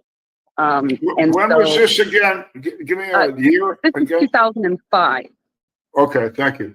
Yeah. So the medical program, the MMAR, began in 2001 in Canada. And that was the first federally licensable program, which allowed patients to purchase cannabis from one singular provider known as Prairie Plant System. And they sent out It was grown in a mine shaft. Yes, in an abandoned mine in Saskatchewan. They retrofit the area and put in lights, and they were growing cannabis that had been taken off of the illicit market. They'd used seeds that had been confiscated by the RCMP and just grew it and was like, this is what you get. It's medical now, simply because we say so. All named the same, cannabis sativa L. Yeah, and they would mill it with its stems to guarantee a certain THC level. So that if they produced it and it tested too high, they would simply grind in part of the stem material to lower the THC content because they had determined that that's what everybody needs. That's what medical cannabis is. Take it or leave it. Wow. So it wasn't a great program when it started, but it was one of the first in the world to allow patients to access cannabis at all on a legal step. I ordered some of that mine shaft swag when I first got my license, and I went looking for buds. I opened the package and went looking for buds. There wasn't any. It was all pre-ground. And I think I guess that's because of the THC level. That's what Jennifer's saying. To reduce the THC, they had to put in some fluff, I guess you call it. Did you get a nice buzz from it? Yeah. Well, first of all, Jen, I love the name, Living Medicine. Wow. Yeah. That's pretty cool. As far as the mine shaft, I've had a number of my friends and colleagues and cohorts and stuff in Hawaii, where I once lived for 4 years. They've been drilling pot in those volcano. You know, the volcano goes off and the lava comes down, and you get what they call a lava tube. Yeah. Yeah. They've been growing pot in those things out there for 30 years.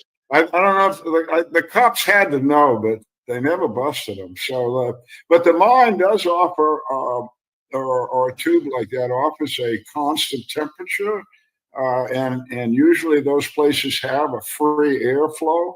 So it's actually, and of course it's protected from insects, people. So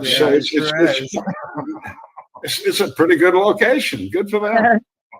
Yeah, I think if it had been grown with love, then the cannabis might have been worth smoking. But I think that at the time, the people who were running it were running it simply because somebody had to do it.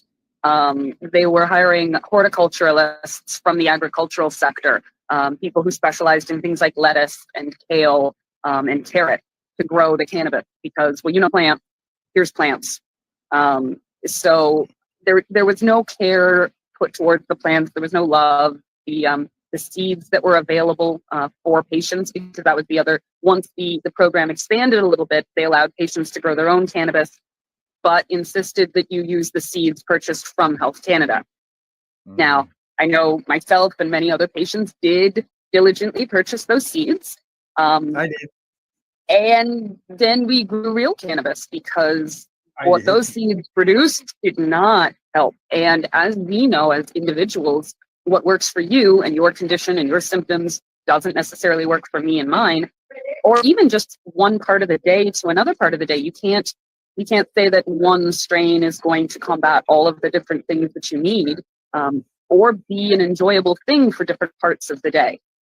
So we kept running into issues with the medical program like that, until finally, with enough advocacy from patients like myself and like Al, Robert Neron, Michelle Rainey, Allison Murden. It was all these wonderful people that have gone out to the courts and fought and said, no, this isn't good enough. Just because you've let us have this, it's not enough. It's not good enough. We need more. And so thankfully the program expanded again and patients were allowed to grow their own. We were allowed to trade with other patients in order to garner new genetics and create profiles that were working for individuals. Patients like Liam McKnight, who is now he's almost 14, I think now. But when the medical program was at risk, Liam's story, he was 5 years old. And according to the medical process, which he had been signed up for, gone through all of the steps, leapt through the hoops with his parents and his doctors, legally the only way for him to consume cannabis at the time was to smoke it. Okay. Right. And we're all like, well, that's not, he's a 5-year-old. That's not going to help. He needs cannabis. It's a severe seizure disorder. And so with his help, his family's help, we were able to take it to the Supreme Court and allow edibles to be made legal for patients. But that wasn't until 2015. That's again lack of legal knowledge.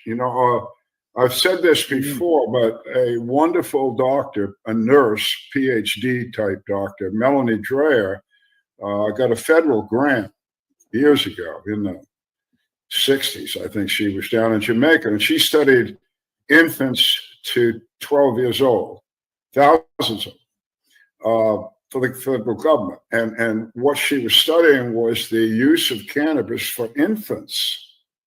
How that worked out is in Jamaica, there are a lot of Coptic people, Rastafarian religion, and cannabis is very much part of their religion in various ways. The Rastafarian mothers that would have these infants be born, the first thing they would give these infants before even mother's milk would be a weakened but very viable cannabis tea. The babies would be given this. And those women in that language of Jamaica are called Roots daughters. Not that that matters, but if you look it up, it's Roots daughters, and that'll point you to this. But my point is just to be supportive of Jennifer and what they had to do in a court of law. It was unnecessary. All they had to do is read the reports from Melanie Dreyer over 10 years. And by the way, they were all positive. The kids that were given the cannabis were fine, I had a testimony given at one of my patients out of time conferences early on, just about the time you got going. A fellow that was given cannabis at 2 years old, and worked for him. We also had a panel once called Mama Knows Best, and we had both mothers and grandmothers of kids that had some sort of emotional problem.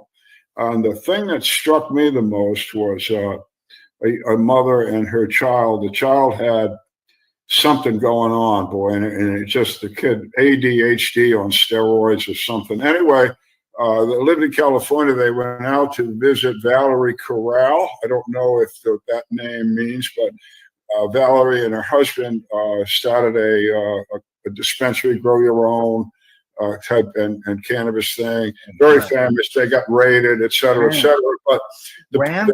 Was it Wham? Wham? Woman's yeah, Alive? yeah, whoa man, yeah, whoa man, yeah, woman, exactly. And anyway, they visited Valerie. Valerie gave the kid a cookie, a cannabis cookie, and they left. And what the mother said on the stage just stunned me. She said, so about halfway home, driving, her and her little boy, the kid said to him, Mom, the noise in my head stopped. Yeah. Wow. So please go on, but I'm just trying to indicate that this is not some unique, novel, and dangerous practice. Yeah, no, and I know that a lot of people have heard of Charlotte, Charlotte's Web, and that whole story, and it's sort of like Canada had our own version in Liam, and you as a parent, you do anything for your child. When you see your child hurting, when you see your child in need, you would do anything for that child. And sometimes that goes against what society has determined is appropriate or not. And we are so blessed to have strong and incredible parents like Mandy that were willing to step forward and say, no, this is a thing, this is needed. And if we don't bring it to light, then hundreds, if not thousands of other children are going to go without. And in worst cases, be taken away from their parents because their parents are trying to provide their children with some relief. So working within the medical community has been something that's been a passion of mine since, like I said, since I started in 2005 with Calm. Where'd you go from there? Where'd you go from Calm? You were a volunteer at Calm. You moved on. So I volunteered at Calm. Eventually I moved on to work at one of the many Vapor Central, which is one of the many vapor lounges in the city. So that's where I started doing more of my hosting events. We had comedy shows there. It was a little bit of an educational experience as well for me because it was more of a one-on-one with people who didn't necessarily know very much about cannabis, knew that they enjoyed it recreationally, but didn't know what options there were out there. So explaining to people about vaporizing as a benefit over smoking, explaining to them that there were edibles. And at the time there was THC, Toronto Hemp Company next door. There was Kindred Cafe, which was a place that you could go and get cannabis edibles in a social setting. There was Clandestiny, which was another place downtown where you could get some edibles as just a normal person. And these weren't technically dispensaries at the time, but this is like 2007, 2008, where, if you know, you ask for the special brownies alongside the, mums that are grabbing chai lattes with their little baby bumpers. And Dom Kramer was one of the incredible businessmen who was willing to put himself out there and have these businesses. So I was blessed to work for him after working for Neve with Calm, which were two of really the biggest Toronto-based business owners in the early 2000s in cannabis. And I was gracious enough to be able to work for both and learn a lot about why cannabis businesses need to be run the way that they need to be run and how they need to be run to keep not only the owners safe, but also the patrons and the staff, because it has been a major issue in Canada, even through legalization, but more so beforehand, where that gray area has left a lot of people sort of in the lurch and not understanding what their rights are and how they can go about securing those rights after raids and things like that. Because, of course, many people came to the cannabis community through police intervention.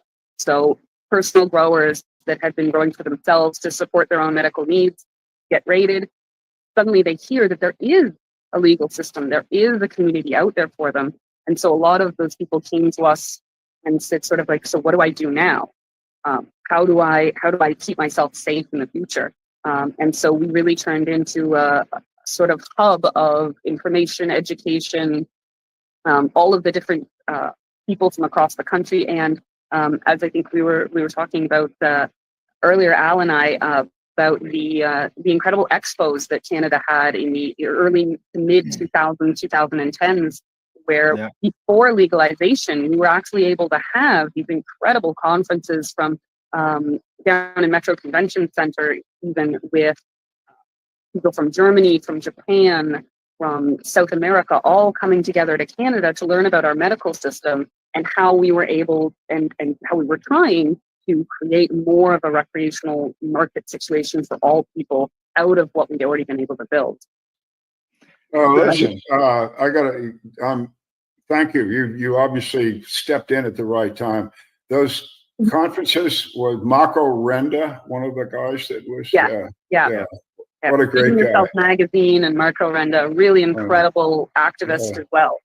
Yeah. Okay. Why did you have to do this? It sounds you were saying that people didn't even know there was a medical program in Canada. I mean, didn't the Canadian government say anything? What about the media? Nobody?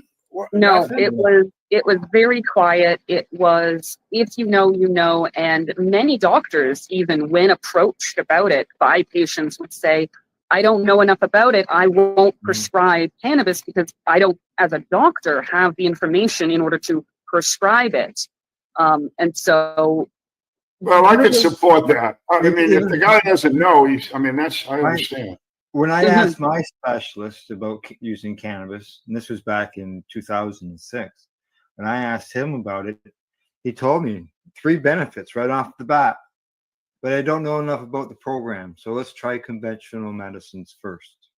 Wow. Well, let me tell you another story about Canada. I was searching around to have my second conference, and the university was the University of British Columbia. Stood right up and said, "Wow, yeah, we could do that." I was not really happy that I had to go to Canada. But at that point in time, I couldn't find anybody in the United States that would sponsor me, even though we had done the first one in Iowa, in the University of Iowa, and it was accredited and all that.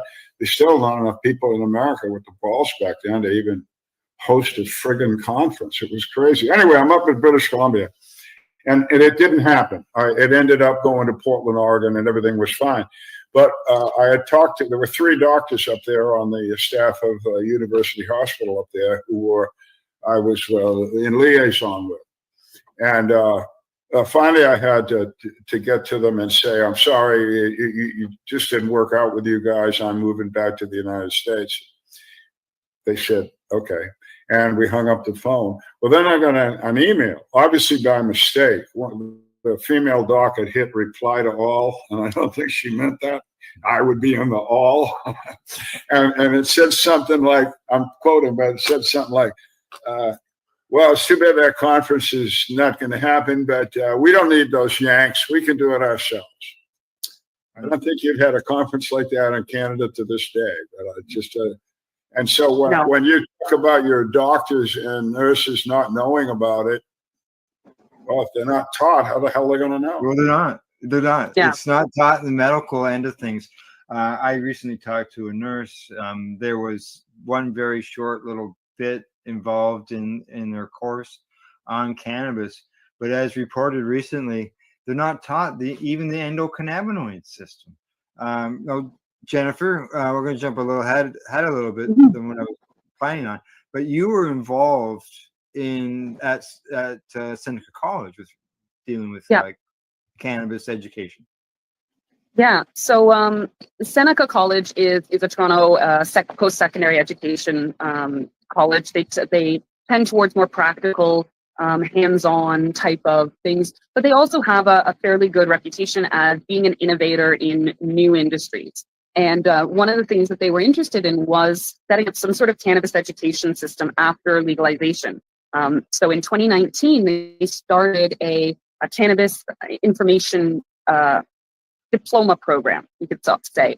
And they planned on making 8 different courses which would be Introduction to Cannabis, the growing of cannabis, a medical cannabis course for non-medical professionals, in addition to a medical professionals course.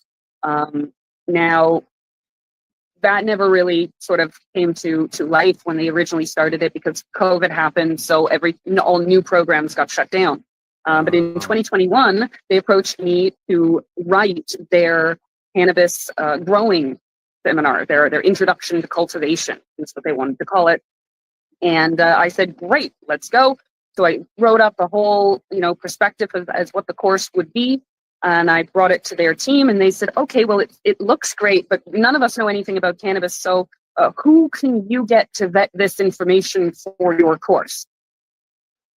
I was like, well, what do you mean? Like, who do you want to vet it? And they said, oh, well, an education professional. And I said, well, do you know any that know anything about cannabis? And they said, no, then we would have called them. Okay. So you hire me to write a course, and then you tell me you don't know if I'm qualified to have written the course for you. Okay.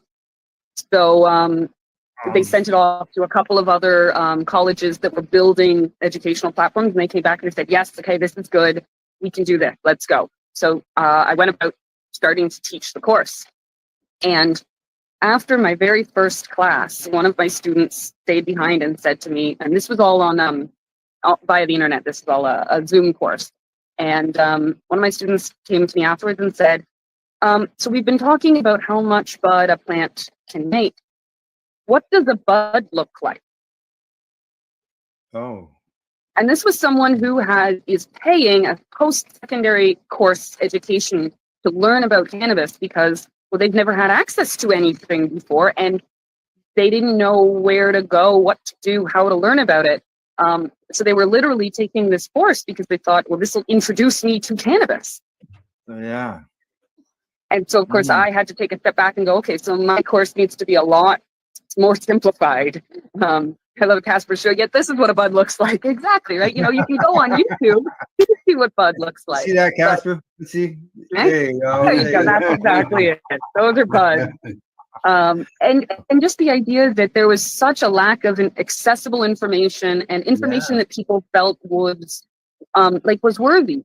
Because I know a lot of people in my mother's generation, when the internet came about, well, you can't believe everything you read on the internet. So they don't feel comfortable. A lot of people who are a little older don't feel comfortable learning online because they don't know if their source is a good source or a bad source. And most of the information that has been available from the government has been about how to be safe, like how to not overdo it with cannabis, how to avoid the problems with cannabis. And what that leads to in a lot of people is anxiety about using cannabis.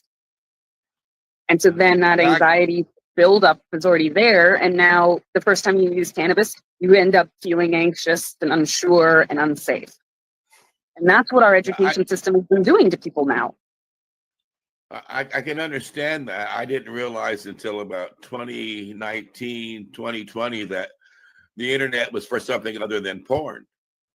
But so what was it that made you decide to become a public spokesperson? Because, that means you're painting a target on yourself and you're becoming a bullseye. And it can also affect your path that you're walking, because people might not want to hire somebody who's a marijuana user. So what made you decide to wake up and start speaking publicly and become a target for this movement? Well, I grew up in the theater. I was a singer and a dancer in my youth. And so I was very comfortable being sort of put in front of an audience from my childhood. And I've always been a very self-secured and person who likes to speak her mind. So the first time somebody handed me a bullhorn and said, "What do you think about this?" I have a lot to say about all of this. And it just sort of happened organically. As an actor and a performer, I like to dress up and be a little extra, as people like to say nowadays. So at events, I tended to show up in full pot leaf regalia, glitter, wings, big bright green pot leaves sticking out of my hair, things like that. And as a result, I got approached by the news many times to give interviews and things like that. And then once you've done that once or twice, people start calling and saying, well, you're that girl we saw talk about cannabis. And because I've been in the medical community for so long, many of our other activists, like Al, I think I've known Al since 2012, probably. Yeah, I'm thinking we probably met along the Global Marijuana March when because as you mentioned, you like to get dressed up in costumes and stuff like that. And yeah, Jennifer wore wings. Her last name is, it's got Pixie. You talked about pixie dust, Casper, right? So there you go. Right. Got the costume to go with the pixie dust. Yeah. Just sprinkle a little bit of joy everywhere you go, and it'll come back to you tenfold. Yes. Exactly. But yeah, and well, then look, can I get in this here on education? Yeah. I appreciate the street theater, and I think it always is good to bring attention to something and make it fun and not be threatening. And you obviously carried that out pretty well. But I'm back where I was. You sound to be like the United States of America about 15 years ago, as far as the educational level of your professional healthcare providers, and as Al said, not only about therapeutic cannabis, but the endocannabinoid system as a basic. So my question, is there any activity, and I do this for a reason, is there any activity in Canada with your registered nurses of a province of the country that is supporting medical cannabis in any real way? I would say no. Wow. I didn't want you to say that. No. Let me search for that.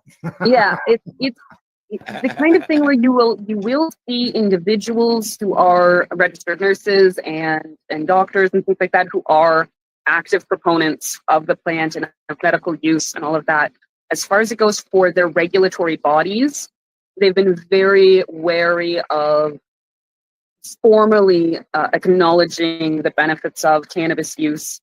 I think because they don't want people to come back at them and say, well, I used cannabis and then I didn't like it, or something bad happened, and where is your proof?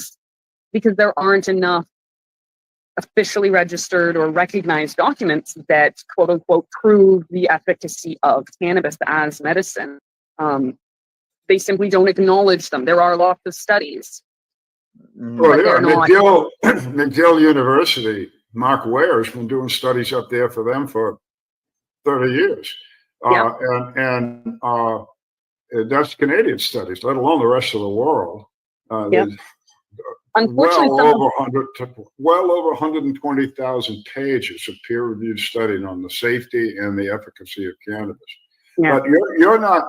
I'm also asking about the endocannabinoid system. If they're going to ignore cannabis as therapeutic value, okay, they're dumb as stones, but I can't stop it.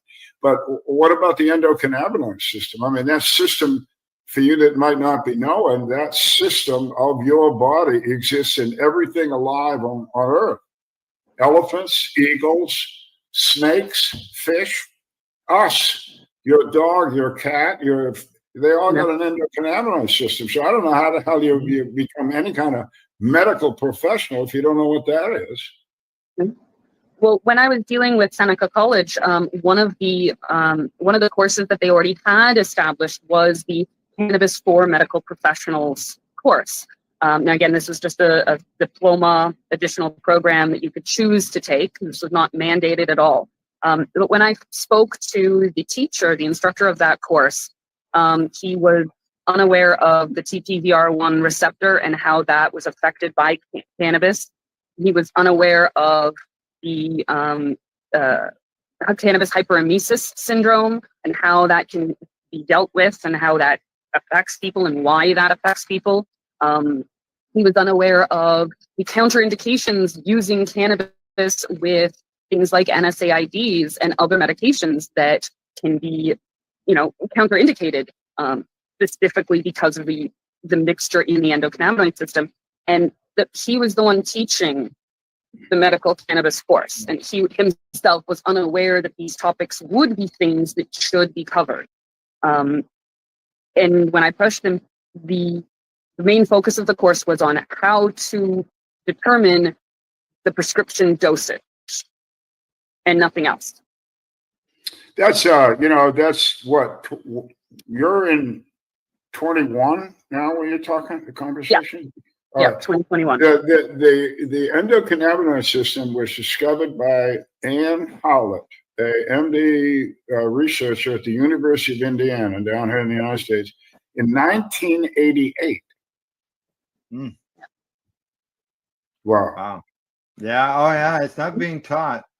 That's the thing. And if I'm not mistaken, that was put to the leaked information from Pfizer when they determined that cannabis was not. They determined that cannabis was not viable for medical research for them to produce drugs. She got their initial research in order to take hers to be able to figure out the endocannabinoid system. Yeah. Well, it's very disappointing that you're dealing with over 30 years of medical. I'm amazed because the Canadian veterans receive cannabis in used to be therapeutic. They get it from the government for nothing. They get it delivered to their home, all of which I endorse to the max.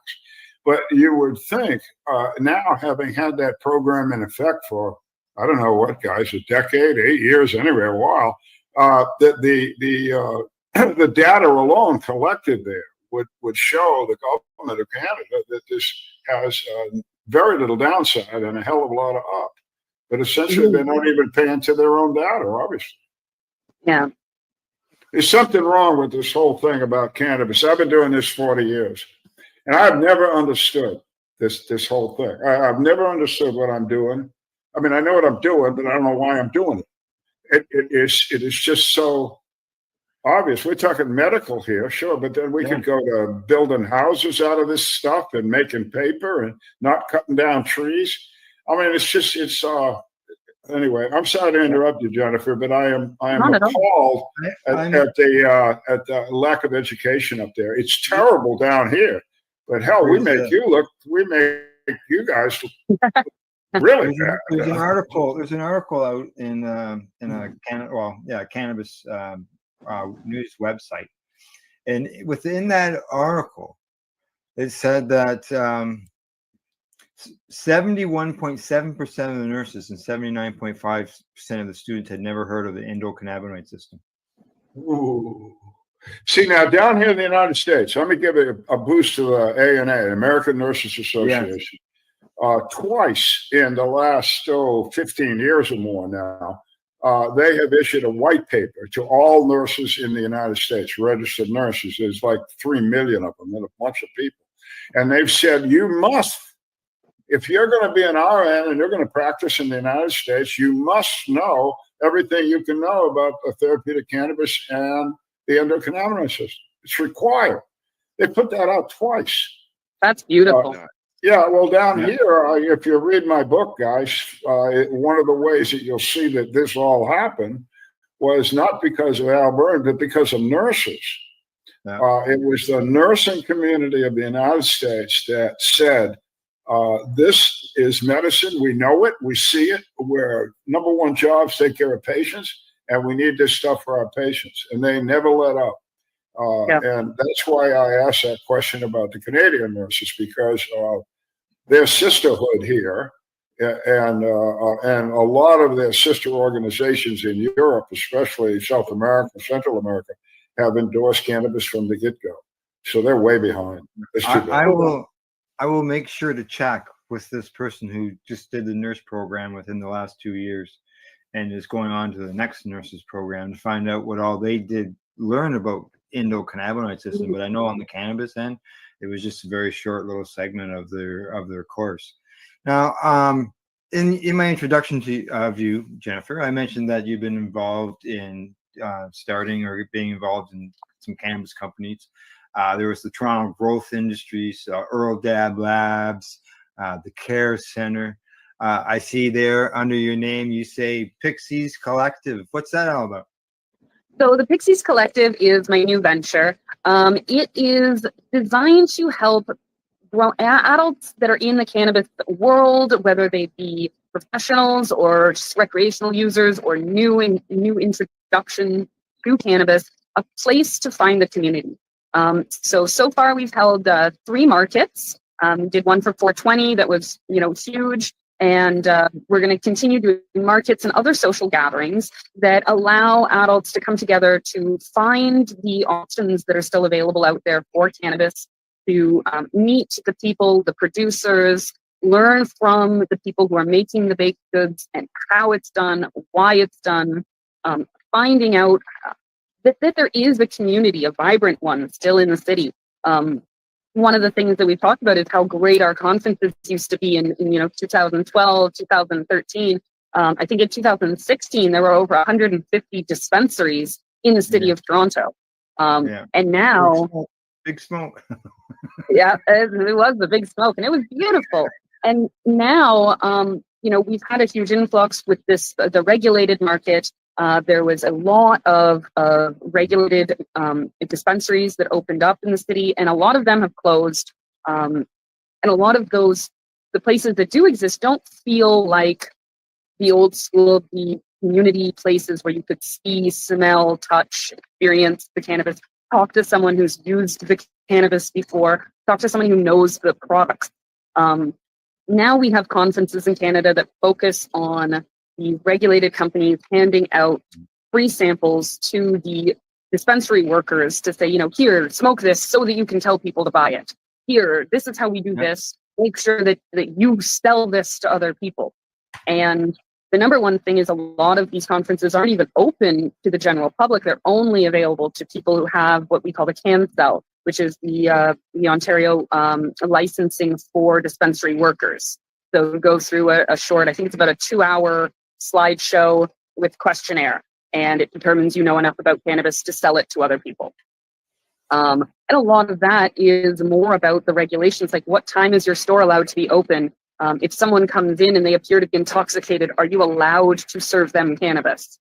That's more of what the regulations in the CanCell are about, as opposed to, this is what cannabis is. This is a sativa bud. This is an indica bud. These are the different effects that they have on people. So unfortunately, even the education that is going out to dispensary workers isn't focused toward the experience of the user. Are you having trouble with edibles up there? People overdoing it?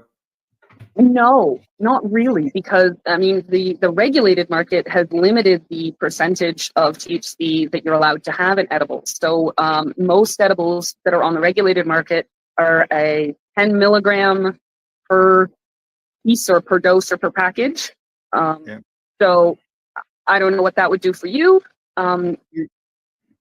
Not much. There was an issue. There was some issues early on of the young ones, the kids, getting hold of some cannabis edibles. Well, we've had that too, Al. But what we have down here as a problem is, folks, if you don't know, you eat an edible and nothing might happen for 45 minutes or something. It's not like when you hit a joint and you get almost instantaneous result. Your body just starts reacting.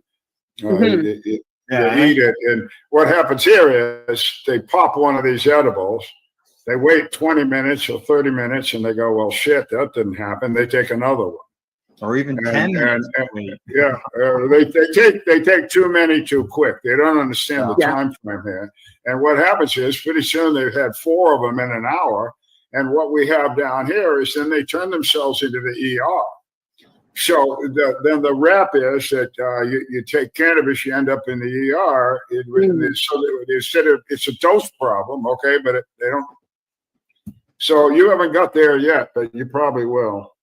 Well, Al Byrne, I need to interrupt just a minute.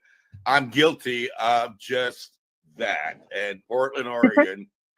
Because I thought, well, I know all about cannabis. You can't, and I did. I ate one, and I just kind of, after about an hour, I felt, So I ate a couple of more, and then I went to sleep, and then I woke up and I thought I was having a heart attack, a stroke, or something.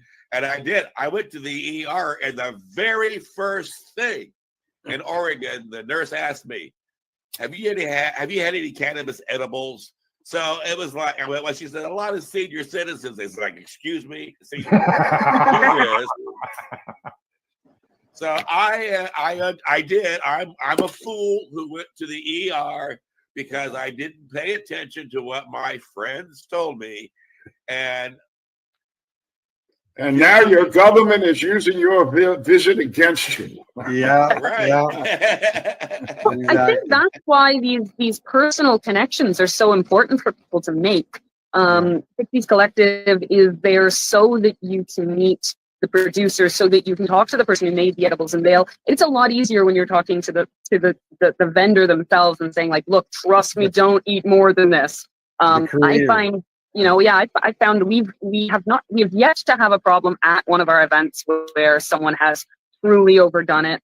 A couple of people have fallen asleep, and then you wake them up and then they're okay. They're just fine. Get them some water. We always have orange juice and things like that on hand. Things like vitamin C help regulate your system a little bit when you've overdone it.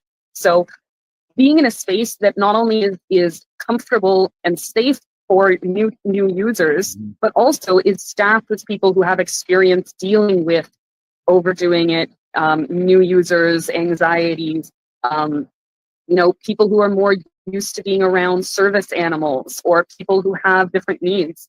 It can be very hard for people with disabilities to go out and experience social gatherings because they don't know if they're going to be space for my wheelchair, is there going to be space for my dog, is somebody going to accuse me of, not needing to be here because I'm not as disabled as I look, or, there's so much that goes into that experience being a disabled person, that making a safe space for us is important to me, and trying to create these events where everyone can feel welcome, everyone can feel protected and safe and included is something it's a huge issue for me that I want to make not an issue for anyone else. Yeah. Is there any difference up there in Canada? This is a U.S. guy that just asking a dumb question. Okay. Is there any difference in the approach to cannabis in Canada between the English speaking Canadians and the French speaking? Well, law-wise there is, but go ahead, Jennifer. Yeah, no, I was going to say, I mean, I can't speak for the French community as far as it goes for their feelings about it. But certainly the laws in Quebec have been much harsher towards public use. You're not allowed to smoke in public streets. You're not allowed to grow your own in Quebec.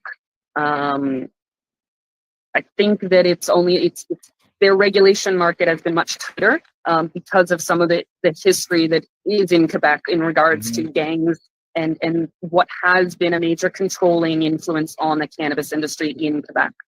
Yeah, I think their stores are provincially run stores. They're not privately run, as well as their age. I think 21. You're right. They did. They raised their age to 21, and it's 19. I think everywhere else in the country. And get this, everybody. They even have as far as I know, it's still in place. You can't sell a shirt with a cannabis leaf on. Yeah, that's still a law in Quebec. You can't sell a shirt that's got a picture, a drawing, a piece of art, a piece of freaking art on what? Yeah, all of their bongs still say for tobacco use only. No wonder some of these Canadians want to be our 51st state, man. They get their free speech back. I hope you know that when that happens, Jennifer, you're going to have to learn how to speak English. Yeah. Canadian, right? I love the way these guys say anything that's OUT, though. Out, about. I keep trying to do that myself. I can't pull it off. And when you become our 51st state, when you become our 51st state, your laws don't improve automatically. Where you guys learn how to spell neighbor and stuff like that, you know?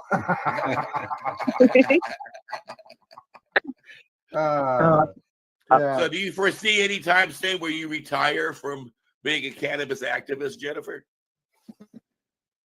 Oh gosh, I don't have any plans to. If all of a sudden they fixed everything that I see as a problem with the world, then I would have to retire. So I'd love to, but I think that there will always be a space outside of the regulated market in Canada, because that's where Pixies Collective is operating right now is technically outside of the regulated market. We are partnering with as many brands as we can, which include independent operators, Indigenous folks, regulated market companies when they're able to and available. We really want to connect all the avenues, all of the aspects of the cannabis industry. It's hard. There's a lot of animosity between the regulated market that consider themselves the legal market, and then the unregulated, the Indigenous, and the independent producers, like people like myself. I have the original MMAR certification as a producer, so I'm a licensed producer for myself. And that was kept in place through the Allard injunction, which is a Supreme Court case that we won, and it allows me to produce and share and sell my medicine to other medical patients that have a need. So what I'm doing by sharing my medicine with other patients is not illegal. However, it's not recognized by a lot of the industry leaders that consider that to be the gray market still. But there's still so much of a need for that, because there's so many patients whose very specific strain needs aren't being met by the regulated products. Even people like Liam, who we talked about earlier, Bedrocan had been his supplier for, I think, 6 or 7 years. They had an oil that was very effective for his condition. Unfortunately, they determined in 2019 that it was no longer a viable financial decision to continue making that product. And so they stopped. They don't know how to sell. They don't know how to sell. I got a question for: how did you become a licensed producer? I mean, did you have to pay a lot of money, take classes, go down and promise the government that you never sell it to anybody other than? How do you become a licensed seller? I mean, you just I got pot. Nowadays it's a lot different. What happened in my case was that the laws in 2010. They wanted to change how their the federal medical policies were done, and they decided that they would change the entire program, and that patients would no longer be allowed to grow for themselves. And we said that's unacceptable, and here's all the reasons why. And we took it to the Supreme Court with a person named Neil Allard as the forerunner, and we won that case, stating that our rights to grow our own medical cannabis were grandfathered in, despite the changes that the new program was making. So the way that they worded that decision was that we were licensed producers, and then when they changed the laws in 2018, they used the phrase the only entities that are allowed to legally sell cannabis are licensed producers. Here I am, a licensed producer. We all receive, when you apply, you receive a license to produce cannabis.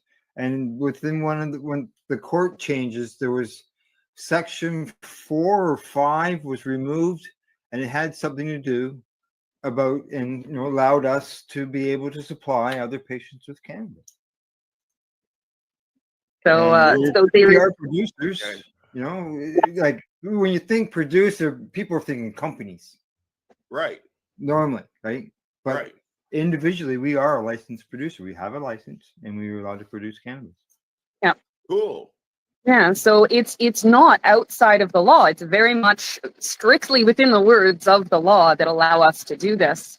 But it's not recognized by some of the larger entities, the Tweeds and the Bedrocans and the Mendos of our world.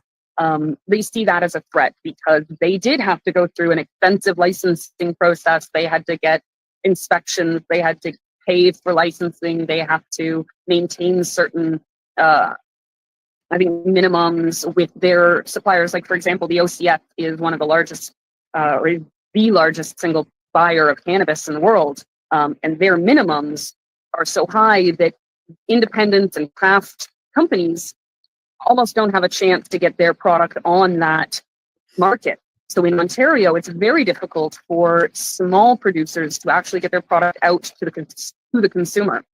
Yeah, we're having the same problem down here. But let me go back to your court case, may I? Yeah. Yeah, you made a great statement. I want to know how you did it.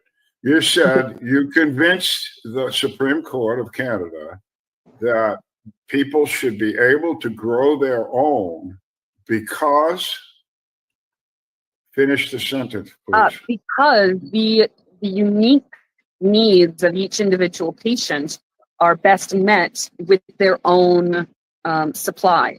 So many patients have spent years going through seeds, creating genetics and breeding their own genetics to create strains that truly met their individual needs, whether it be someone with MS or someone with diabetes or someone with mental health issues.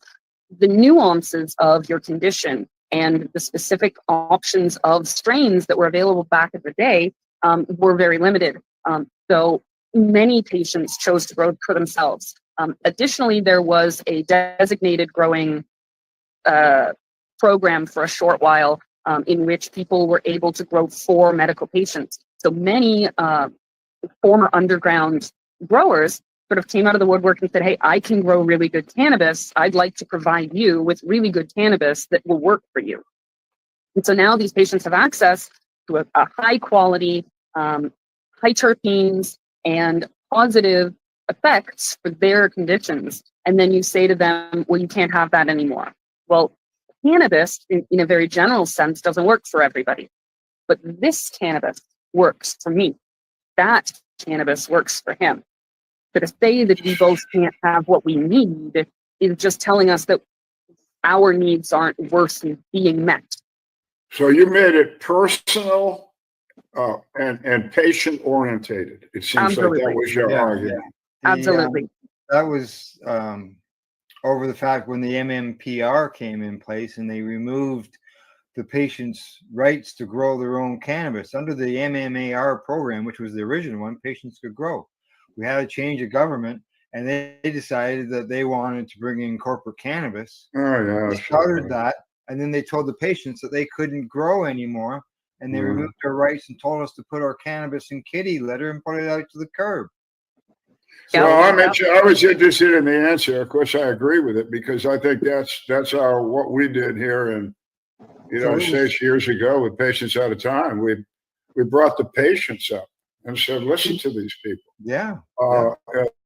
And that broke the ice. It really did. So apparently that was a very effective maneuver argument with your court. Was the decision pretty unanimous?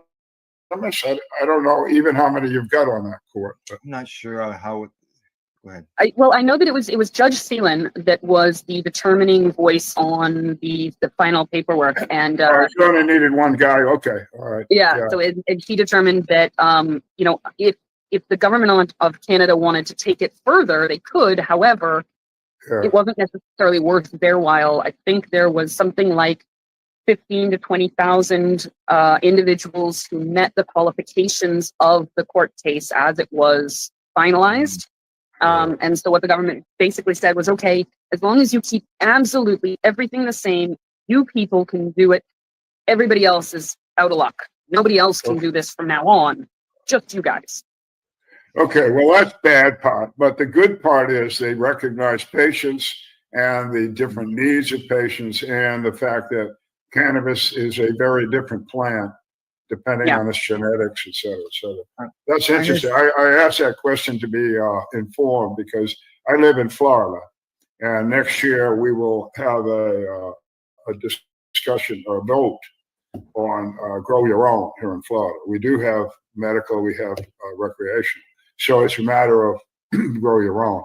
And your argument is very persuasive, and I'm going to talk to my Florida cohorts and see if we can push that a little bit.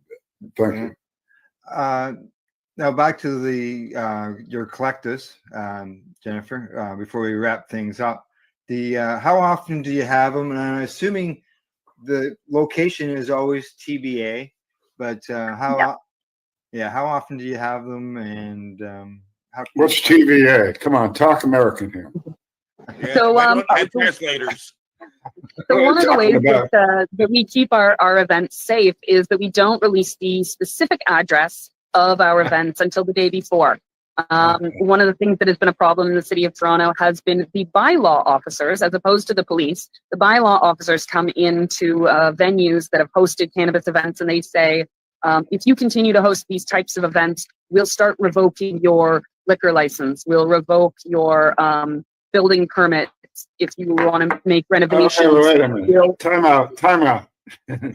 United States citizen. What is this? What is it? A bi what? What are they? Is that some sort of male-female thing, or what is that? So cities in Canada, municipalities have their own series of laws. We have the federal laws, we have the provincial laws, and then we have the municipal laws. And most of those are enforced by not police officers, but a secondary form of law enforcement that are known as bylaw officers. So they're the ones that will give you a ticket for not wearing a helmet if you're a bicycle, or like riding a bicycle in traffic. They will. They're the ones that restaurants, if they have their safe food handling, things like that. They check businesses to make sure businesses have licenses to operate in the city. They check taxis. They do those sorts of things. Most of what they do is to fine the public. They're the local busybodies, then, basically. Yeah, They're the local Karens. It's about gaining fine money for the city of Toronto because you're doing something the city of Toronto doesn't necessarily like. Okay. All right. So we've had, and not just us, but many of the events that get held in the city, there's a few locations that are sort of brick and mortar shops that still appreciate making these types of events happen, and they have been approached by bylaw officers threatening their landlords with tickets and fines and things. So as a result, we don't release our exact locations until the day beforehand. We host about 10 markets a year. Our next dates are June the 1st and July the 6th. July 6th is going to be really big because it's just ramping up towards 7/10, which is the new 420 for anyone who doesn't know, the dab holiday of the year. So we're going to have a big event. What is 7/10? Why is that? I don't understand. I don't get it. So 7/10, when you flip it upside down, it reads oil. Like 710 becomes OIL. And so that's like the when dabs and concentrate use became more of a popular thing. Someone out there decided that the dab people needed their own special day along with 420. And so 7/10 was born. And now there's people who some say it should be July 10th and some people who say it should be October 7th. Here in Canada, we celebrate it in July because it's warmer out. And in October, it's bloody miserable to have a party outside. So I get it, kind of like Bob. When you turn it upside down, it spells Bob. There, yes, the calculator. It's the calculator, oil. October, yeah, that's when all the Canadians show up down here in Florida. Is October. They're getting out of Dodge. No one wants to be up here anymore. So yeah, they say that. They come over. It's cold. So we're definitely hoping that we'll have them in. We'll have something in August, something in September. I'm sure we'll have a Christmas market as well. But you can follow us on Instagram to find out all the details. We are at Pixies Collective, and we drop all the info through Instagram and our Facebook as well. And we're working towards having more advertising out there, be it through episodes like this, through various podcasts, and just trying to get the word out there in all the different forms of media for people to know that there is a community out there, and we love you guys. We love everyone, and we want everyone to come out and enjoy the community, enjoy the diversity that our community has, because that's one of the other great things about cannabis. It's not just one type of person who uses cannabis. It is every type of person. We've had our 420 event actually made it to the news, and by the end of the day, we were having people who are coming there who barely spoke English, but they were like, "We heard cannabis was here. Let's go cannabis. We're here in Canada. Let's go cannabis." Yeah, And it we were was like, on City. that's what it's all about. I think Well, we certainly enjoyed having you here today. Thank There you. was, other than not understanding Canadian a couple of times, it was really informative. But my personal thanks. And if I can help you somehow with the educational side of what you're trying to do, give me a call. Well, your book would be absolutely amazing resource for places like Seneca, because again, there's no textbooks. So when they asked me for a book list to give to my students, I said, well, I've got a huge list of useful books, but none of these are textbooks. And they said, okay, well then we'll just host a book night or something. And I was, all right. So that is one of the things that I did in my class was I encouraged every student at the beginning of each class, every student was to bring in a book or to tell the class about a book or a pamphlet or something they read about cannabis. And the incredible diversity that we got through all of that was amazing as well. Everything from, Mummy's Funny Medicine to Coppert growth, bug, and pest management book. And just the ideas that sort of expanded from that. Oh, this book is about cannabis because it's about growing, or it's about using bugs, or this one's about living soil, or this is we had someone brought in The Emperor Wears No Clothes, which is amazing. I was like, I haven't seen this book in years, And it was a great way of getting people engaged in how they can further their own learning. And I think a book like yours would be so important, especially for the medical community, to learn why it's so important that they learn about these different parts of cannabis therapeutic use. There you go. Yeah, exactly. I remember when The Emperor Wears No Clothes was the only book on the market that talked about the history of cannabis, the medical value of cannabis, and the wonderful things that can be done with cannabis. And they tried to silence that book. They tried to silence the author of it, Jack Hare. But if anybody ever had a chance to meet Jack Hare, you knew he was someone who could not be silent. No. And we're all grateful for it. Yeah. Yes, we are. Yes, we Now, are. as we told everybody at the beginning of the show, I don't know, you guys got any more questions for Jennifer? No, we're good to go here. We need this lady back, though. Okay, we can arrange that. We can arrange that. Yeah, we have more to do here with Canada. We do.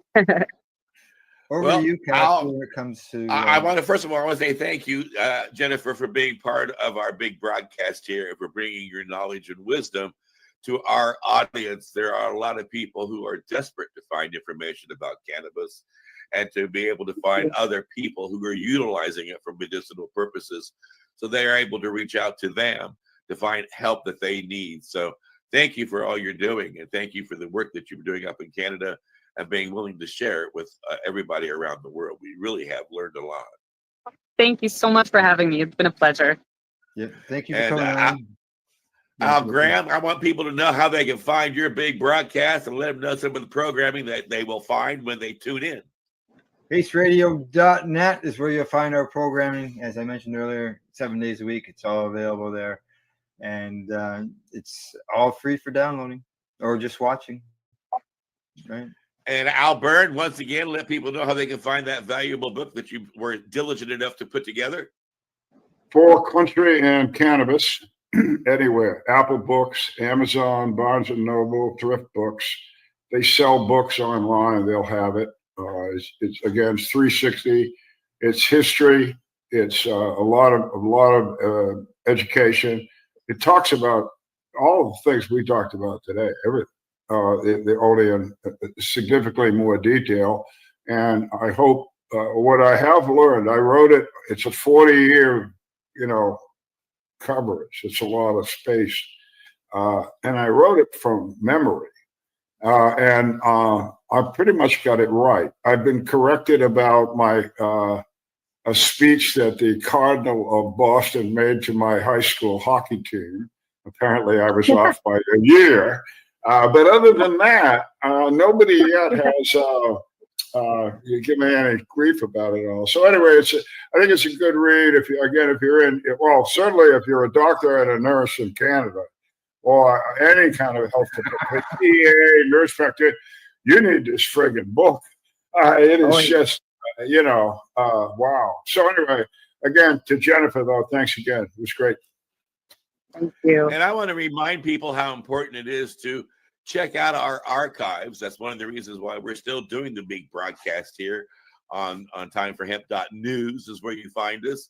And our archive is full of all kinds of valuable information from doctors, lawyers, patients, and business entrepreneurs who have been working to bring information about how wonderful this plan is to the forefront and make it possible for people to have it. So please go to timeforhemp.news.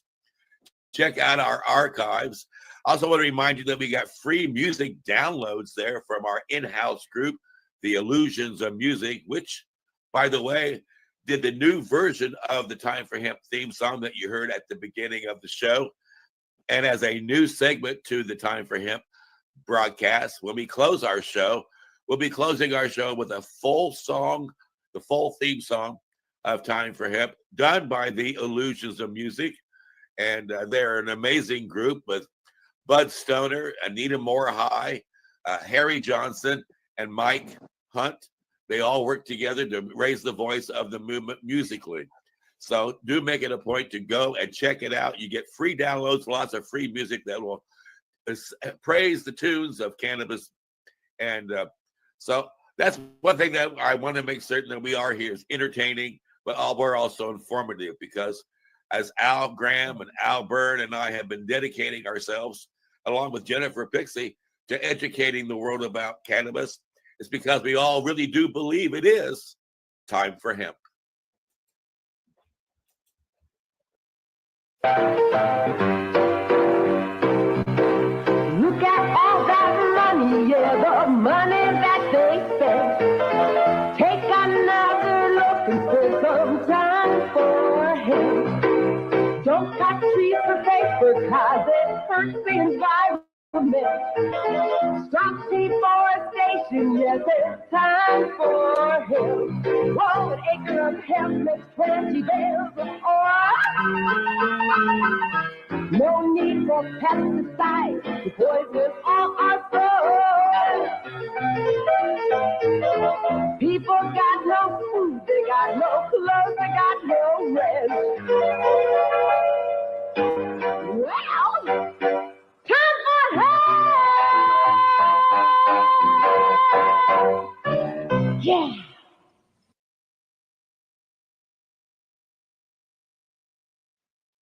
Time for Hemp is a Pace Radio Network content provider. You're listening to the Pace Radio Network here at paceradio.net.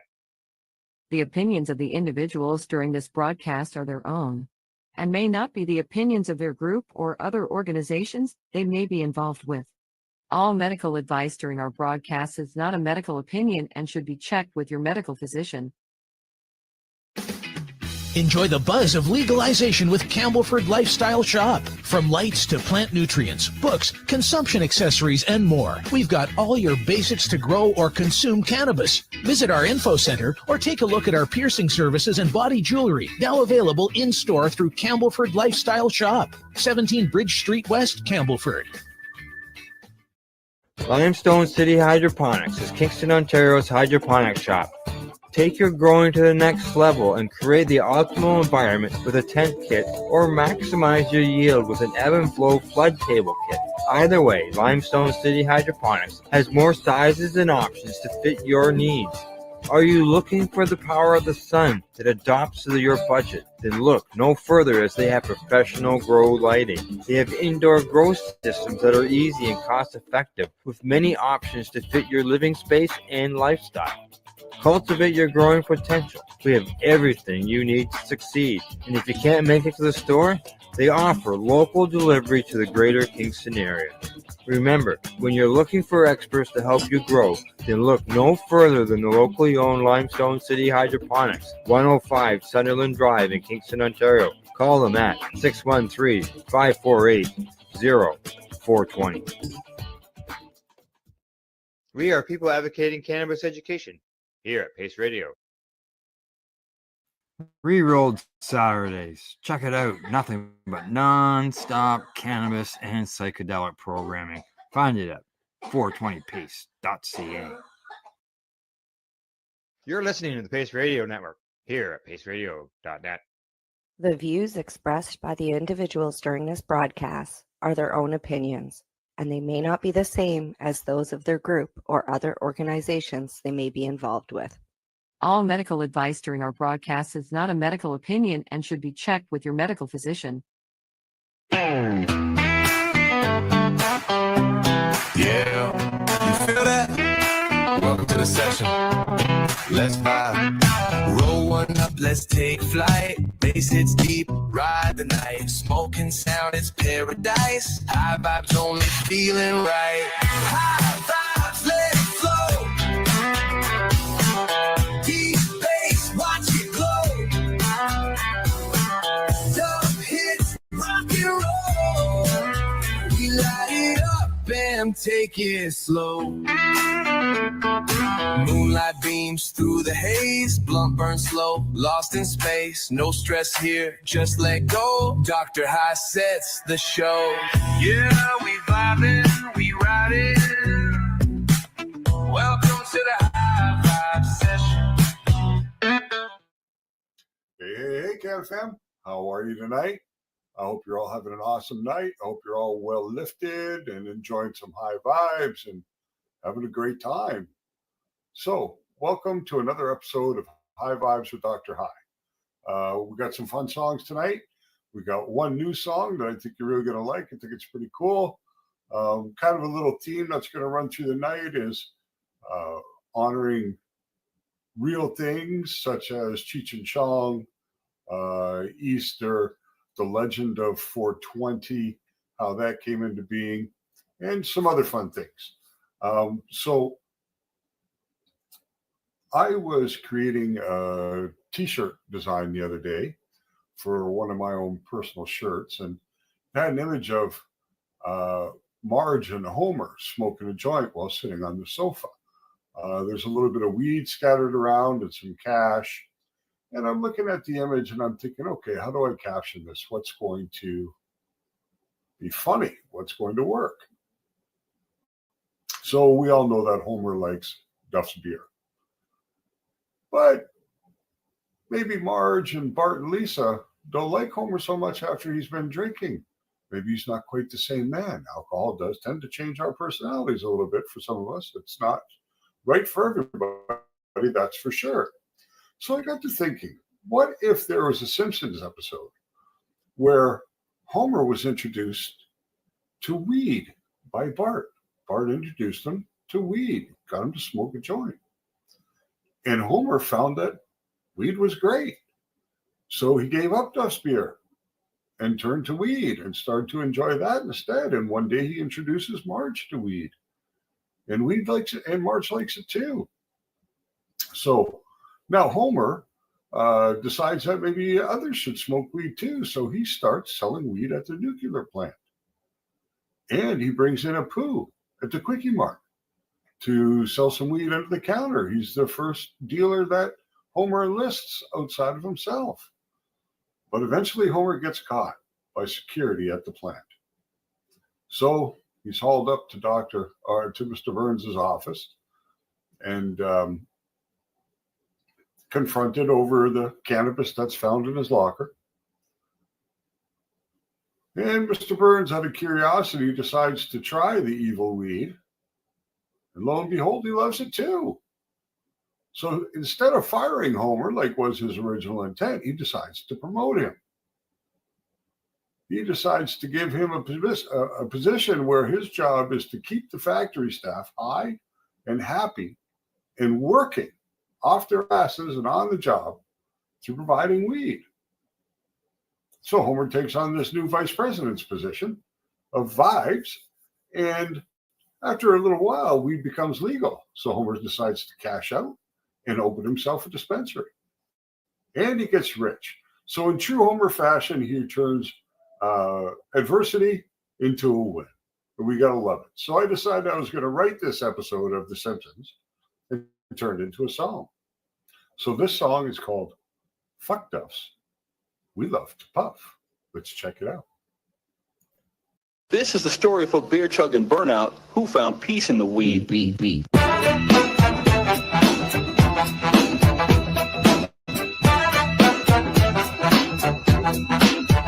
Homer's drunk, passed out again. Beer cans spilling by the bin. Marge is done, kids all pissed. Yo, try this. He sparks a joint, takes a hit.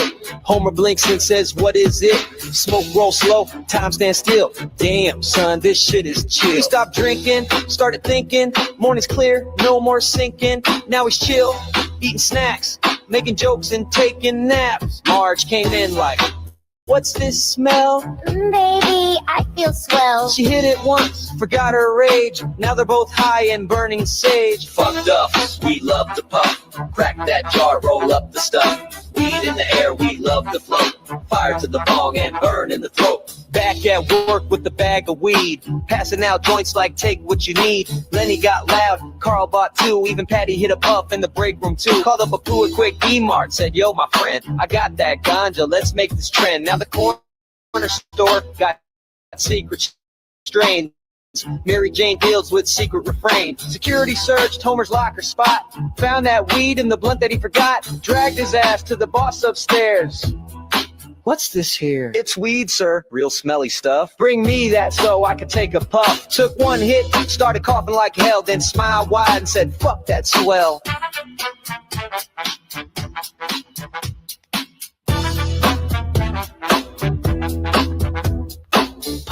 Profit, peace with weed. Ganja is a plant that can't be beat. High as hell with a stoner's grin. Even boss burns wanna blaze again. He kicked back with his eyes half closed. Said, damn, this weed's got me stoned. I ain't felt this good in years. Homer, your punishing is a new career. He tossed him a golden pass. Keep this place high and off its ass. Break room stocked with edibles now, and he's the boss of the heady crowd. Fucked up, we love to puff. Here to heal is the real stuff. Weed in the break room, snacks on deck. VP a vibe, show some respect. Then the law changed, weed went wide. No more secrets, no need to hide. He cashed in, got a license quick. Set up shop, made the whole town lit. Named it the Nuke, it's loud as hell. Pre-roll packs and turpin sell. Marge made edibles, Bart rolled bats. Even Gramps trimmed buds in a stoner hat. Now Homer's rich, but still laid back in a tie-dye tee with a weed leaf hat. Town's all chill, no fights, no stress. Even the principal is feeling blessed. Church boy got high and forgave his foes. That weird little kid sees rainbow flows. The cops stopped tripping, the bar found peace, and he just smiled. Weed brings us peace. Fucked up, we love to puff. Weed brings peace, we love this stuff. Fucked up, we love to puff. Weed brings peace, we love this stuff.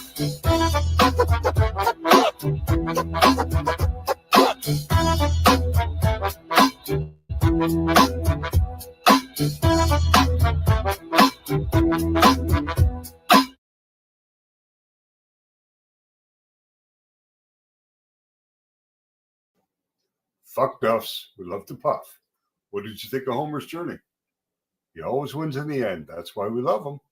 That's The Simpsons, and that's the episode Dr. High would have written. So hopefully you had some fun with it. All right, moving on to a little more stoner comedy, legendary, in fact. The next song was a tribute I wanted to do to Cheech and Chong. Of course, they've been leading this community since the 70s. My first experiences with cannabis culture was listening to Big Bamboo on vinyl records back when I was like maybe 11 years old. Yeah, it was so funny. We were in my buddy Dave Soren's house basement, listening to this Cheech and Chong record over and over and thinking it was so funny. Of course, we knew a little bit about what marijuana was, but we had yet to try it. But it wasn't long after that I tried it for the first time, and I never looked back. I've been getting high since 1978, and I'm going to get high until I die. But Cheech and Chong has always had a great influence on my life. I always loved the music, always loved the comedy, and I always loved the movies. And I wanted to do a little tribute to them because after all these years, they're still smoking. Hey, man. You ever wonder how two guys with a joint and a mic changed the whole damn world? Yeah, me too. Let's light one for the legends. Back in the day, they blazed a trail from scratchy vinyl to Hollywood tales with a van made of dreams and smoke so loud they turned every giggle into a cannabis crowd. Still smoking, still joking, legends of the leaf turning clouds of haze into comic relief. From coast to coast, their names still ring. Two stoner kings that made the whole world sing.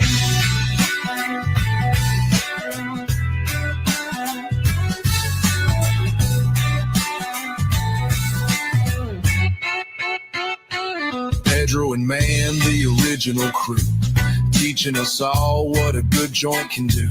With every sketch, every tune, every line, they showed the world how to laugh and unwind.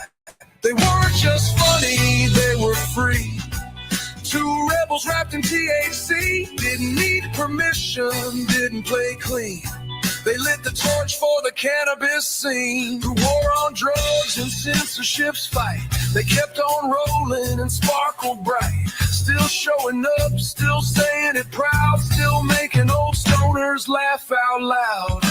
Still smoking, still joking, never gonna fade. OG prophets of the Green Crusade. With love and laughs, they broke the mold.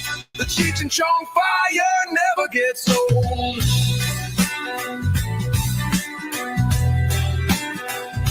So here's to the ones who passed the flame, who gave stoners everywhere a name.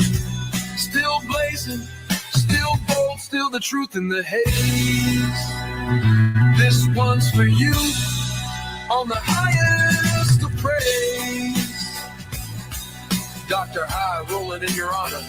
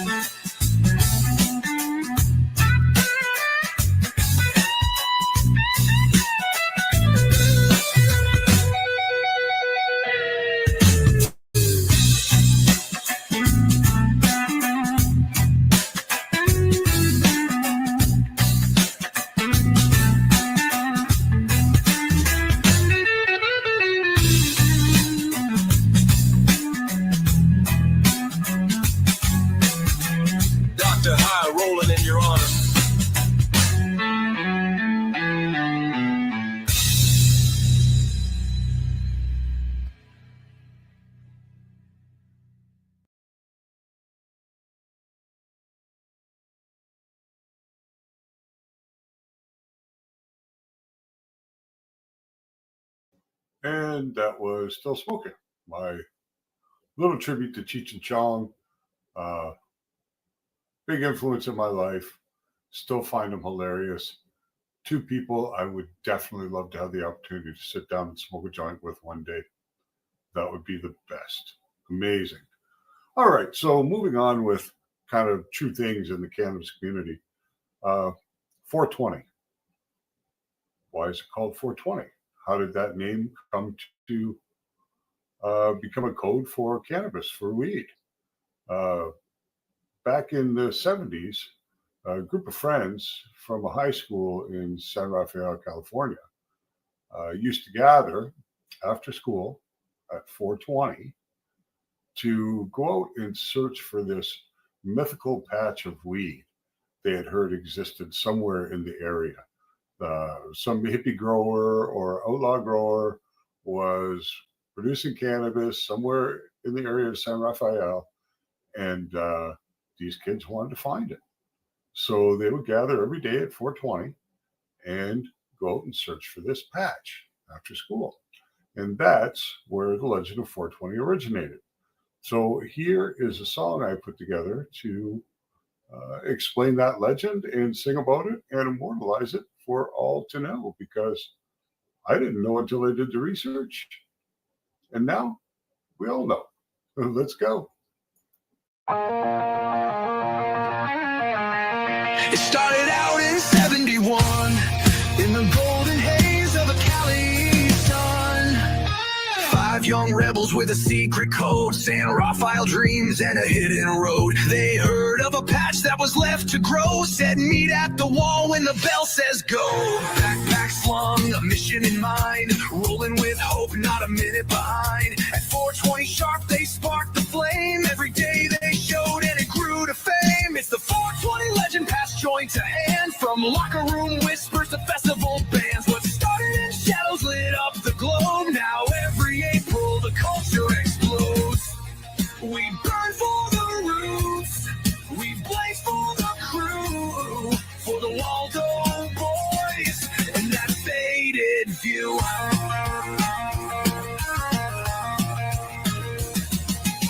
They never found that hidden grove, but what they sparked began to grow. Through deadhead bands and college town nights, the code spread out like firelight. From Cali to Amsterdam, coast to coast, they didn't even know what they birthed the most. A number, a moment, a ritual spark. Now the whole damn world blazes after dark. It's the 420 legend from hand to flame. Not just a number, it's a righteous name. What started with laughter and teenage pride now fuels a movement that won't be denied. Light it with purpose, roll it with pride. For the freedom we fight for on the cannabis side.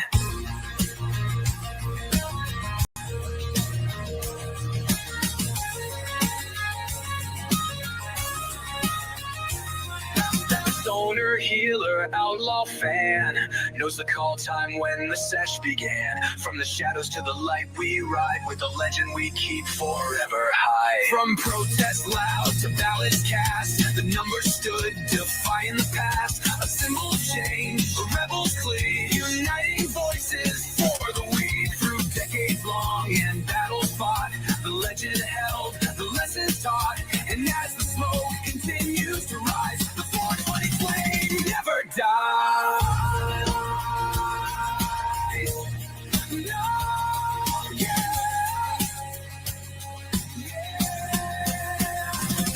It's the 420 legend now etched in stone. From San Rafael to every home, we blaze with respect for the sacred time, for the smoke that rose and the rat rhymes. Under high road state, put the wall to flame. Now we all show up at 420, same.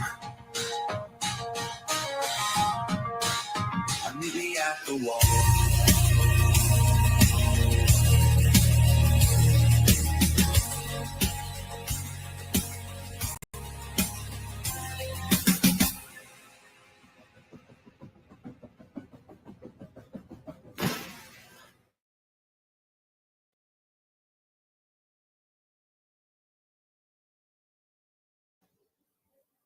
And that was The Legend of 420, how 420 became synonymous with weed and cannabis. All right, so next song, moving on with our tribute type music tonight, or music to define real events. RSO Saved Me. So Rick Simpson discovered that RSO had great potential when he had skin cancer. He prepared the concoction using actually naphtha and cannabis and taking it down to make a real concentrated oil, RSO, and put it on the cancerous lesions topically and had some incredible success, and went on to help many other people have success also. And because of the importance of RSO and Rick Simpson himself, I wanted to create a tribute song dedicated to what he was able to achieve, and sung from the perspective of two individuals, a man and a woman, who found RSO and found a better quality of life through its inclusion in their lifestyle and in their treatment against their own personal battles. So here we go. RSO Saved Me. Let's check it out.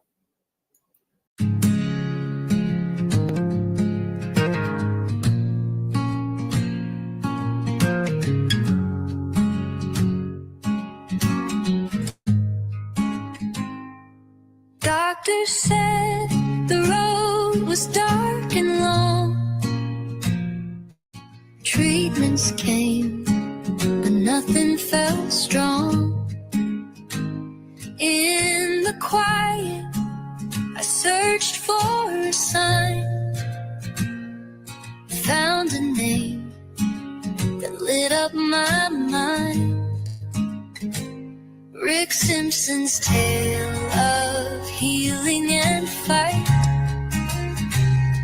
A humble man bringing shadows to light. From the earth, an oil so pure. Whispers of a natural cure.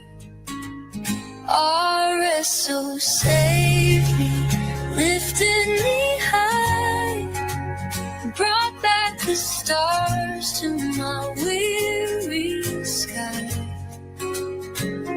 From the depths I rose anew, grateful for the gift of this healing. Each drop a promise, each day a song. Felt my body growing strong. Nausea faded, appetite returned. In the gentle glow, my spirit burned. Skeptics question, but I believe in nature's arms. I was relieved. Rick's own journey paved the way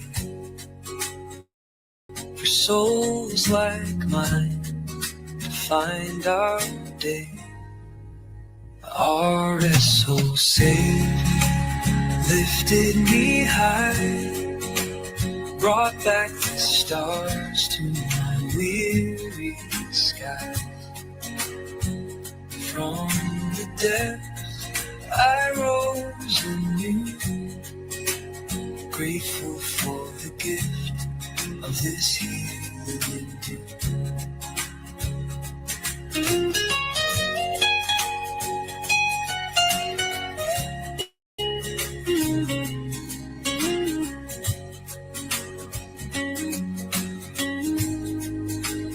Now I share this story of mine,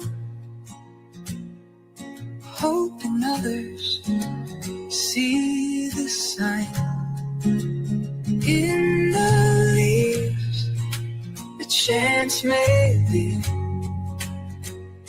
for healing, hope, and harmony. RSO saved me, lifted me high, brought back the stars to my weary sky.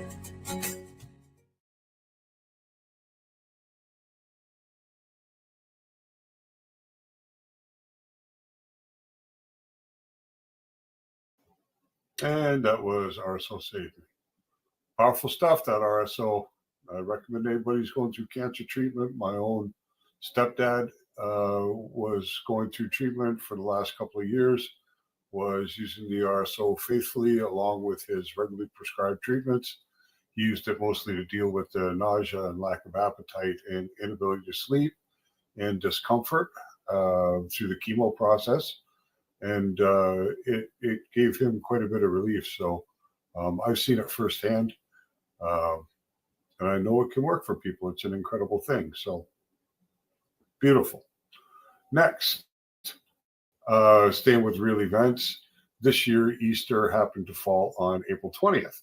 420 and Easter coincided.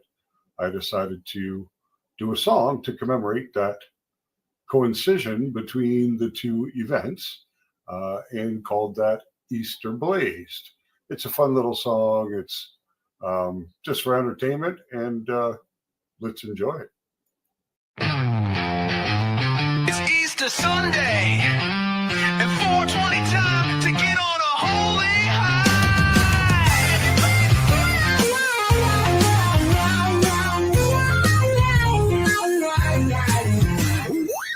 Woke up up to the sound of the oven click. Grandma baking cookies with that special mix. Found a note from the bunny on the fridge. It said, "Follow the smell, fam. I left you a bridge." Slid on my sandals, grabbed my vape. Mama said church. I said I'm late. My bag is full, the day's divine. Got my chocolate eggs and I'm smoking lemon pie. Easter glazed, rolling with the bunny gang. Smoking out the basket, jelly bean slang. Carrots dipped in can of butter glaze. Hallelujah, we Easter blazed. Hide the eggs and pass the pipe. Gospel hits different when the joints roll tight. From sunrise smoking to the backyard haze. Happy 420, y'all, we Easter blazed.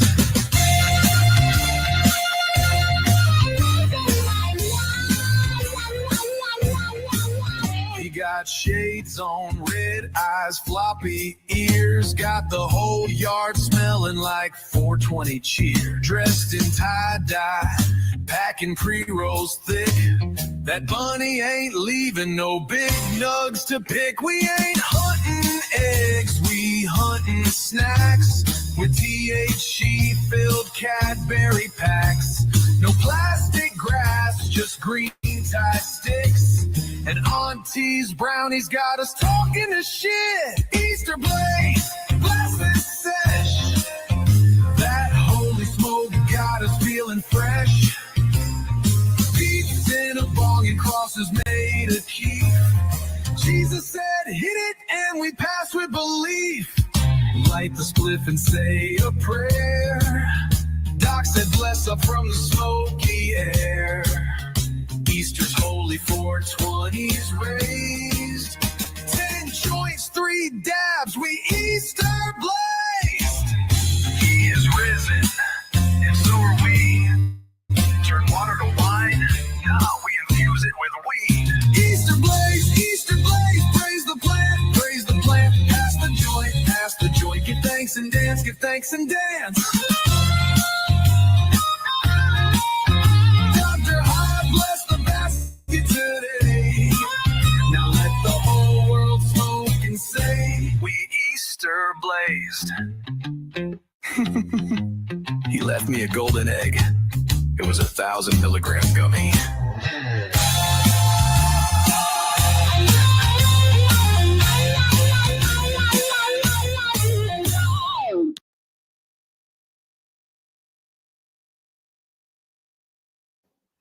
And that fun little number was Easter Blaze with our stone little bunny and grandma making brownies in the kitchen.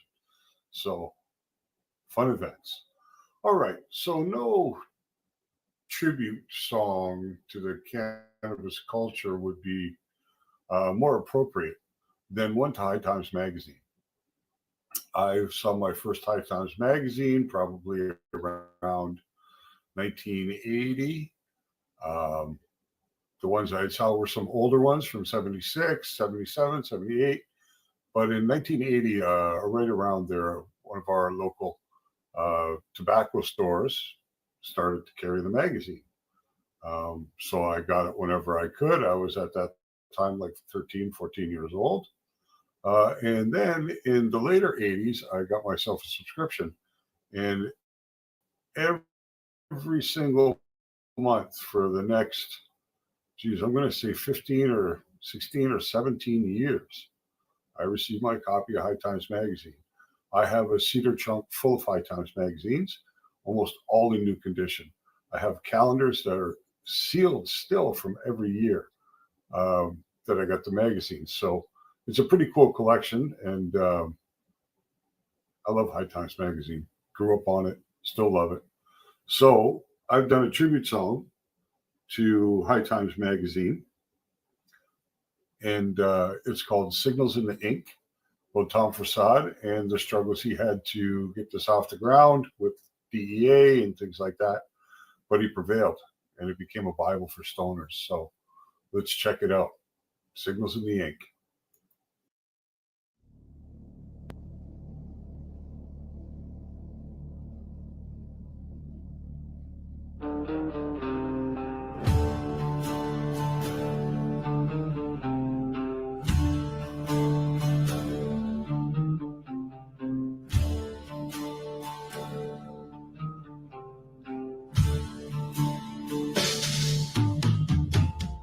74 behind the veil. A scribe who smoked said truth to the tale. Tom for safe lit the rebel light. Printed part leaves in the dark of night. He saw a culture battered and bruised, who sadly knew the plan could not be used. It had to be praised, held high and true. So it built a pulpit before filling the pews. Folded pages, bold and wise. Cannabis text in a paper disguise. Smoke signals in ink, undercover divine. High times called the path in the margins of time. Not just a magazine, it was a beacon and a spark, keeping cannabis lit in a world of dark.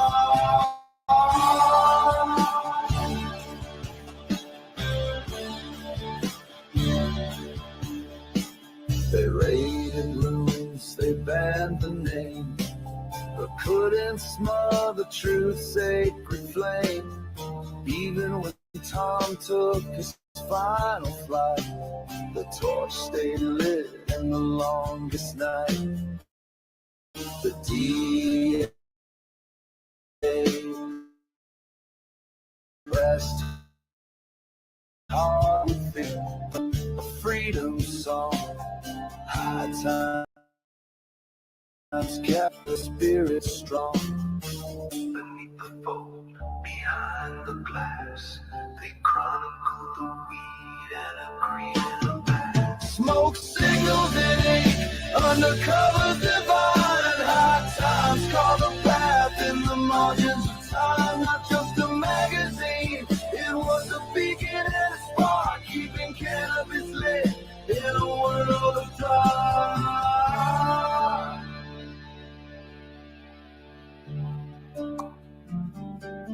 Where others saw just a weed, they saw a ritual, a medicine, a movement. They whispered through issues and shouted through the haze. Let the people know the plant is sacred.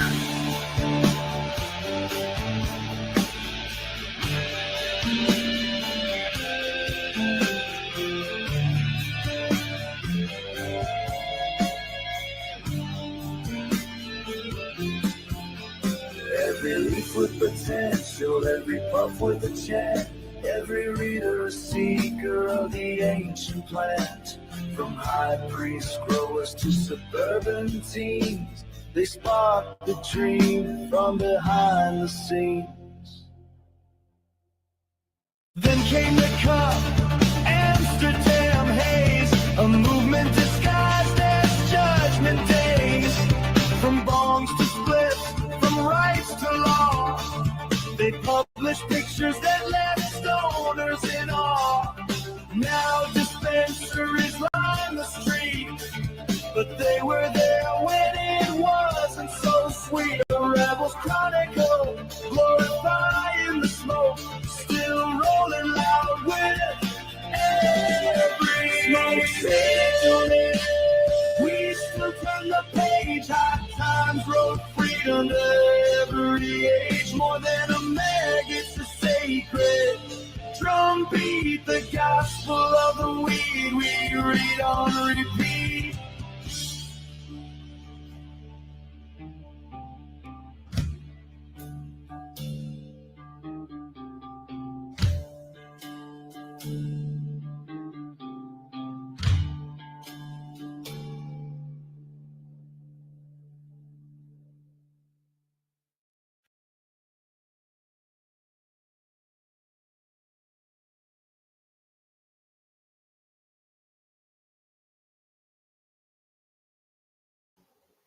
There we go. Signals in the ink. High Times Magazine. Best there is. Let's see if Josh Kesselman can rescue it. Okay, so you may have noticed the Dr. High 420 Anthems playlist card that appeared after that song. It's really the ultimate cannabis music collection. Every weed song I can find on Spotify adds that playlist, along with all the Dr. High music. So you can shuffle it up and get some Dr. High and get a lot of hip hop and Los Marijuanos and Muxtiki and a lot of people that are notorious for cannabis content in their music. That's the only criteria that it takes to make it onto the Dr. High 420 anthems, is it has to be about weed. It's free on Spotify. You can go and just listen to it, and great for parties, great for events, all kinds of stuff like that. So check it out when you have a chance. All right, next song, another little tribute, but one I played around with, more like a parody for Back to the Future. This one's called Baked to the Future. And it's a fun little number. So here we go.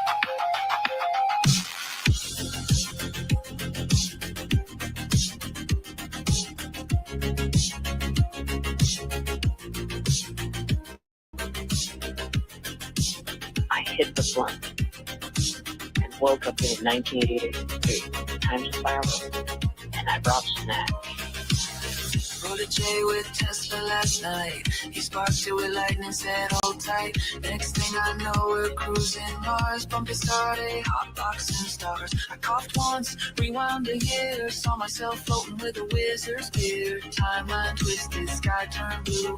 We'd open portals, who the fuck knew?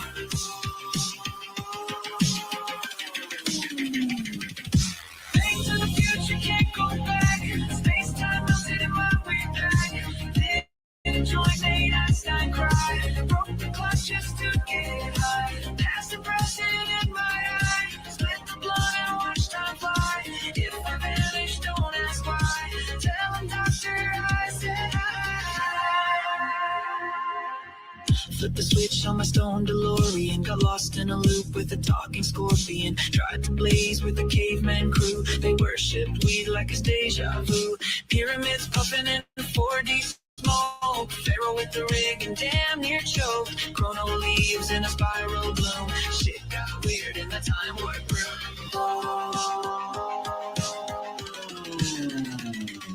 Back to the future, can't go back. Space time melted in my way back. Joint made Einstein cry.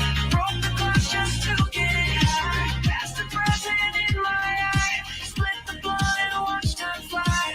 If I vanish, don't ask why. Tell him Dr. High said hi. Punches are legal. Punches and gravity with a bomb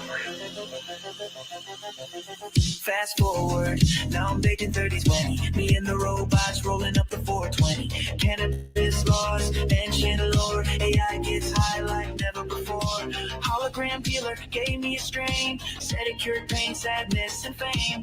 Opened the wormholes on my past self. Wave lit a joint in the cave. Weed history is safe.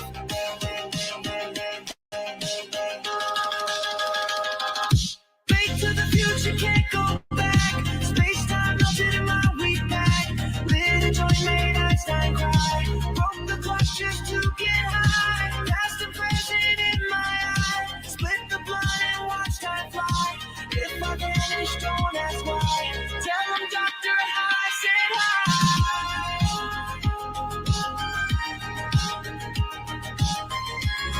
And that's how we did it.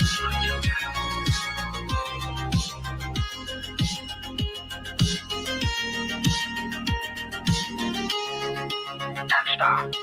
wherever the weed hits hardest.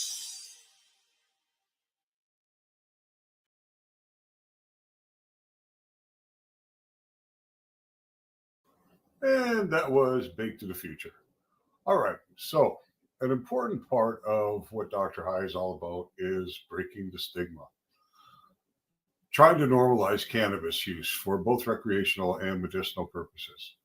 I am a huge believer in what it can do, and that's because I have talked to hundreds and hundreds and hundreds of people about their experiences with cannabis. And many of those people use it for a medicinal reason and have found incredible results.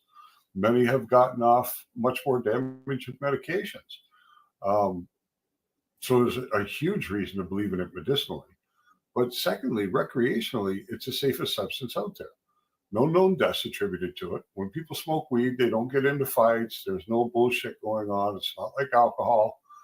It doesn't cause social harms like heroin and cocaine and things that become physically addictive. Although for some people, there's a psychological component of addiction that goes along with cannabis use. It is by far in the minority of users that experience this. So although it's something to be aware of, it's not really something to be very concerned about. So breaking the stigma is what Dr. High attempts to do on a daily basis, both through the music, through my art and designs, and through the beginner's guides to cannabis and specific medical conditions that I have published on Amazon. So the next song is called Fuck the Stigma, Let's Get High. And it's an anthem designed to promote the benefits of cannabis and to rally around in order to help break the stigma. So join with me and play this song loud wherever you go.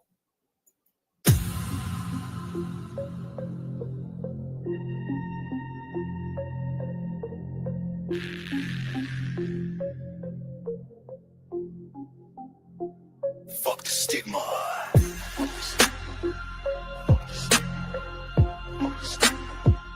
Fuck the stigma. Let's get high. They said it made me lazy, made me dumb. Told me I'd never be shit, just another stone bum. But I built my brand on rolled up truth, raised on grow lights, grow weed to the roof. They whispered pothead like it's a curse, but I flipped that word and wrote a verse. I don't need your fake ass size. I'll take a rip and watch you lie. Fuck the stigma, let's get high. We ain't gotta justify. Light it, let's go to the skies. Fuck that joint and fuck the lie. We're not broken, we're not wrong. This week made us hella strong. Burn the shame, let it fry. Fuck the stigma, let's get high.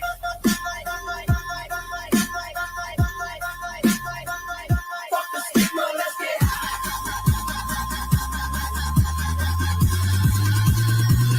Got my Dr. High hoodie on, head held proud. I'm a blunt in a boardroom, loud in the crowd. This plan saves lives and opens eyes, but they still feed fear and corporate lies. Label me lazy, nah, I create books, beats, and fire ass plates.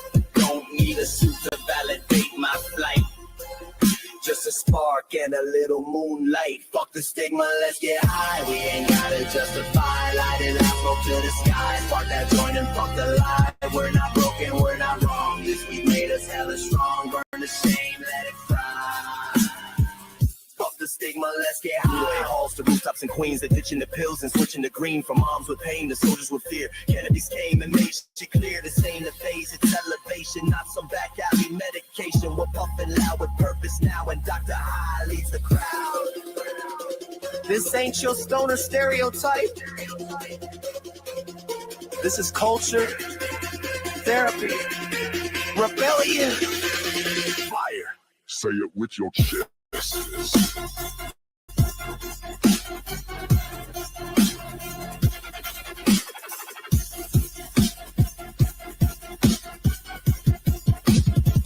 Fuck the stigma, let's get high. We ain't gotta justify. Light it up, smoke to the sky. Spark that joint and fuck the light. We're not broken, we're not wrong. This week made us hella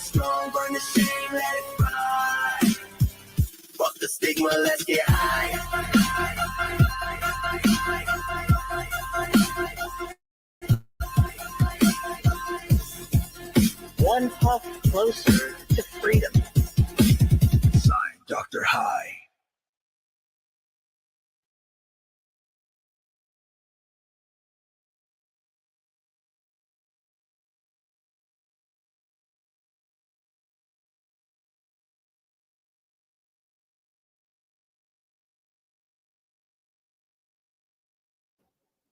So say it loud and say it often. Fuck the stigma. Let's get high. Okay, next song. I was sitting around playing with ideas on what to create, and Wake Me Up Before You Go Go from Wham came out sometime in the 80s. I think I was close to the end of high school when it came out. Came on Spotify while I was working on the computer.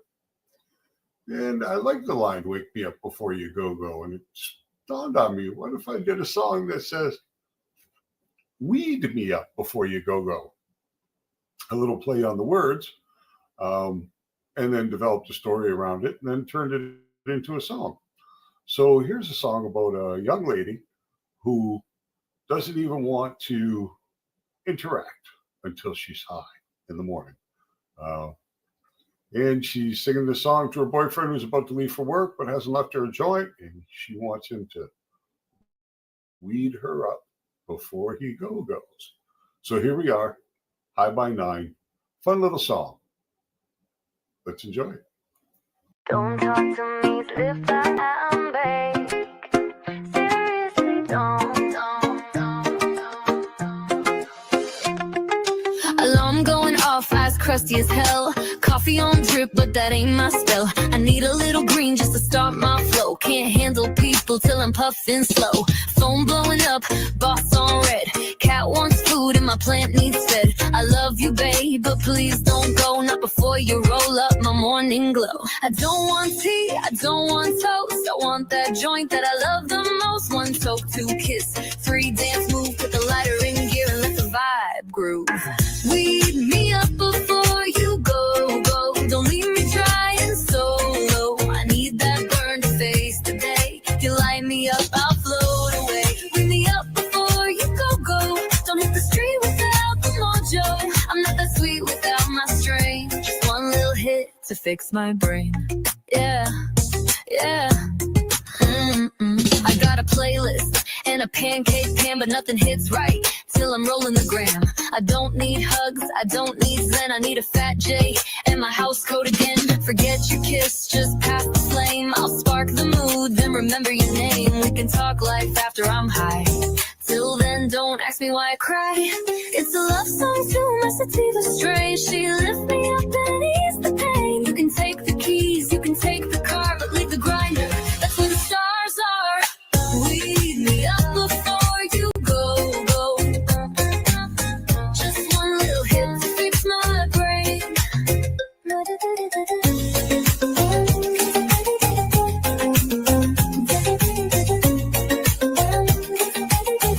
You didn't light it, so I quit my job.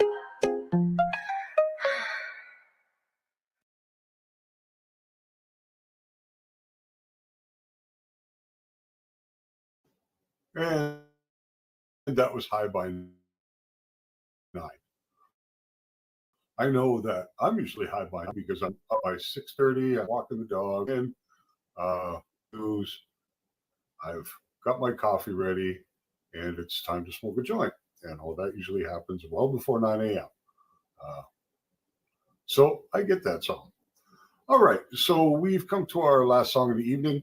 For those of you that don't know what Dr. High is all about, Dr. High is a cannabis lifestyle brand that started off with preparing 27 beginner's guides for people with different medical conditions who were interested in learning a little bit about the potential of cannabis therapy to be included in their healthcare regimen to perhaps improve the quality of life they were living at the time. That's where it started. I had to design art for the book covers. That became kind of popular on Facebook. That led into me creating more cannabis themed designs, which led to opening an Etsy shop with art and apparel and coffee mugs and over 600 original cannabis themed designs there currently. And then looking to begin to promote Dr. High AI Haze on Etsy, I started playing with AI music creation to put together little promotional ditties. But I found the AI to be pretty cool. And I thought, what a great way to connect with the cannabis community. To start creating music that nobody's ever created before, all about weed, only about weed. These songs are about weed first and foremost. The intention is to bring educational content, historical content, cultural content, entertainment content, and everything surrounding the weed community, the cannabis community, because that's a community I'm a part of. That's a community I'm passionate about. And that's a plant that I want to advocate for every day that I'm alive. So, Dr. High, I created the first AI song. It was called Elevate the Mind. And I've used that song to showcase what Dr. High does. So, for our final song of the night, Elevate the Mind, let's check it out.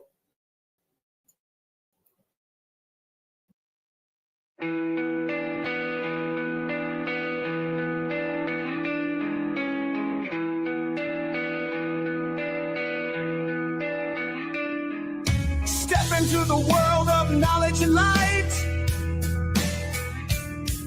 where cannabis wisdom shines so bright. Education, advocacy, breaking the chains. Dr. High's here to spark up your brain. AI haze in the digital sky, crafting designs that'll catch your eye. Books on the shelf, knowledge in sight. Dr. High's mission, ignite and unite. Rise up, light up, open your mind. Cannabis truth no longer confined. From t-shirts to art, from facts to the page. Dr. High's leading the modern day wave.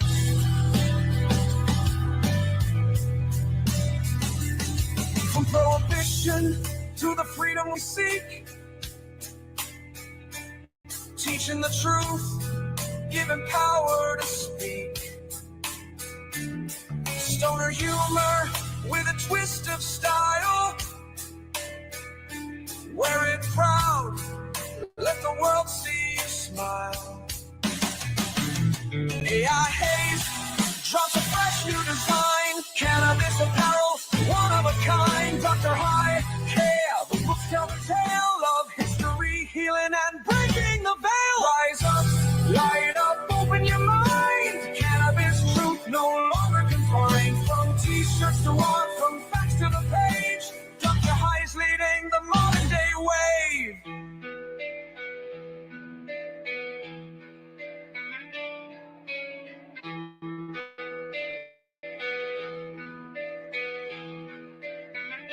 Rolling knowledge like a perfect joint. Stay informed, that's the point. Breaking stigma, lifting the haze. Join the movement, set minds ablaze. So light it up, take a step.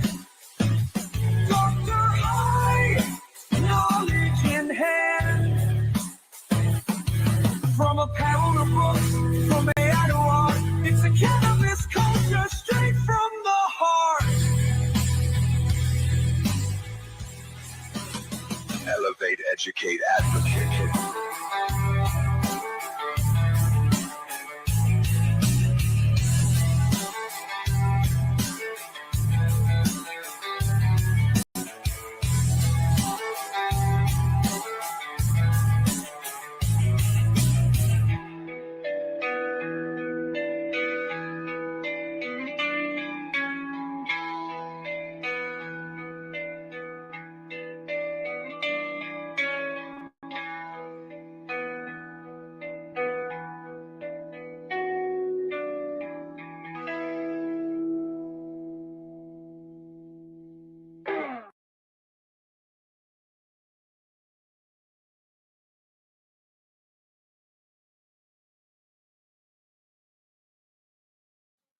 And that was Elevate the Mind, what Dr. High is really all about. So that brings an end to our show for tonight. I want to thank you for stopping in and spending your time with me. It's really appreciated. Hopefully you enjoy doing this as much as I enjoy doing it. Hope you like the music. And it's a beautiful thing, you know, to be a part of a community that shares in the same values that I do and enjoys the same culture. And I appreciate you stopping in. Once again, don't forget to check out Dr. High's 420 Anthems on Spotify. Currently over 7 hours of continuous music, all about the weed, many different artists, a lot of songs you already know. So check it out when you have time. So we'll be back again next week with a new episode. And I want to thank you once again for stopping by. I want to wish you high vibes. Stay lit, CannaFam, and we'll see you next week. Peace.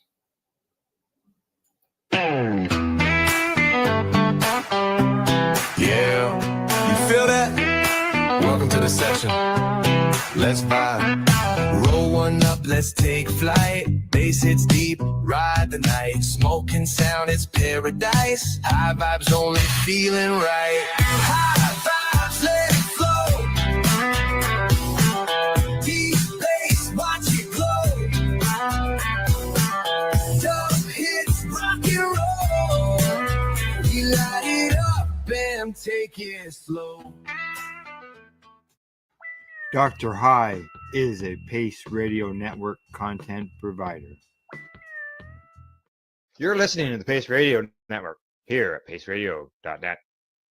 The opinions of the individuals during this broadcast are their own and may not be the opinions of their group or other organizations they may be involved with. All medical advice during our broadcast is not a medical opinion and should be checked with your medical physician. Enjoy the buzz of legalization with Campbellford Lifestyle Shop. From lights to plant nutrients, books, consumption accessories, and more, we've got all your basics to grow or consume cannabis. Visit our info center or take a look at our piercing services and body jewelry, now available in-store through Campbellford Lifestyle Shop, 17 Bridge Street West, Campbellford. Limestone City Hydroponics is Kingston, Ontario's hydroponics shop. Take your growing to the next level and create the optimal environment with a tent kit or maximize your yield with an ebb and flow flood table kit. Either way, Limestone City Hydroponics has more sizes and options to fit your needs. Are you looking for the power of the sun that adapts to your budget? Then look no further, as they have professional grow lighting. They have indoor grow systems that are easy and cost effective with many options to fit your living space and lifestyle.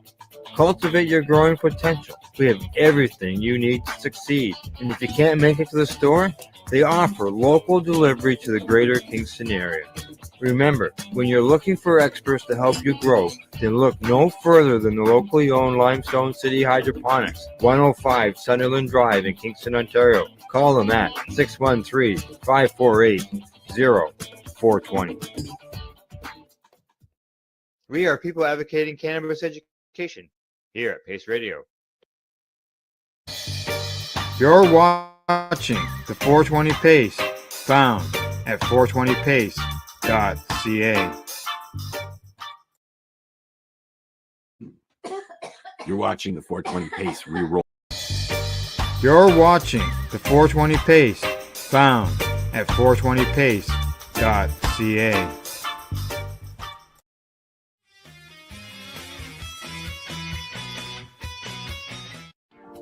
You've been watching Rerolled Saturdays. Thank you to our guests, our hosts, and our viewers. Up next, Rerolled Saturday Nighttime Edition. It gets started at 4 p.m. See you then.